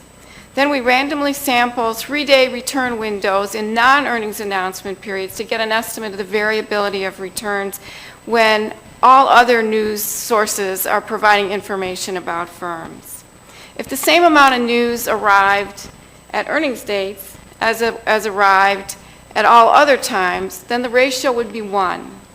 And what we find is that back from the 1970s through about 2000, the ratio averaged about 2. But over the past decade, that ratio has climbed to the point where it's about 4 times the price revision activity occurring in a 3-day window around earnings announcements relative to what you would observe in periods where no earnings news is released. Point it that way? Okie doke. All right. So one might expect that if competing information sources are more available for large firms, the earnings news would be preempted to a greater extent than for smaller firms. However, we find the increase in information content is actually greatest for the largest firms, suggesting that the role of earnings is of considerable economic significance, as the largest firms in the economy are experiencing greater price revisions at earnings announcements. So to sum up, the revision of prices conditional on earnings announcements has increased significantly over the last decade. It's increased more for larger firms, so we believe this could be a very substantial economic significance. The increasing role of financial reporting in informing investors suggests managers may have greater incentives to manipulate reported earnings. The increasing market reaction to earnings suggests the role of financial reporting in informing others has increased as well, including managers, boards, employees, competitors, and acquirers. And finally, I believe, given the above points, the increasing role of financial reporting in informing investors suggests the benefits to fraud detection are increasing as well. With regard to the last point, I say this with the caveat that we don't actually know the forces behind the increase in price revision activity at earnings dates over the past decade. But certainly, the data indicates that prices are more reactive to earnings information. Professor Velakanja's paper and remarks spoke about the importance of considering the breadth of consequences of fraudulent reporting. To this end, I'll mention some work on the influence of misreporting on investing decisions. And just in the interest of time, my comments will be brief. What you see is the evidence of investing decisions for 3 samples of firms studied by myself and my co-author, Steve Steuben. We have a sample of firms that engaged, that were the object of AAERs, firms in the GAO restatement sample, and firms subject to class action lawsuits, and those are our three samples.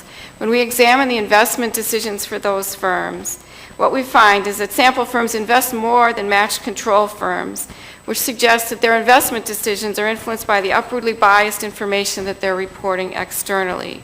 Once the misreporting is corrected, firms no longer overinvest, indicating the corrected information leads to more efficient allocation of capital. The findings indicate that reducing fraud is not only beneficial for investors using financial statements, but for investors within firms. Those consequences likely benefit employees and competitor firms as well. There are a number of additional studies that examine consequences of financial reporting quality. In the interest of time, I'm going to leave it to you to take a look at that on the slide. Let me press ahead to evidence on corruption and the implications for regulation. Fissman and Miguel published a study that examines the parking tickets of UN diplomats from foreign countries. What is striking about their study is that they've identified a context where they can measure the incidence of the corrupt behavior very accurately. And in addition, they have 2 enforcement regimes they can study: no enforcement and almost perfect enforcement. UN diplomats have license plates marked D that give them protected status. From 1997 to 2002, the New York Police Department had no authority to enforce parking violations of UN diplomats. As a result, in this period, there were thousands of unpaid parking tickets per month, approximately 2,500 per month across 149 UN missions in New York City. In October 2002, the State Department gave the New York Police Department permission to remove the plates of diplomats with more than 3 unpaid tickets. As a result, and as you see in the graph, at that point in time, there was a 98% decline in violations. So what is intriguing about the setting is that the authors were able to relate the parking violations in the U.S. to the level of corruption in the home country. Violations before and after 2002 were significantly associated with the indexes of corruption of the home country of the diplomat. So the findings indicate that enforcement matters and that social norms of corruption do as well and are strikingly persistent. In addition to the evidence on parking tickets, but unlike the parking ticket context, one of the great challenges in determining the appropriate level of resources to allocate toward fraud detection in financial reporting is the challenge of understanding the base rate of fraudulent activity. Several recent studies are focused on developing designs to estimate the extent of the underlying activity and the probability of detection. I believe this is a very helpful direction in the literature, and that a careful look at these studies should give the task force some insights about this, which should aid in assessing the costs and benefits of increased efforts to detect fraud. One study focuses on the enforcement of the Foreign Corrupt Practices Act and the probability of bribes and detection. While auditors have a different responsibility for detecting these violations, the design of the study merits consideration in the context of estimating the base rate of fraudulent reporting and the probability of detection. By building a model of the probability of the underlying behavior, Karpov, Lee, and Martin are able to estimate the probability of detection. A number of other studies taking various econometric approaches and design approaches are generating the same kind of evidence, including evidence from Zakolnikina using a structural model incorporating CEO incentives, evidence from class action lawsuits, which we've already mentioned, by Zingalis and his co-authors, and survey evidence. What is consistent is that all of these studies suggest that there's a relatively low rate of detection of fraudulent behavior.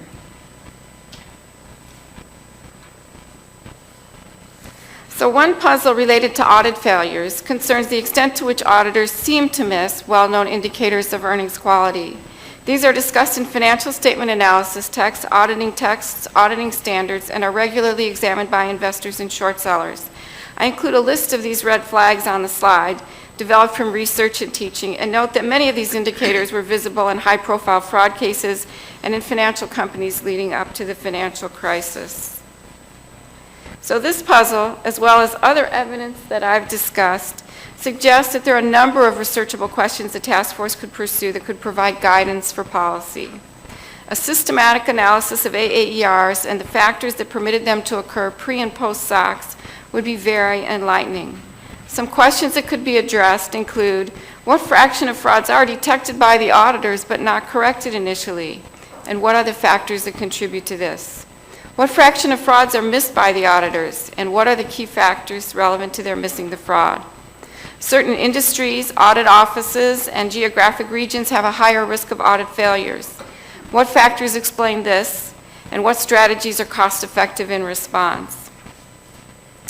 Emerging literature, as I mentioned, suggests the probability of misreporting is substantial and that there are relatively low rates of detection. And so I think this literature warrants examination. Lastly, with regard to costs and benefits, this is clearly an important consideration. Using data from Audit Analytics for 2012, the median audit fee as a percent of market value of equity is 0.05%. in the largest market value quintile, and 0.28% for firms in the lowest market value quintile. Given some estimates of the potential magnitude of fraud, the returns to increased effort on detection could be socially valuable, particularly for the largest firms. Furthermore, some directions the task force suggests might not be very costly, particularly if they derive from insights about how auditors' judgments can be improved. Thank you for the opportunity to speak today. Well, I think the panel comments demonstrate strong indications that financial reporting fraud hasn't gone away. It simply has taken a little bit of a rest during the financial economic downturn. I think it also demonstrates strong indicators that there's more that auditors can do in detecting fraud. we laid out a couple of questions for you all with respect to our plans for a SAG fraud task force. But I recognize you've all been sitting here for about 3 hours, and I think that it's a good time to think about the issues you just heard from the panel, from the SEC, from our team, and from the distinguished professors. And after the break, we'd very much like to hear your reactions to what you heard and your views about our moving forward with the Financial Reporting Fraud Task Force. So why don't we take a break at this time and try to come back within 15 minutes.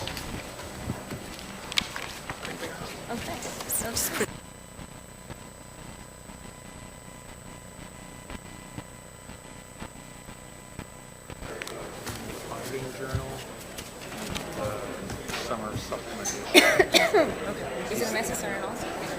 It should be. Yes, the PCAOB asked the American Accounting Association, they said there's like 12 or 13 things we'd like to know more about. Yeah. One of them was fraud. Okay. And so there was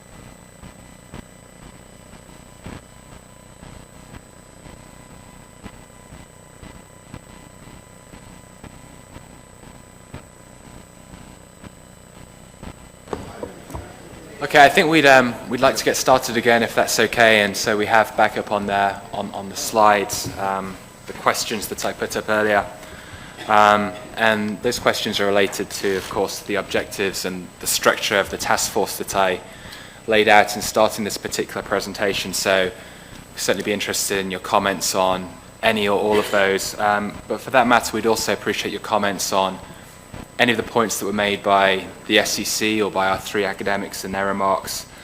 And so at this point, we'd just like to open it up. I know you've listened for a long time and get some comments from the SAG.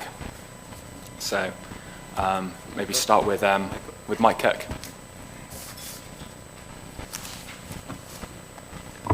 Thank you. I was expressing the view a little bit to some of the group during the break, but I'd like to express the view also. Last year, I think it was a year ago, expressed some concern which I think was misunderstood to be being in favor of fraud. I really am not in favor of fraud, but we can only invest certain amounts of resources in certain things, and as I colloquially refer to it, playing cops and robbers is a very expensive proposition. I have no objection to the task force. It seems like it's a reasonable size. It seems like it has a reasonable duration. I have greater concern perhaps about what the outcomes may be in terms of new things, new standards, new procedures, new costs, and whether those will be justified by the benefit to be obtained. But that's a separate question for a separate point in time. The point I would like to just challenge is with respect to the scope of the work of the task force, and I assume the task force being a part of the PCAOB would adopt the natural limitations that the PCAOB has, which is a focus on annual financial statements and auditing of annual financial statements. But as the research clearly points out, financial reporting is not by any means limited to annual financial statements. And the greater concern, as Dr. McNichols points out in her research, which I had seen previously, it has to do with earnings releases and earnings announcements. And public companies, such as I am involved with and others in the room, we announce our earnings in April and in July and in October and in January. Our annual financial statements don't announce our earnings. They don't announce anything, hopefully, that has not been fully provided, absorbed by the market, and factored into investment decisions previously. And so without having a specific suggestion as to how you might address this concern, my concern is if the task force launches off and focuses on annual audits and annual financial statements and doesn't focus on financial reporting more broadly, including non-GAAP financial reporting, business performance financial reporting, or non-financial reporting, which is an integral part of the total financial reporting package, you'll hit a very small part and miss a particularly important area for consideration of fraud. Quarterly earnings, timely communication of information, non-GAAP information, business performance indicators. If they're not somehow in the scope of this work, then what is addressed, the annual financial statements and doing better audits, will not touch a big part of the fraud problem. Well, I hope that, and I expect that we would touch on that, Mike. It's about financial reporting fraud and what can be done to better detect it. And I think whether that's in an earnings announcement or a non-GAAP measure or wherever, I think we should be thinking about that as part of this task force. And we are trying to link in as closely as possible with the SEC's financial reporting and audit task force, which of course the SEC has jurisdiction over, a lot of things that we don't. But even if we find something out that we could be doing or auditors could be doing, if we don't think it's within our jurisdiction, we could certainly raise that still as part of the findings of the task force. So your points are very well made. Thanks. Galen Hansen. Yeah, I just want to thank the panel. Thank you for coming. It was very enlightening. And I'm supportive of all of this as far as the questions that you have up on the screen there, Marty. Some of the things that Dr. McNichols brought out, though, I think could be added to that. Industry, geography, issuers. She didn't, I don't know if she really touched on it, but the size of issuers, I think she got into a little bit, but also the size of firms, I think, shouldn't be overlooked as you populate this task force.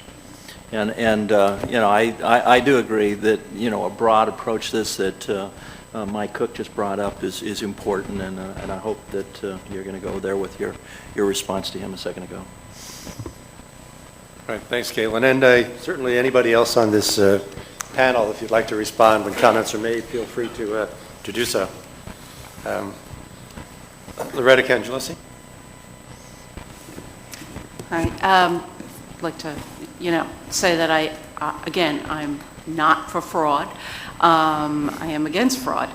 And, certainly I think the task force is useful in a couple of ways, not only for auditors, but, I know it may be hard for you to believe, but many companies and me, I spend a lot of my time contemplating this issue with fraud, and we would like to catch it when it's happening.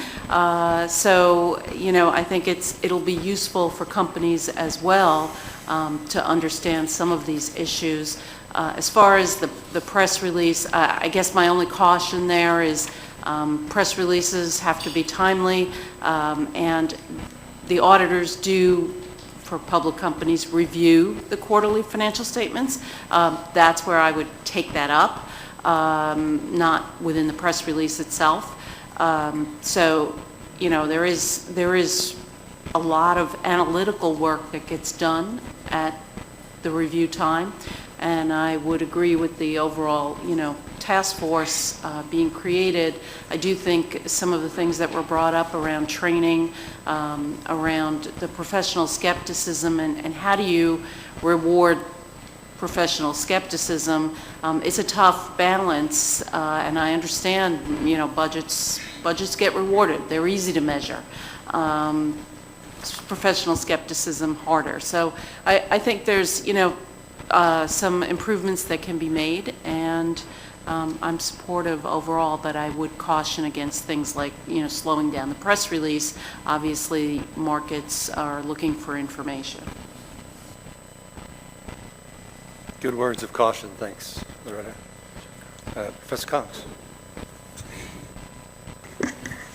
Two quick comments here. One is that I think it's going to be important to knit in, if you could, on this report, the experiences that the PCAOB has gained over the years now with its inspections as they may pertain to fraud.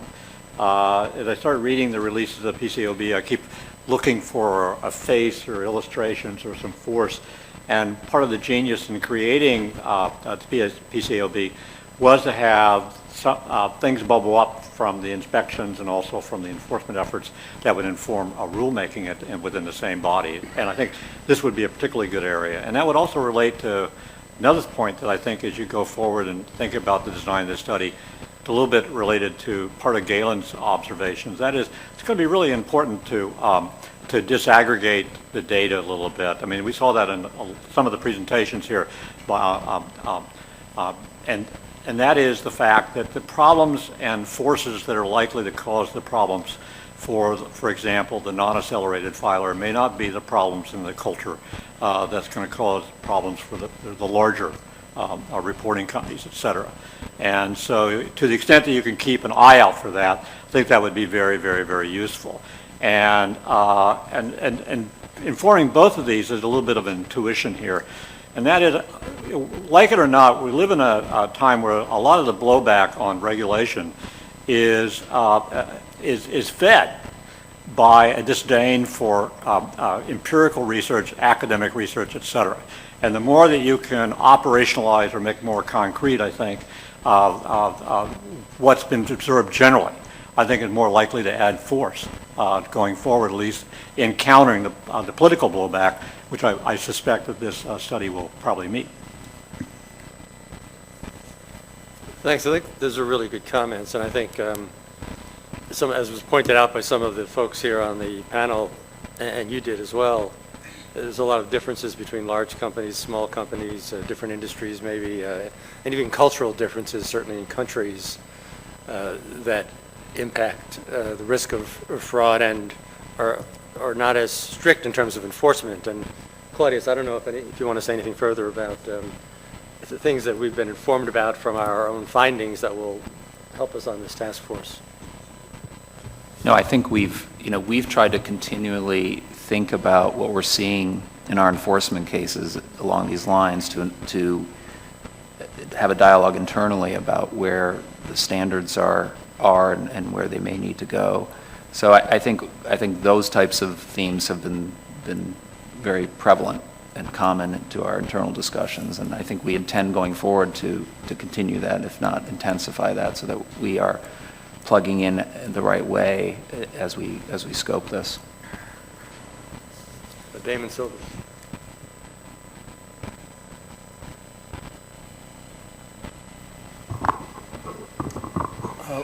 Let me first say, having been involved in conversations in this body for a number of years about addressing the fraud standard, and I think that the research and the commentary on it that you all provided here is very.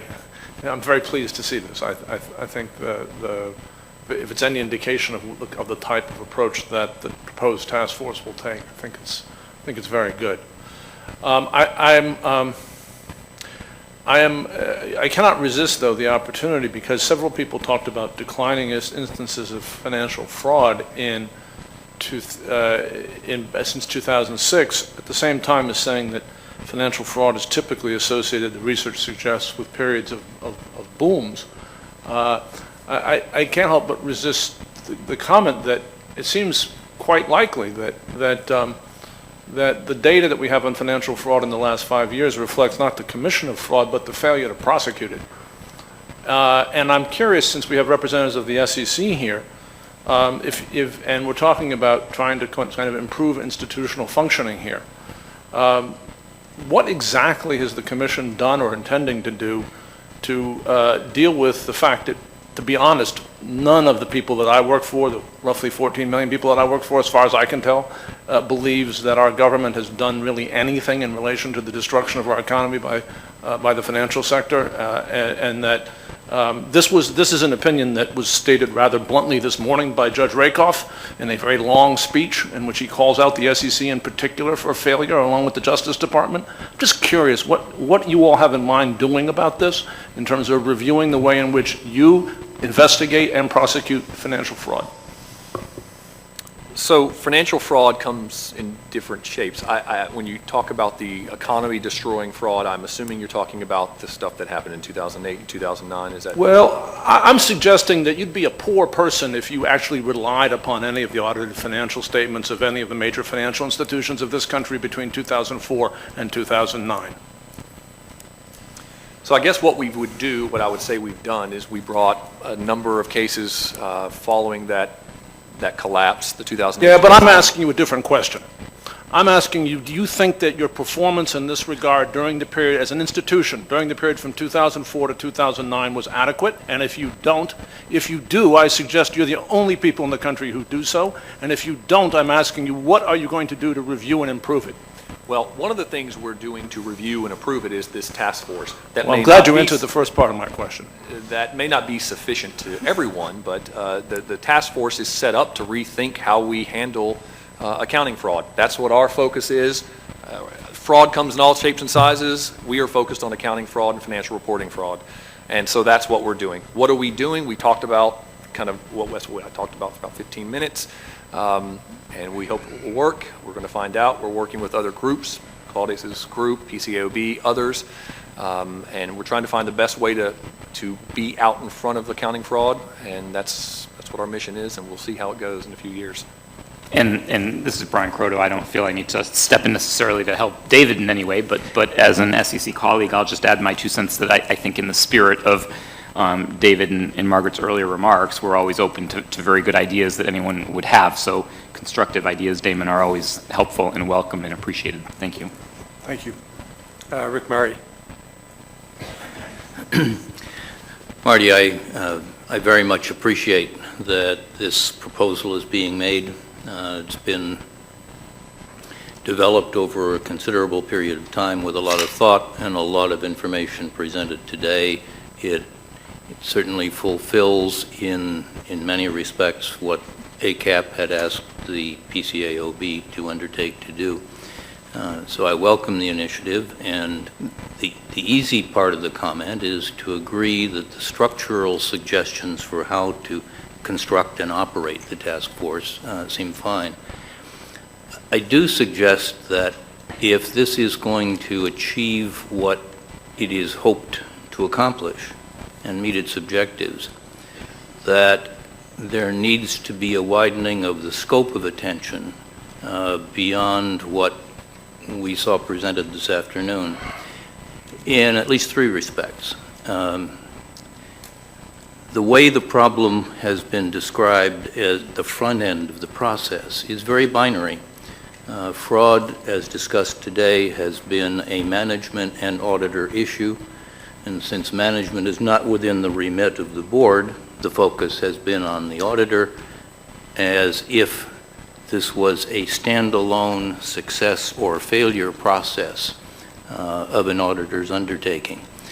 But fraud arises in a much more complex context, a context of business cultures, political conditions, legal environments, financial circumstances, and a number of influences on how things are perceived and measured and what opportunities there are for companies to be guilty of management fraud.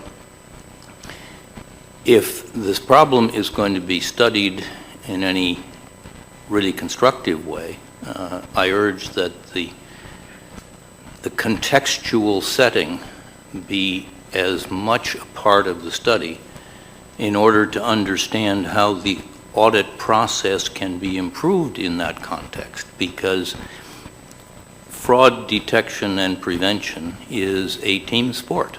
It is not a one-person or one-dimensional process. Second, I suggest that the scope of the information covered during the course of the study be expanded to include as much attention to what has worked in fraud detection and prevention through the audit process as what has failed, because all we've talked about so far this afternoon is the assumption of failure. I think there ought to be some attention to what is an acceptable human error understanding of what is an irreducible problem and what is the optimum goal of reduction. But some of the best information is going to come from the truly vast excess episodes in which audit exercises have succeeded or contributed to succeeding in preventing or detecting fraud, because there lies the most informed information on how to enhance the success ratio. And finally and quickly, at the back end of the process, the output, the slide that showed what it is expected that the output will involve had 5 items on it, one of which was a kind of continuing process issue, one of which advised regarding some things that should be done other than by the PCAOB. But the 3 most active recommendations were PCAOB initiatives that would emerge from this study, which sort of begs the question, because it presumes the outcome, that it will be found that audit is the only vehicle by which improved commercial performance and social behavior can be achieved. And it seems to me, and that may be the case. The task force, the board may conclude after this exercise that that slide is exactly right.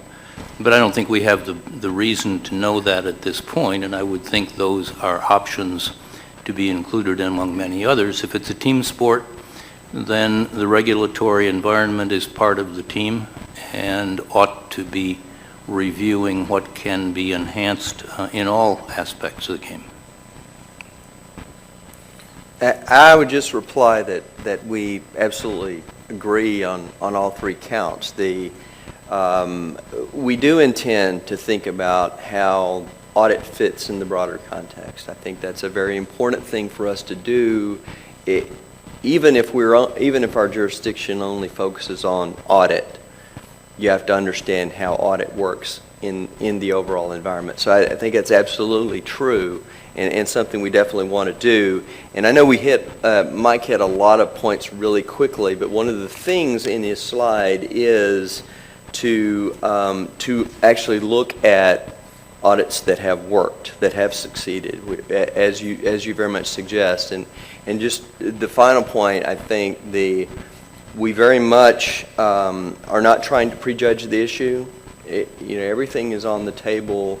What we tried to do was throw out some examples of some things that might be outcomes. In no way are we envisioning that these are necessarily going to be the outcomes, but there's certainly things that could naturally arise. So in order to try and give the SAG, context about what we might do, then we want to, we're just trying to be helpful there. But certainly, we're open to any outcome that the task force might come up with. We're going into this completely with an open mind.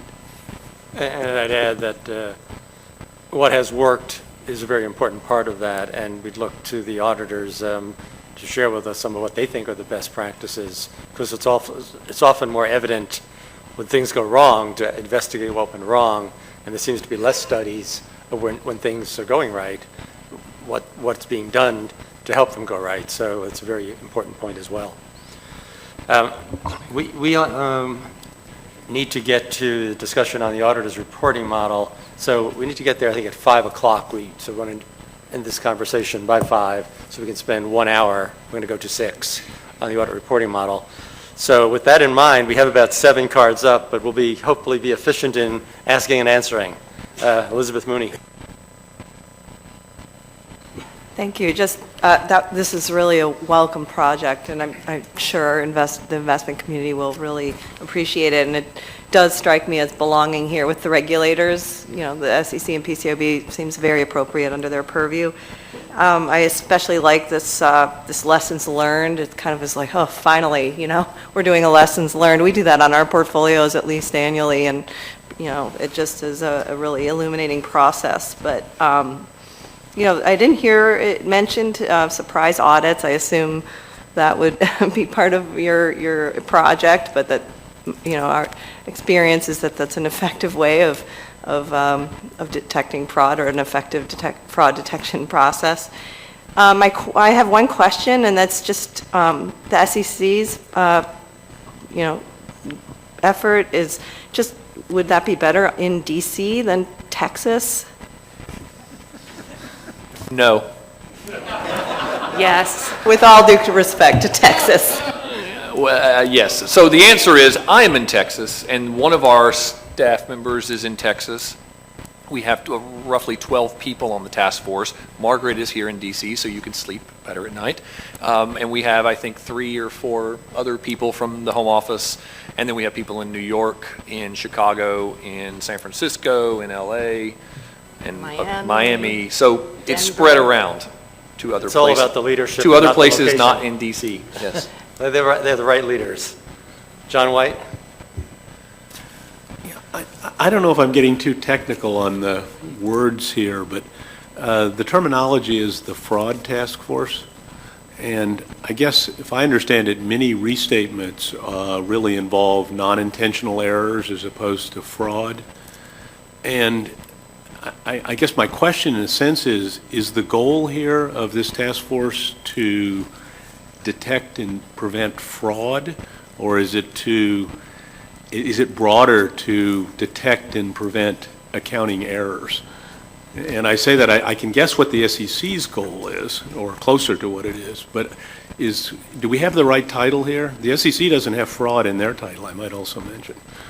Well, we'll think about that, John. We have a lot of initiatives at the PCAOB to improve audit quality, and therefore to reduce the number of the risk of material misstatement, to address that appropriately and reduce financial reporting errors. This one is directed right now at financial reporting fraud, but...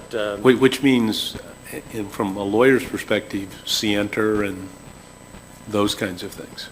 People who intentionally are doing things wrong. Intentionality. You try to catch that. But I acknowledge the fact that a lot of restatements are due to financial reporting errors, but I don't think we ignore that in our audit quality indicator project, our project to improve quality controls of firms, and root cause remediation work that's being done between inspections and the firms. So, but we'll take your point.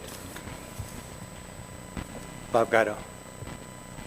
Yeah, thanks, Marty. I'd just pick up on a couple of things, and I'll make it real brief. What Richard said within the context of the whole project, my experience would indicate that that the lessons learned on depth of bench strength is so important. Lessons learned on organizational structure. So things that will help the registrant, help the auditors, help the entire team do a better job, I think is really important. One thing I didn't hear, and I saw it on a slide, but I didn't hear any, is the impact of internal audit is critical with this. And I have learned so much in my career from internal auditors who take a different mindset, who have a different materiality to what they do, but they can really help the audit teams think through, what can go wrong. And so I would strongly suggest that whatever task force are put together, we have a strong internal audit leader on that task force. Thank you. That's a good point. I agree with that. Jerry DeSaint-Pierre. Thank you, Marty. I guess I want to, I think, come at it from a little different perspective, but it echoes the points that Rick has made and the point that Bob just made. And that's, I'm going to be a little bit impolitic, but it gets to make my point. I had the feeling when I was listening to this, the last presentations, that it was a little bit, I'm the PCAOB, and to me, every hammer likes a nail, and PCAOB has got the auditors. When I go back to the law that established the PCAOB, it focused on creating liability for financial officers and principal officers of firms. It required independent internal audit committees, where the New York Stock Exchange did that, of public companies. The whole point about the strength of internal audit has changed even in that period of time.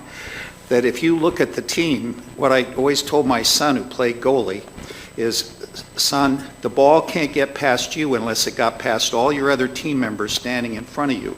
And as a consequence, I want to welcome the involvement of the SEC. I think what we need to have this really work is we need a perspective that is, of course, the PCAOB can be a leader and is an important part of this process. I support the process. I'm against fraud. I guess that's a necessary thing to say. I'm against fraud. We'll hand out badges tomorrow. Yeah, listen, but I do think that I welcome the idea of including internal audit, but I think that a formal role for example, for the SEC in the middle of this thing, you really have to look at the whole process, because I've been very close to a couple of substantial frauds, and they're very complex animals, and you have to have a holistic approach to find them. It's not as easy as somebody having a 25-foot boat. Thanks. Barbara Roper. Yeah, probably is no surprise. I disagree with a lot of what's been said about expanding out your scope. There are lots of different people who have a piece of the issue of financial fraud. The PCAOB is focused on standard setting for auditors. And I very much welcome this initiative, and I just want to say to the academics, I thought the presentations were excellent, really informative and interesting, and thank you.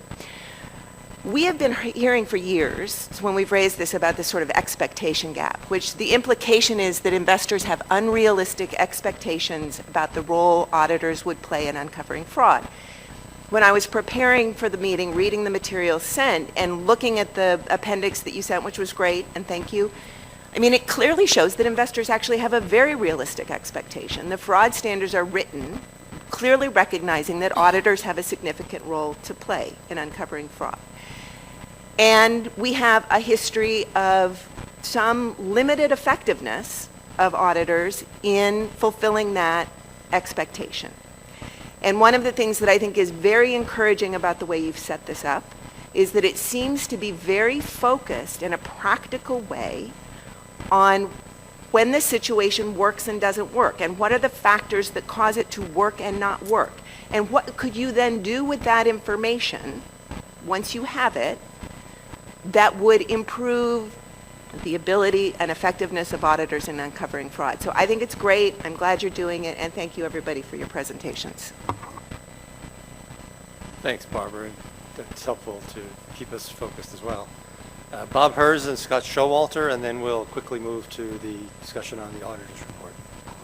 I think Greg's presentation on from the research, what we know and what we don't know, got me to thinking about not only the incentives within the firms or disincentives, things like that, but are there other institutional barriers to having the auditors be better fraud detectors? And I would encourage you to even think about whether, although you got all the requirements in these existing standards, are there things, about all the other things that you require the auditors to do and document and all that, that they're not able to see the forest from the trees sometimes. And, think about that as well, so that this is just not, additive. I think this is a very important focus, and as Barbara said, and for investors, that is their expectation, like it or not, that if there is a material fraud, that the auditor's going to find it. And so it really does need to be a point of focus, and are there other things in the requirements that essentially dilute that focus? Thank you. Good point. And then Scott? Yeah, thanks. I have a couple questions on process. I know you went through this pretty quick, but of how much you're going to break the 18 months down, but I would encourage you to get from phase 1 to phase 2 as soon as possible. I think the gyms are in phase 2. Greg, you mentioned 400 items in the census. There isn't a lack of information here. Your biggest is trying to probably tune it down. So I suggest getting there and mind that. You didn't say when the deliverables were coming out. I could see this being very transparent, because if you start sharing your views, I think you will get other people involved. So I would encourage you to not hold it all back, but put it out there so people can see it.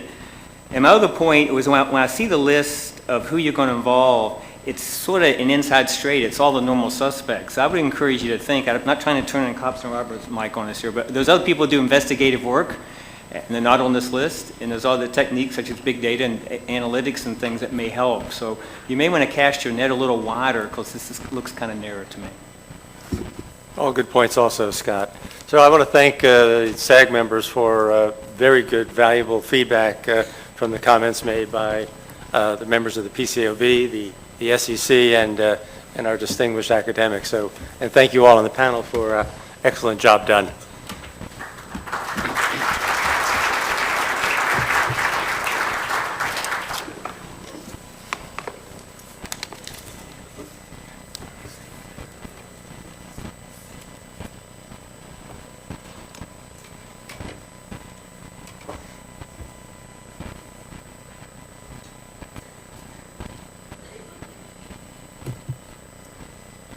Well, this is the beginning of our discussion about our proposal on the auditor's reporting model. We'll continue this into tomorrow morning, but there was a lot to cover and wanted to discuss it starting this evening.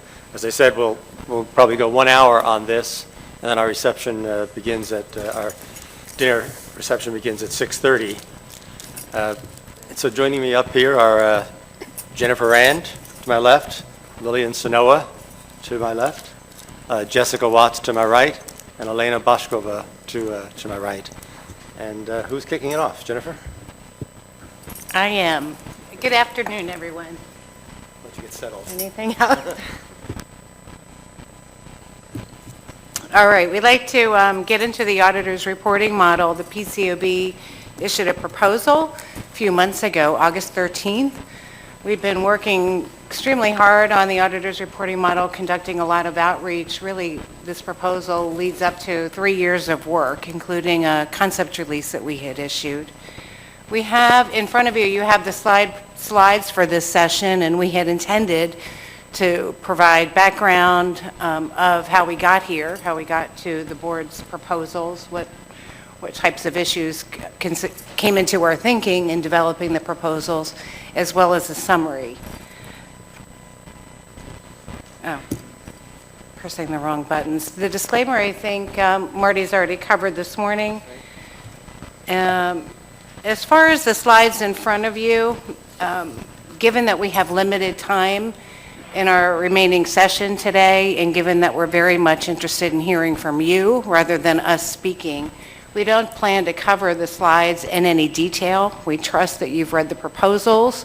We had also provided you with a fact sheet, 2-3-page summary of the key elements in the proposals, as well as illustrative examples of the critical audit matters. So you may want to refer to those in connection with the discussion, but we plan to just cover a few things in just very high level and then just open up the floor for discussion.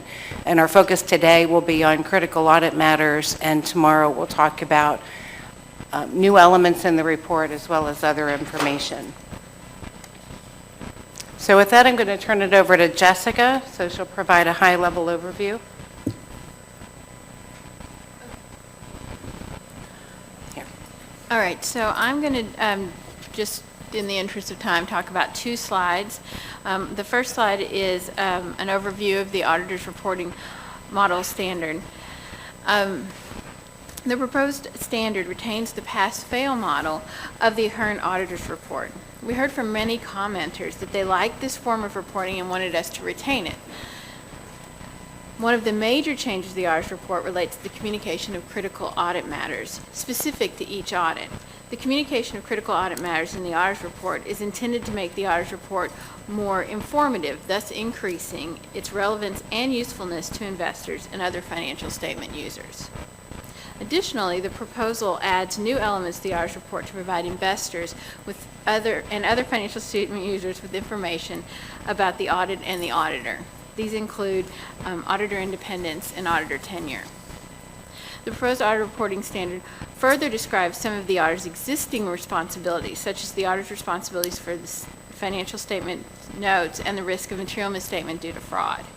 The proposed standard retains the existing requirements related to explanatory paragraphs and also retains the auditor's ability to emphasize a matter in the financial statement. So the next slide I want to go over is the definition of critical audit matters.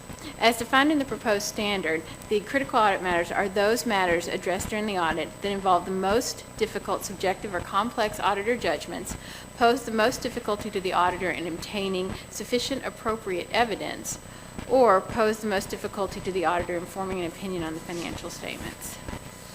The auditor's communication of critical audit matters would be based on information known to the auditor and procedures that the auditor has already performed as part of the audit. Thus, the communication of critical audit matters does not modify the objective of the audit or impose new audit performance requirements other than the determination, communication, and documentation of the critical audit matters. So with that, I'd like to turn it back to Jennifer to start the discussion.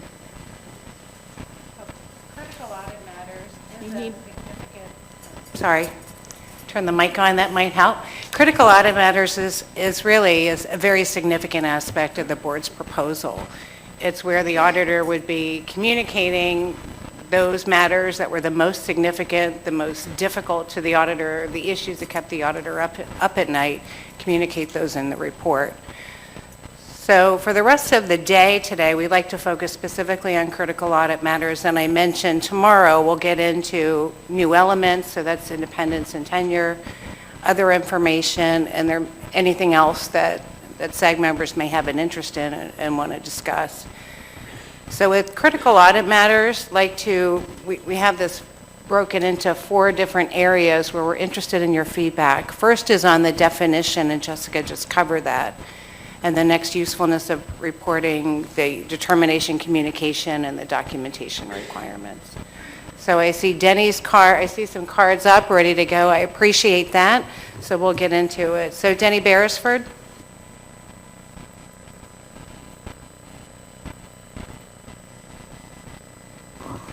Well, I've already written a comment letter, but I'll summarize my views. In fact, I also participated in the development of a comment letter by the Institute of Management Accountants, and I think it was actually said a little bit better in that letter my thinking evolved a little bit, I guess. My concern about the critical audit matters, in addition to just adding lots and lots of paragraphs possibly to the report and sort of losing the forest for the trees in some cases,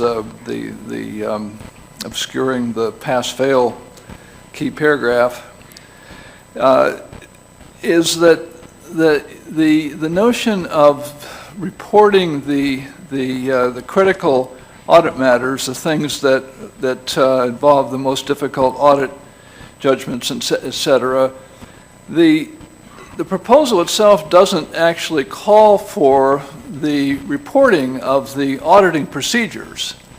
So instead of actually reporting auditing matters, the proposal calls for a description of the company's reporting of key accounting, objective estimates, and things of that nature.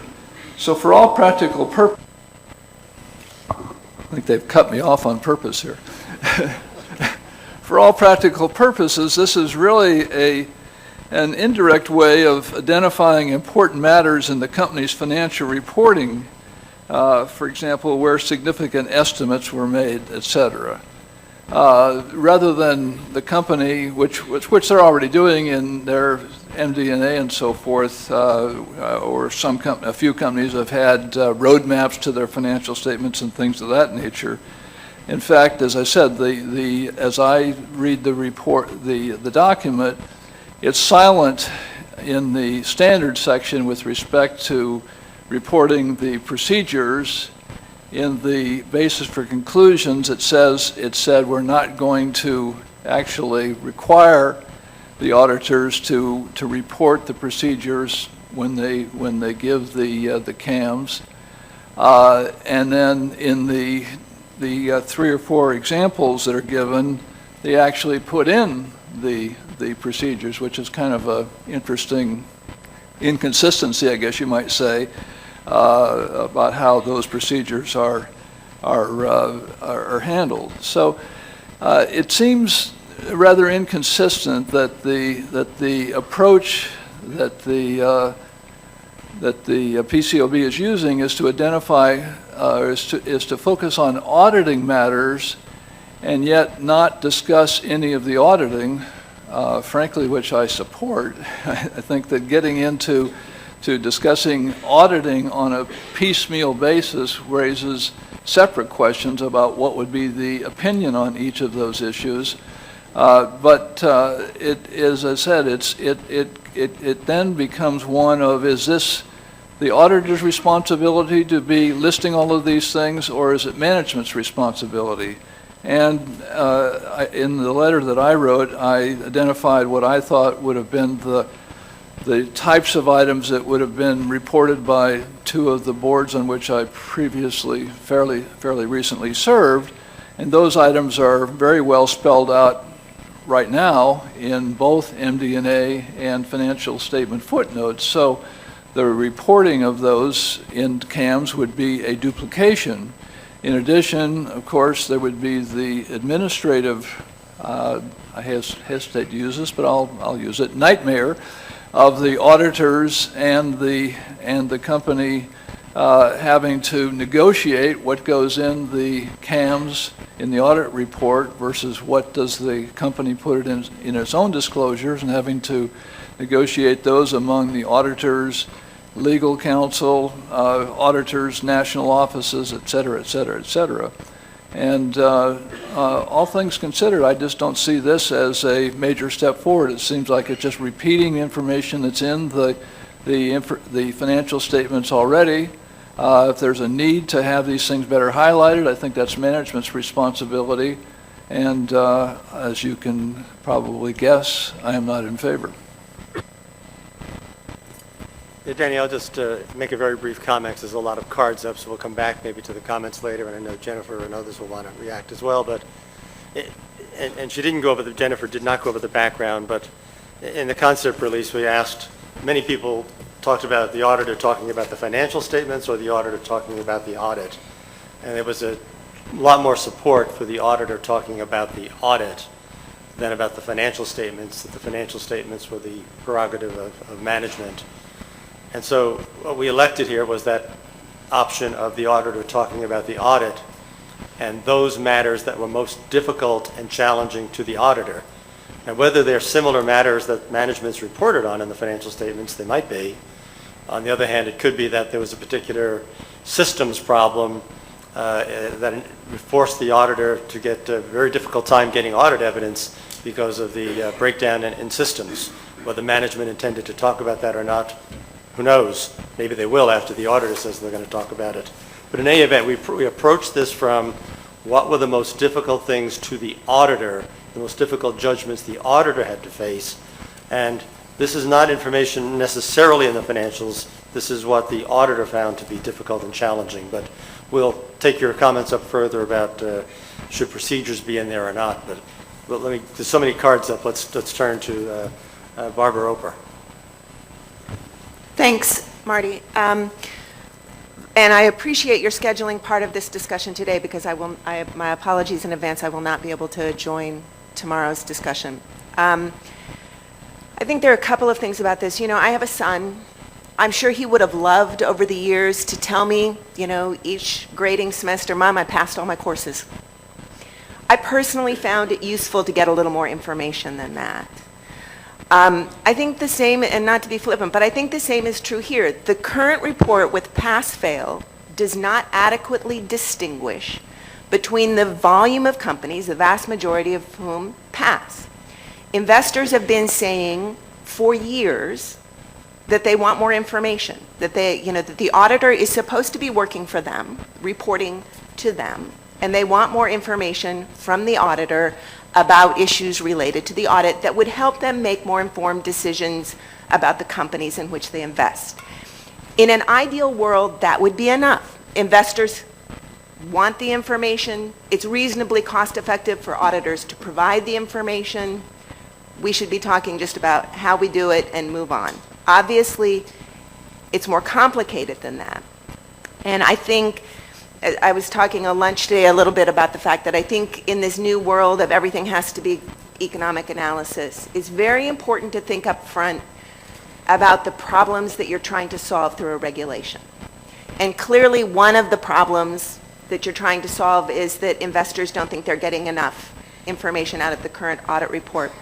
But I would argue that this proposal is relevant to a number of other important issues that this board is addressing.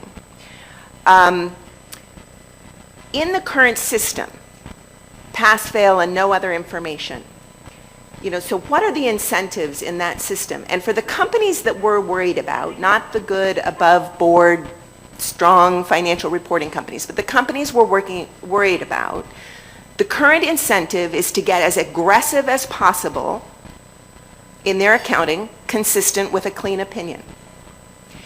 If you require the auditor to report about critical issues, some of that it may surface in that context, that they may find a way to give a clean opinion, but they may raise in the context of this reporting about critical issues elements that would point to certain aggressive practices.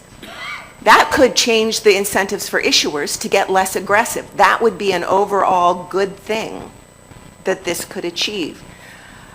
There's also a concern we talk about a lot, is that auditors are not sufficiently focused on the fact that they're working for investors and not management. And requiring them to think more clearly in their auditor's report about what they think they should be communicating to investors about the key critical issues in the audit, what made this audit tough, might help to focus them a little more on their obligations to investors in a more concrete way. To the degree that they have to report out about these things and make a public record about what they thought were critical issues, they might be a little tougher in standing up to management in areas where they need, frankly, to be tougher in standing up to management. And so I think when you look at this issue, it's not just that investors would find this information useful, and I thought the examples that you provide were good. It proved to me that this can be done in a way that's not just boilerplate. This could provide interesting, valuable information to investors. But beyond that, there are regulatory issues that you all struggle with. How do you improve professional skepticism? How do you improve auditor independence?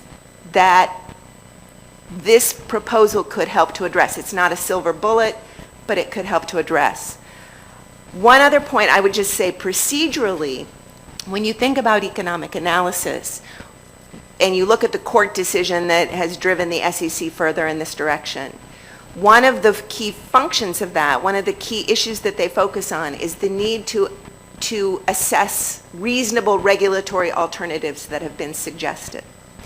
And I know there are a number of suggestions that investors have made about information that they would like to see in the audit report that are not reflected in the board's proposal.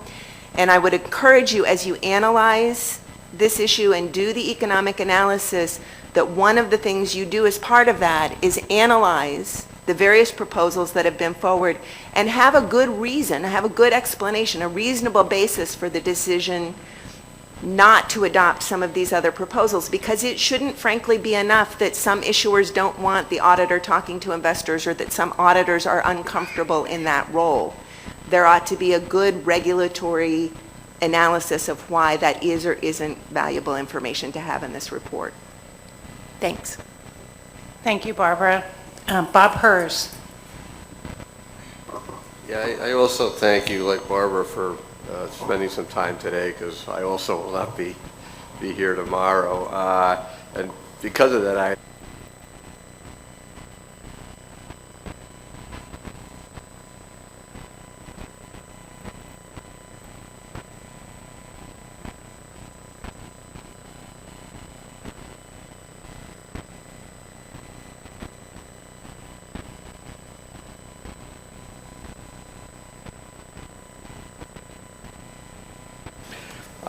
but my two questions were, one, it seemed like the requirement to communicate CAM was only in the context of an unqualified audit.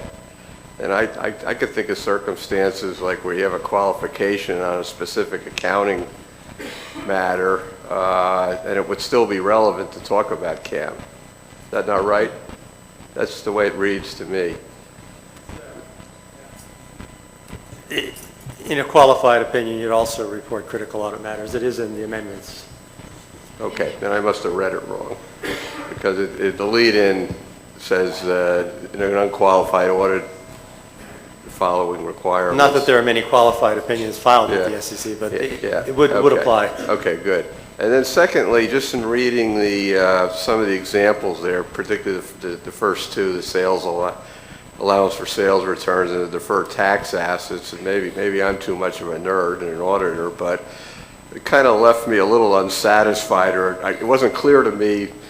Yeah, I knew that clearly because the auditor gave a clean opinion overall, that they must have concluded satisfactorily on this, but it kind of says, here's the issue, here's the problem, by the way, the company's accounting's in note 6.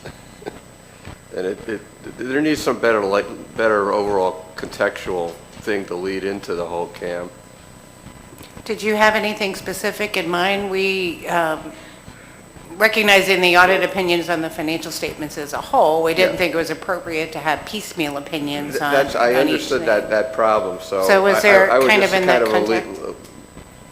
A lead in something that, the context of our overall audit, on which we've, as Bob concluded, that the following critical matters arose. So at least you alert I think an uneducated average reader would kind of say, oh my God, this is the sales returns. They couldn't get happy with that. We do say in the body of the opinion that the critical audit matters communicated below do not alter in any way our opinion on the financial statements taken as a whole. But your point is well taken, and it's somewhat similar to Denny's point that should there be the procedures that were performed or something else, but then you do run into the problem of piecemeal opinions. So both good comments that we'll figure out how to deal with. But thank you. And thanks for the support on what we've done.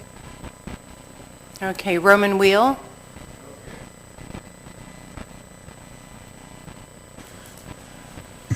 Is it working? Can you hear me? Yes. I sent you folks some comments. That's not what I'm going to talk about now. You have that. I'm talking now as a member of an audit committee, sometimes audit committee, financial expert, sometimes not. And I'm sitting there in an audit committee meeting, and the auditor says to me, quote, "The PCAOB requires that I report to you, ...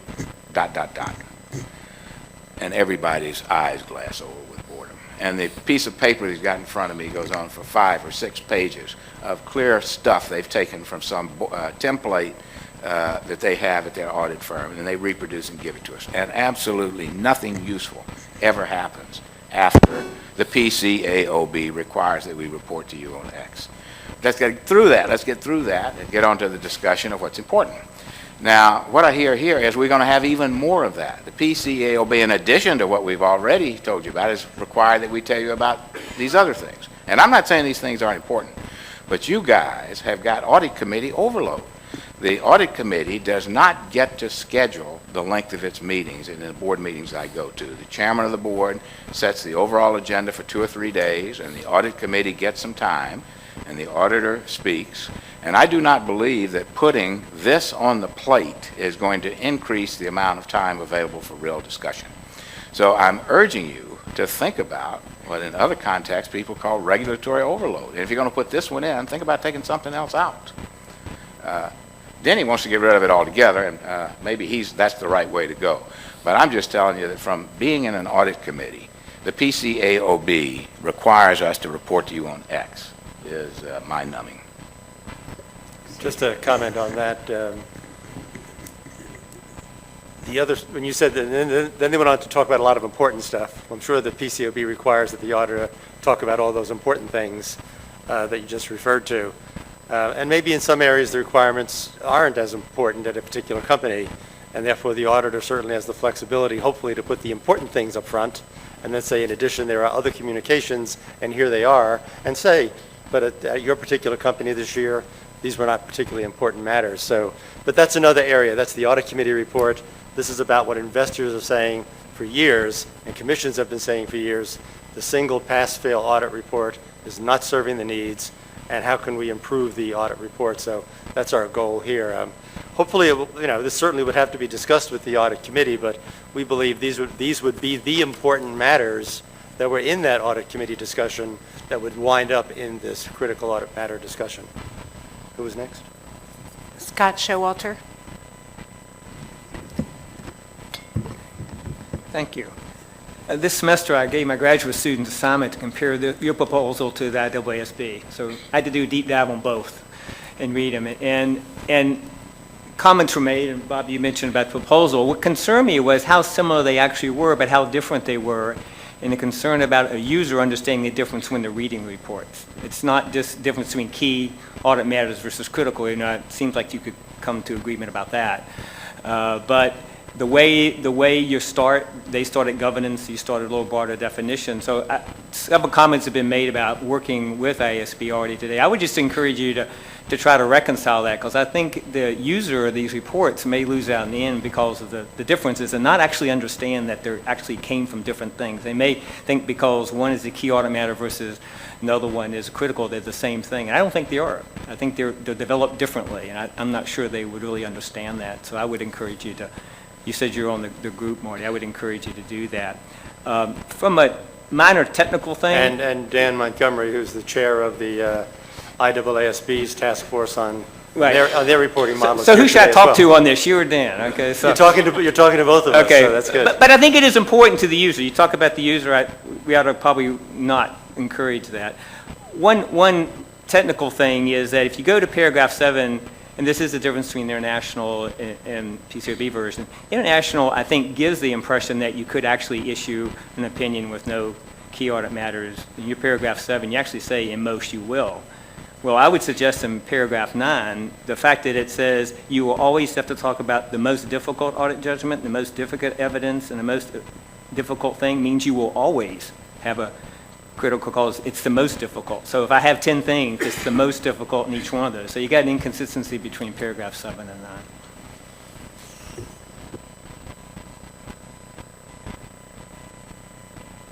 9. Okay, thank you.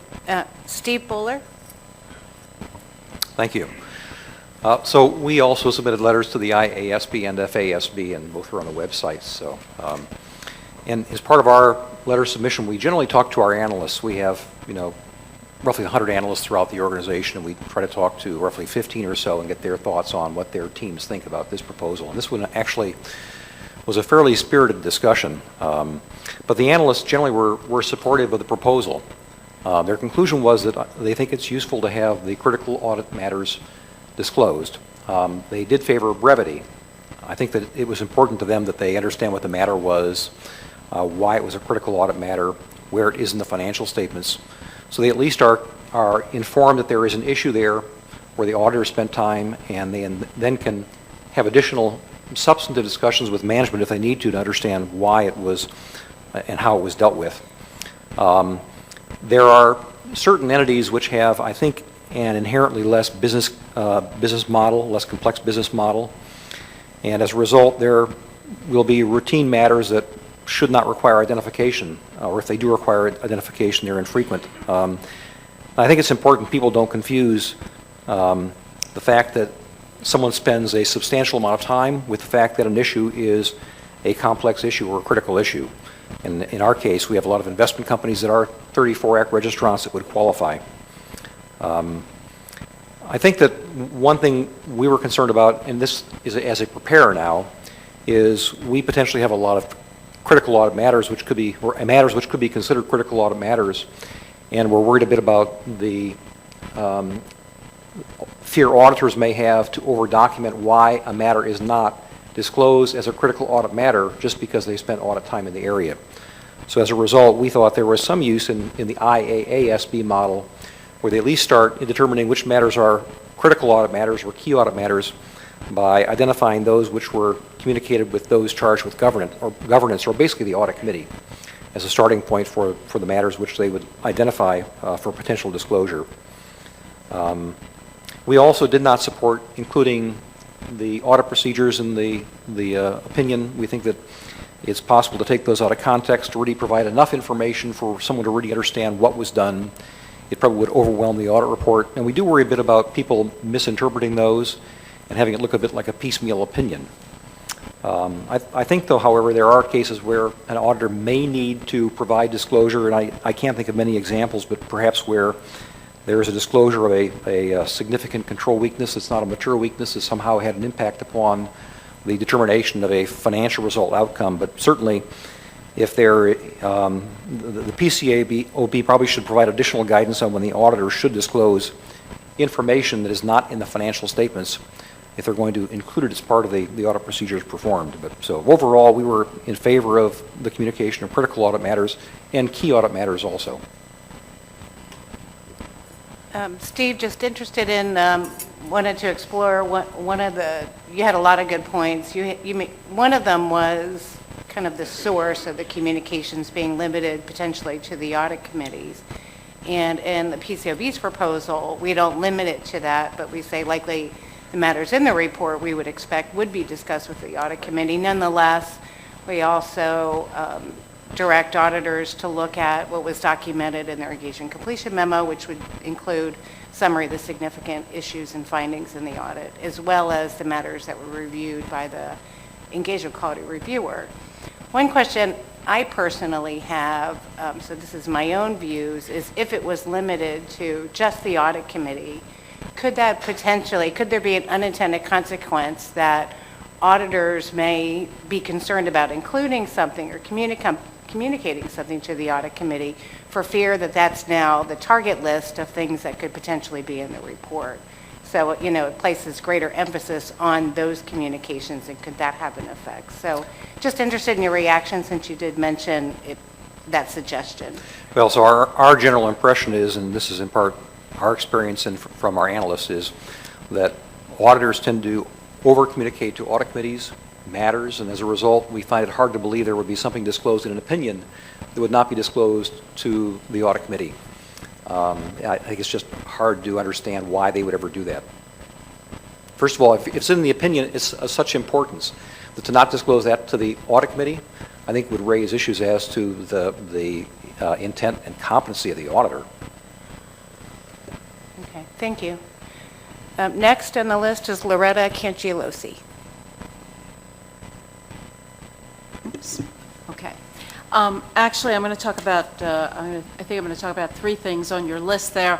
The first of which is definition. And, you know, before I came into this meeting, I had some concerns about how critical audit matters would be interpreted by investors and others. And sitting here now, I've heard people talk about, you know, aggressive practices, and, you know, they're thinking about, well, why was it critical, and they would discuss it with management and how they dealt with it. One of my real concerns here is there's an awful lot of very subjective things that go on as a result of the accounting policies that we must follow. I'll take something that's, I'll say simple but complex, which is a level 3 fair value measurement, okay? And if I have to do a 20-year forecast, okay, you can be sure that that is going to be difficult. It's going to be difficult to audit. It's a 20-year forecast. So to the extent that these are like normal things, are they hard to do? They're hard for me to do, let alone hard for the auditors to audit. So I think my concern here is really that people come in with a mindset that there's something going on here when a critical audit matter is flagged. It means it's hard to do. It doesn't mean it's wrong or aggressive. And so I think there needs to be some education around some of these things that investors should expect to see these. I mean, they are what they are. You've written out what you would determine and the degree of subjectivity. If you're doing a forecast, let me say it's subjective, right? We all agree that different people will come up with different forecasts. You know, the amount of audit effort to address the matter. So a lot of these things, my concern is that if the definition is kind of being, people are interpreting it to mean something funny is going on or something aggressive or something that needs to be fixed, I don't think that's exactly what is written here. So that was my first thing on the definition. My second is on the determination and the communication, and I do have some concerns with that of, in some cases, I'll say overload of critical matters being put in, with people rising to a level of looking at these and deciding, you know what, I'm not taking any risks, I'll put everything in which case it becomes less and less valuable, I would think, to an investor, because they'll have to wade through a whole bunch of things that maybe aren't so big. But, you know, and we see this all the time with the SEC when they come back and go, why did you disclose that? And people say, because I didn't want to get a comment. I can see the similar thing happening here, and it will dilute the effectiveness of the communication if that occurs. My other thing is with respect to some of these factors, and it's not that I don't like the factors. It's really going to be within the implementation and how this gets looked at within an inspection. So is an inspector going to be looking at every one of these factors and expect a paper on what was considered, why was it considered, every single thing, you know? So you will actually drive how effective the communication is by how much they dig in and ask for in all of this documentation. So, you know, I do have some concerns about litigation as well. We have a lot of very clever lawyers in the room, and, you know, I can easily see audit firms having more litigation as a result of this, and I'm not saying that's a reason not to do it, but we should just be aware of the potential consequences with somebody saying, well, you know, didn't you think an investor would want to know that? Look, I don't know. I'm not in the head of an investor. You know, I'm following the rules, and you've set out rules, but I do think that this could potentially lead to a lot more litigation. I'm not sure what you do with that, other than probably it's in the implementation that I would caution and kind of take a measured approach. Loretta, thanks for all those comments. I have a question and maybe one or two comments. Barbara Roper talked before about, from an economic analysis perspective, we have to think about what's the problem, and the problem is that investors clearly have articulated, and a number of commissions have articulated over the years, that the auditor's report just doesn't communicate enough about what the auditor did and found. And we're trying to solve that problem. And some said and wanted us to go really far and say, have the auditor really talk about the financial statements and give some analysis of the financial statements. And from looking at alternatives, we looked at this and said, we think really the auditor should stay in the attest role and stay with their audit and what they did in their audit. So that's how we selected that. And one thing we did stay away from, though, you said maybe an investor would care about one thing versus the other. We didn't write this from the perspective of report on those things in your audit that investors would care about, report on those things that were the most difficult things to you to try to avoid that problem. Now, the lawyers may say there's still an issue there, and so we're looking for solutions, but we didn't go to what do you think in mind of the investor that would be the most important thing in the audit, but what was the most difficult issues for you, the most subjective and tough issues for you. So we did try to think about a lot of those points that you're raising. I guess my question to you, and if you don't have an answer, that's fine, but I hope preparers of financials like you, Loretta, and thoughtful ones, also point out their concerns about this, but also maybe have other ideas for solutions, because this is a problem in need of a solution. And if you think there's some aspects of this that raise concerns, like being too many matters reported, et cetera, are there ways in which we can improve this? And that's what we're looking for very much in your comment letters. So whether you have a comment now or want to think about that. Yeah, one of the things that I know there's a pilot that someone is going to run with the audit firms, I think, and to look at exactly how you would go about this and what kinds of things would go in. And I think it's really through that we're going to learn kind of what those solutions might be. There's nothing like doing it to inform you of, what the difficulties are. Yeah, we did, that was discussed at the open meeting when we proposed this with the board, and some of the board members felt it would be a good idea, and I agree with that, if auditors were working with their clients and audit committees today and said, let's take a look at last year's financial statements and last year's audit, what we have reported as a critical audit matter, and try to see what different parties think about that. So we do think that's a valuable idea. Wally Cooney, we have another preparer. Yeah, I think everyone here appreciates the balancing act that you all have had to go in terms of formulating this this proposal and all the outreach you've done over the last few years. I guess I had a few comments, and to your point, Marty, I think as we work on comment letters, I think you hopefully will get a lot of practical suggestions. As we're first going through this, I think people are focusing on some of the concerns that they have, and then, and hopefully we'll have time before we send letters to step back and think about, what alternatives we have, because if you just hear about concerns without some resolutions, then, it may not be that helpful. I think in general, I supported some type of matter of emphasis proposal, and in reading through the proposal, I think the overall framing and the objectives appeared to be, read fairly well. They appeared reasonable to me. But when I got to the examples, I became a little bit concerned that perhaps there's just too much information that might be considered to be appropriate level of detail.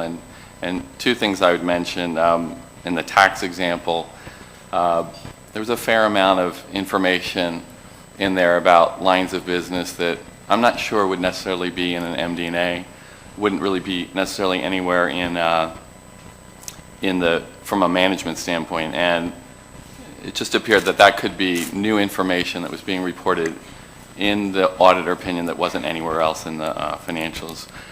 The other example was what appeared to be a description of a significant deficiency, which, as you know, is not required currently to be included in 10K filings. And so the example appeared to be reporting a significant deficiency in the auditor opinion, which is at odds with what the current requirements are. I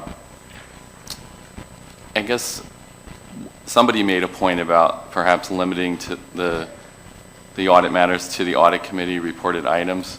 And I think, in general, I'd probably be in favor of that approach, partly because to simplify the job of figuring out what needs to potentially be considered, and to limit it to becoming potentially a really onerous exercise, with the idea that anything that could potentially go in an audit opinion would almost surely have to be have been communicated to an audit committee before. I guess just another general comment, and was that you could be highlighting items that aren't particularly important, and Loretta got to this when she talked about things that are hard. And there are some really important things that are in the financial statements that perhaps wouldn't be mentioned. And I guess a general concern that we've had is that people look at the audit opinion and they look at it as a shortcut to identify the items that might be particularly important that an investor should look at. And investors really need to look at the financial statements, the footnotes, the MD&A, the critical accounting policies, the entire annual report, not just a few bullet points that the auditor mentioned. And I think there's some danger that could be a shortcut to people, to investors looking at the annual report and the financials. Thanks, Wally. Lisa Roth. I just wanted to make a comment, if I could, just with respect to one or two of those things. And Wally, those are really, really good comments. You're a very good reader. We did point out in some of these examples that there could be things, we structured them in a way that there could be something that wasn't otherwise in the financial statements. There could be a significant deficiency that was the most difficult matter that required the auditor to really extend their audit procedures, and it was very difficult to get evidence because of that. But only a material weakness has to be disclosed by management and not a significant deficiency. So therefore, we wanted to point out that there could be things disclosed through these CAMs that may not otherwise be required to be disclosed. So we intentionally did that to bring out that issue and make sure people addressed it and commented pro or con with respect to that. So thanks for pointing that out, but that was done intentionally to get feedback in that area. Lisa Roth. Thanks. So I'm a regulatory compliance auditor, not a financial auditor. So when I look at the critical audit matters and those questions, I find them to be really thoughtful and meaningful, and I'm sure you can work out the technical semantics and so on to make it a really great addition to the audit program. But I also recognize that the incorporation of the reporting in that manner greatly expands the scope of the audit, if not the liability, to the auditor, and I fear the next impact will be a heightened fee, higher fees. I would imagine those of you who are financial auditors are going to charge more for that kind of audit. So I think it's important to recognize that about 3,000 broker-dealers that are subject to PCAOB audits are non-public, privately held, non-public, non-custodial firms, and they'll be subject to those audits. And as Barbara mentioned, the auditor's working for the investors, meaning the shareholders, not the firm. But in those instances, firms don't have investors. And 1,000 of those broker-dealers are not only non-public, non-custodial, but they have less than $1 million in annual revenues and 2 or fewer business lines in what are deemed to be generally low-risk areas. So for those firms in particular, the imposition of audit standards of this scope, I anticipate will be financially burdensome, with none of the impact that you've set out to accomplish because these firms don't have public investors. Their customers won't ever see the audits or the reports because they're privately held, and the impact is lost. So I would encourage the board to consider limiting the scope of, or limiting the audience for this type of reporting to those firms that will benefit, or those investors that will benefit from it the most. Lisa, I'd like to address 2 points in your questions. First, we don't plan on actually increasing the scope of the audit. This would be based on what the auditor has already done throughout the audit. So we do recognize that liability or fees could increase, but it's based on what the auditor has already done. So the cost should be related to communication, determination, and documentation. So that was one point. And then the other one was on brokers and dealers. We did recognize that in the release that brokers and dealers have a different ownership structure than issuers, and we have put in some examples of how we understand that and ask questions on whether or not this should apply to brokers and dealers. Yeah, thanks. And I will respond to that in a written comment letter. And I thought that the example that you used applies very well to a custodial broker-dealer. And I'll comment in writing with respect to the rest of the community. Thanks. Thanks, Lisa. And Galen Hansen. Yeah, Marty, I think what this is all about is balance, and I think you framed it very well, the responsibility management and the auditor. But I can tell you, over the years, I've been in a lot of these audit committee meetings, and the auditor comes in and says, we didn't have any difficulties. And that's just nonsense. I've lost a lot of sleep over the years, laying awake at night worrying about things, as I'm sure many people here have. And those are the things, those few things is what has to be communicated. But if I go to paragraph 8, and I've heard a number of people talk about it, critical audit matters ordinarily are those required to be in the engagement completion document, the engagement quality review discussion, or in the discussions with the audit committee. I don't like limiting it to even those. I think it's anything that has that auditor laying awake at night worrying about it. So while I'm in favor of this, and I think you've struck a good balance, and you're going to, with all of the comments that are going to come back, I'm sure that I believe that you're on the right direction here. I think, to Jennifer's comment, though, that you could get some unintended consequences if you start limiting things when it comes to critical audit matters. So that's basically how I feel about it. Thank you, Galen. Wayne Collins. Thank you, Jennifer. A couple of comments, one narrow, one a little broader. A couple of times it was mentioned about the significant deficiencies in one of the possible items that might lead you to a critical audit matter. Aside from the question of whether that's other information or additional information over and above what's in the financial statements, there's another potential consequence, is that absence of any characterization of a critical audit matter as attributable to a significant deficiency could imply that it's a positive opinion on the effectiveness of internal control. So it's one thing to consider. And the other one is the FRC in the UK has a standard that it's already been issued. It's already in implementation now. There's been a handful of reports issued under it. I think it was for years beginning after October 1st, 2012. There'll be a lot more issued after the year end. To what extent are you going to be reviewing the feedback from those, or it would be great if a pilot test could be done on those, because those would be reflective of live situations versus a retrospective pilot done on engagements that were conducted in 2012.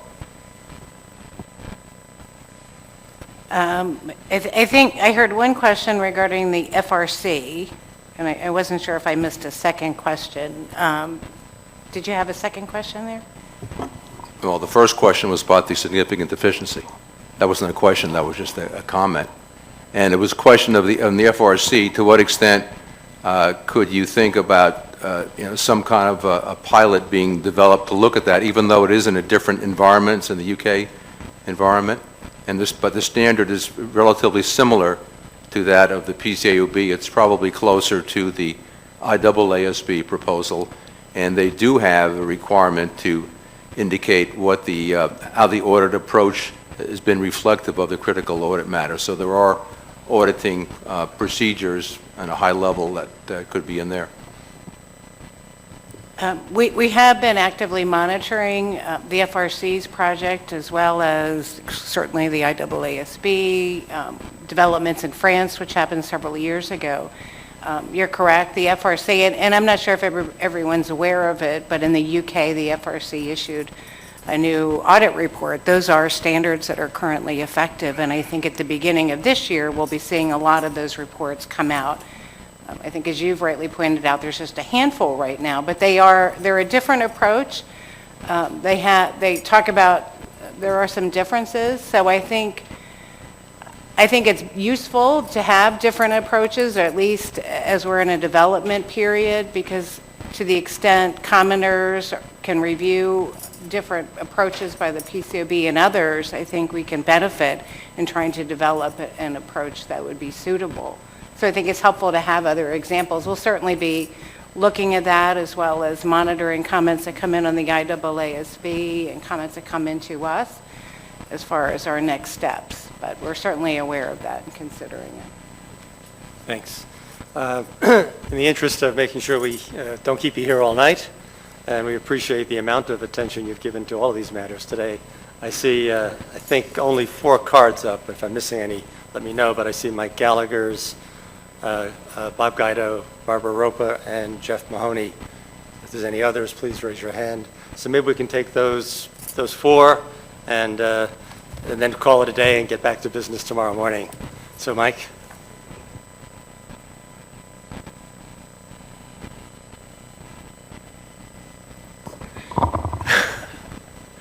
So, Marty, your point about maybe being provocative in the examples, about showing a case where it's information not otherwise disclosed, I think is helpful.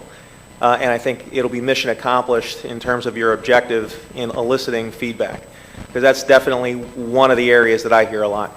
And it's kind of connected also, being the original source of information, and Jennifer's point about potentially chilling the dialogue, with audit committees. I know, Jennifer, that comment was in the context is if the audit committee information was the sole source, would that potentially make an auditor cautious about putting something on the agenda with an audit committee?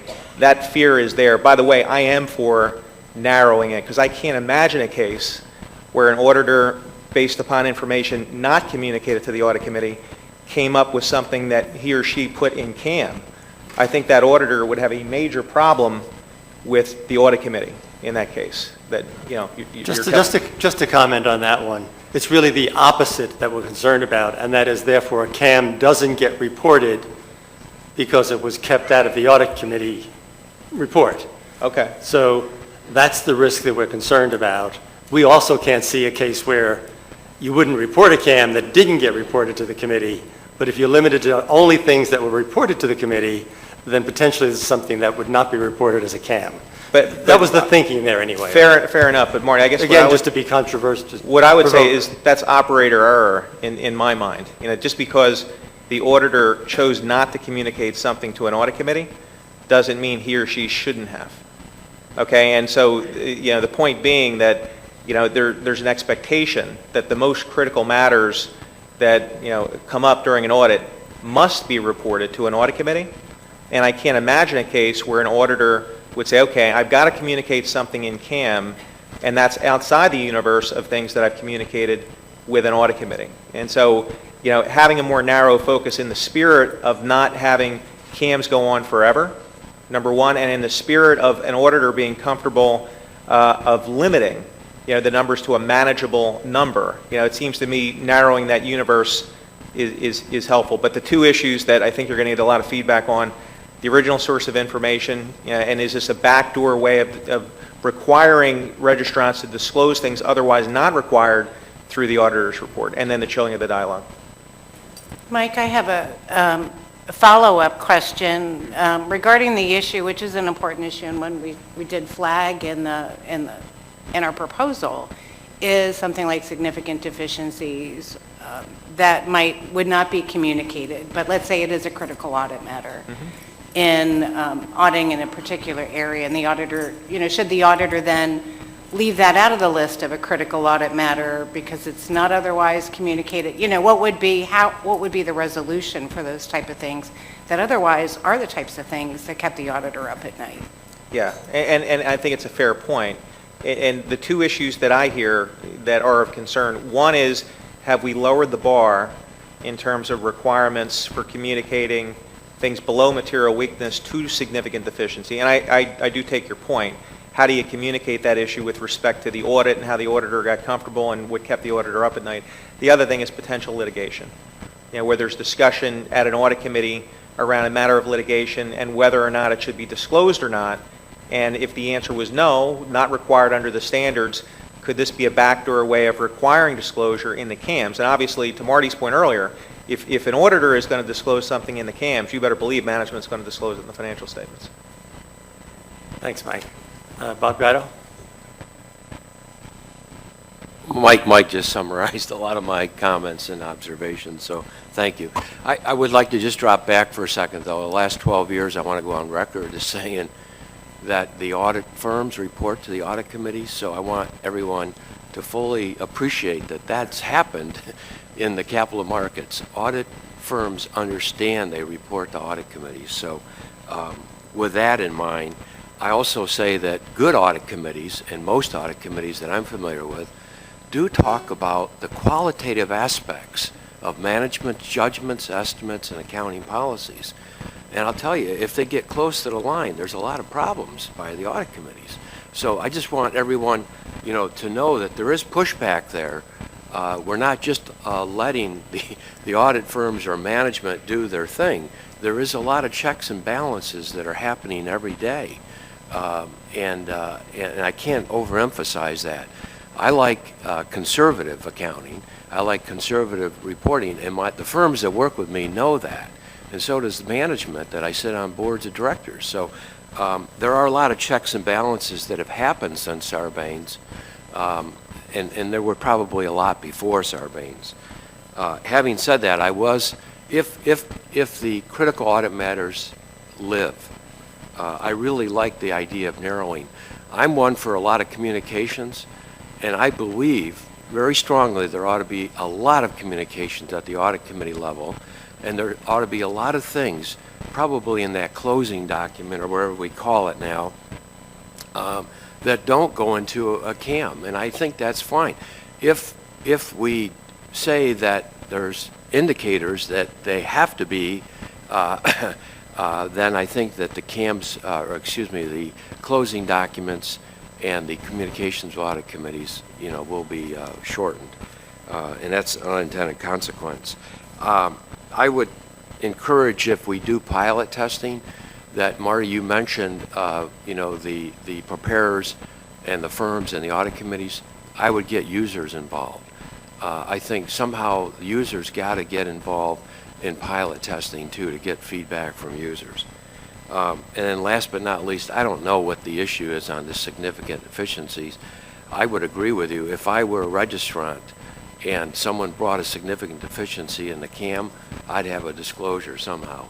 But again, that's backdooring what Sarbanes-Oxley requires on material weaknesses. So anyway, but I'm for more limiting. If we go with, if CAM stand, I would rather see less and really focus on those and have users focus on those are the more significant matters. Thank you.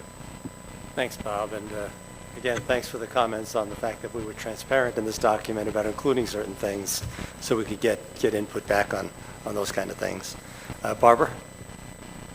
Right. One thing I want to clarify, and then I want to add one thing. First of all, when I was, in my initial comments, it strikes me that there are two different things you need to do in your analysis. One is that there is this central point of what information investors want in the audit report that's relevant to their investment decisions.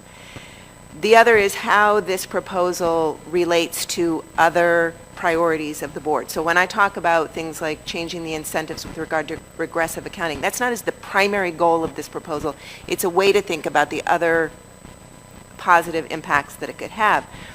But in response to that, we get the issue about there are certain things that are hard, and there are certain things that are very subjective. And it is very different as an investor if you're looking at an audit committee, an audit report where you're talking about, well, the financial statements were pretty straightforward. There was very little subjectivity. The issues were pretty, that's a different report than one that there's a lot of stuff here that's really hard, and there's a lot of stuff here that's really subjective. And as an investor, I would think you would look at those financial reports differently, and you should. And the audit report, by reporting critical matters, could help you do that. On this issue of the population of things that might be CAMs, I too find it virtually impossible to imagine that an auditor would communicate to investors something they wouldn't communicate to audit committees, and I would find that very troubling if they did. So but beyond that, I also think that that we don't want, if you look at different areas, you look at disclosures about risks in mutual funds, you get 20 boilerplate disclosures that tell you absolutely nothing about risks in mutual funds. And I think, or anything that you would care about as an investor in choosing that fund over a different fund. And I think in your examples, you've done a good job of writing these in a way that are, provide useful information. They're robust enough to be there, and they don't go on for 20 pages. We don't want, I don't think most of us want 20 pages of boilerplate discussion. So I don't necessarily disagree with the comments from people who say you want to keep this focused on the really critical issues and not just sort of you don't want to create an incentive to report everything that might come up. I don't think you've done that, but just the point being, I don't necessarily disagree with the comments of those who say keep this focused on the really critical issues. Yeah, that's been good counsel for us, so thanks for pointing that out again. And Jeff Mahoney, you get to have the final word, or you're the last person to keep us away from the reception. Okay. In that case, I'll be very brief, extra brief. That was not the point. I just want to commend the board and staff, and I personally believe that this was a very important recommendation of the Treasury Advisory Committee, so I just want to commend you for sticking with this and getting to the point of issuing a proposal and having a full due process around this important recommendation. Just two brief points. One, I share the concern about having an overload of disclosure regarding critical audit matters. If there's too many, we end up having a phone book that's not going to be helpful to investors or anyone else. But I'm also concerned on the other end that there would be a significant number of companies where the auditor in their judgment would decide that there should be no disclosure at all. If that ends up being the case, I think that's also going to be a real problem, and that it's going to undercut the basic objective of the project. Second, my reading of the input from investors and a lot of the surveys and studies, one of the common themes was that they wanted more insights from the auditor focused on some of the key estimates and judgments. And so to the extent that through the auditor's judgment, they disclose critical audit matters that are something other than some of the key estimates and judgments, and that ends up being a common practice. I think many of the investors who were supportive of this project are going to be disappointed, since that's what many thought they were going to get out of this project. Thank you. Okay, thanks, Jeff, and thank you, all of the members of the SAG and all observers here for very valuable input on all of our discussions today, and particularly right now on the audit reporting model, one of our most important priorities. 6:30 begins our dinner reception, and it is in the Monticello Ballroom, which is, where is that, Jessica? Downstairs. That's downstairs. So it's downstairs, and it starts at 6:30, and tomorrow morning we're back here at 8:30. Thank you.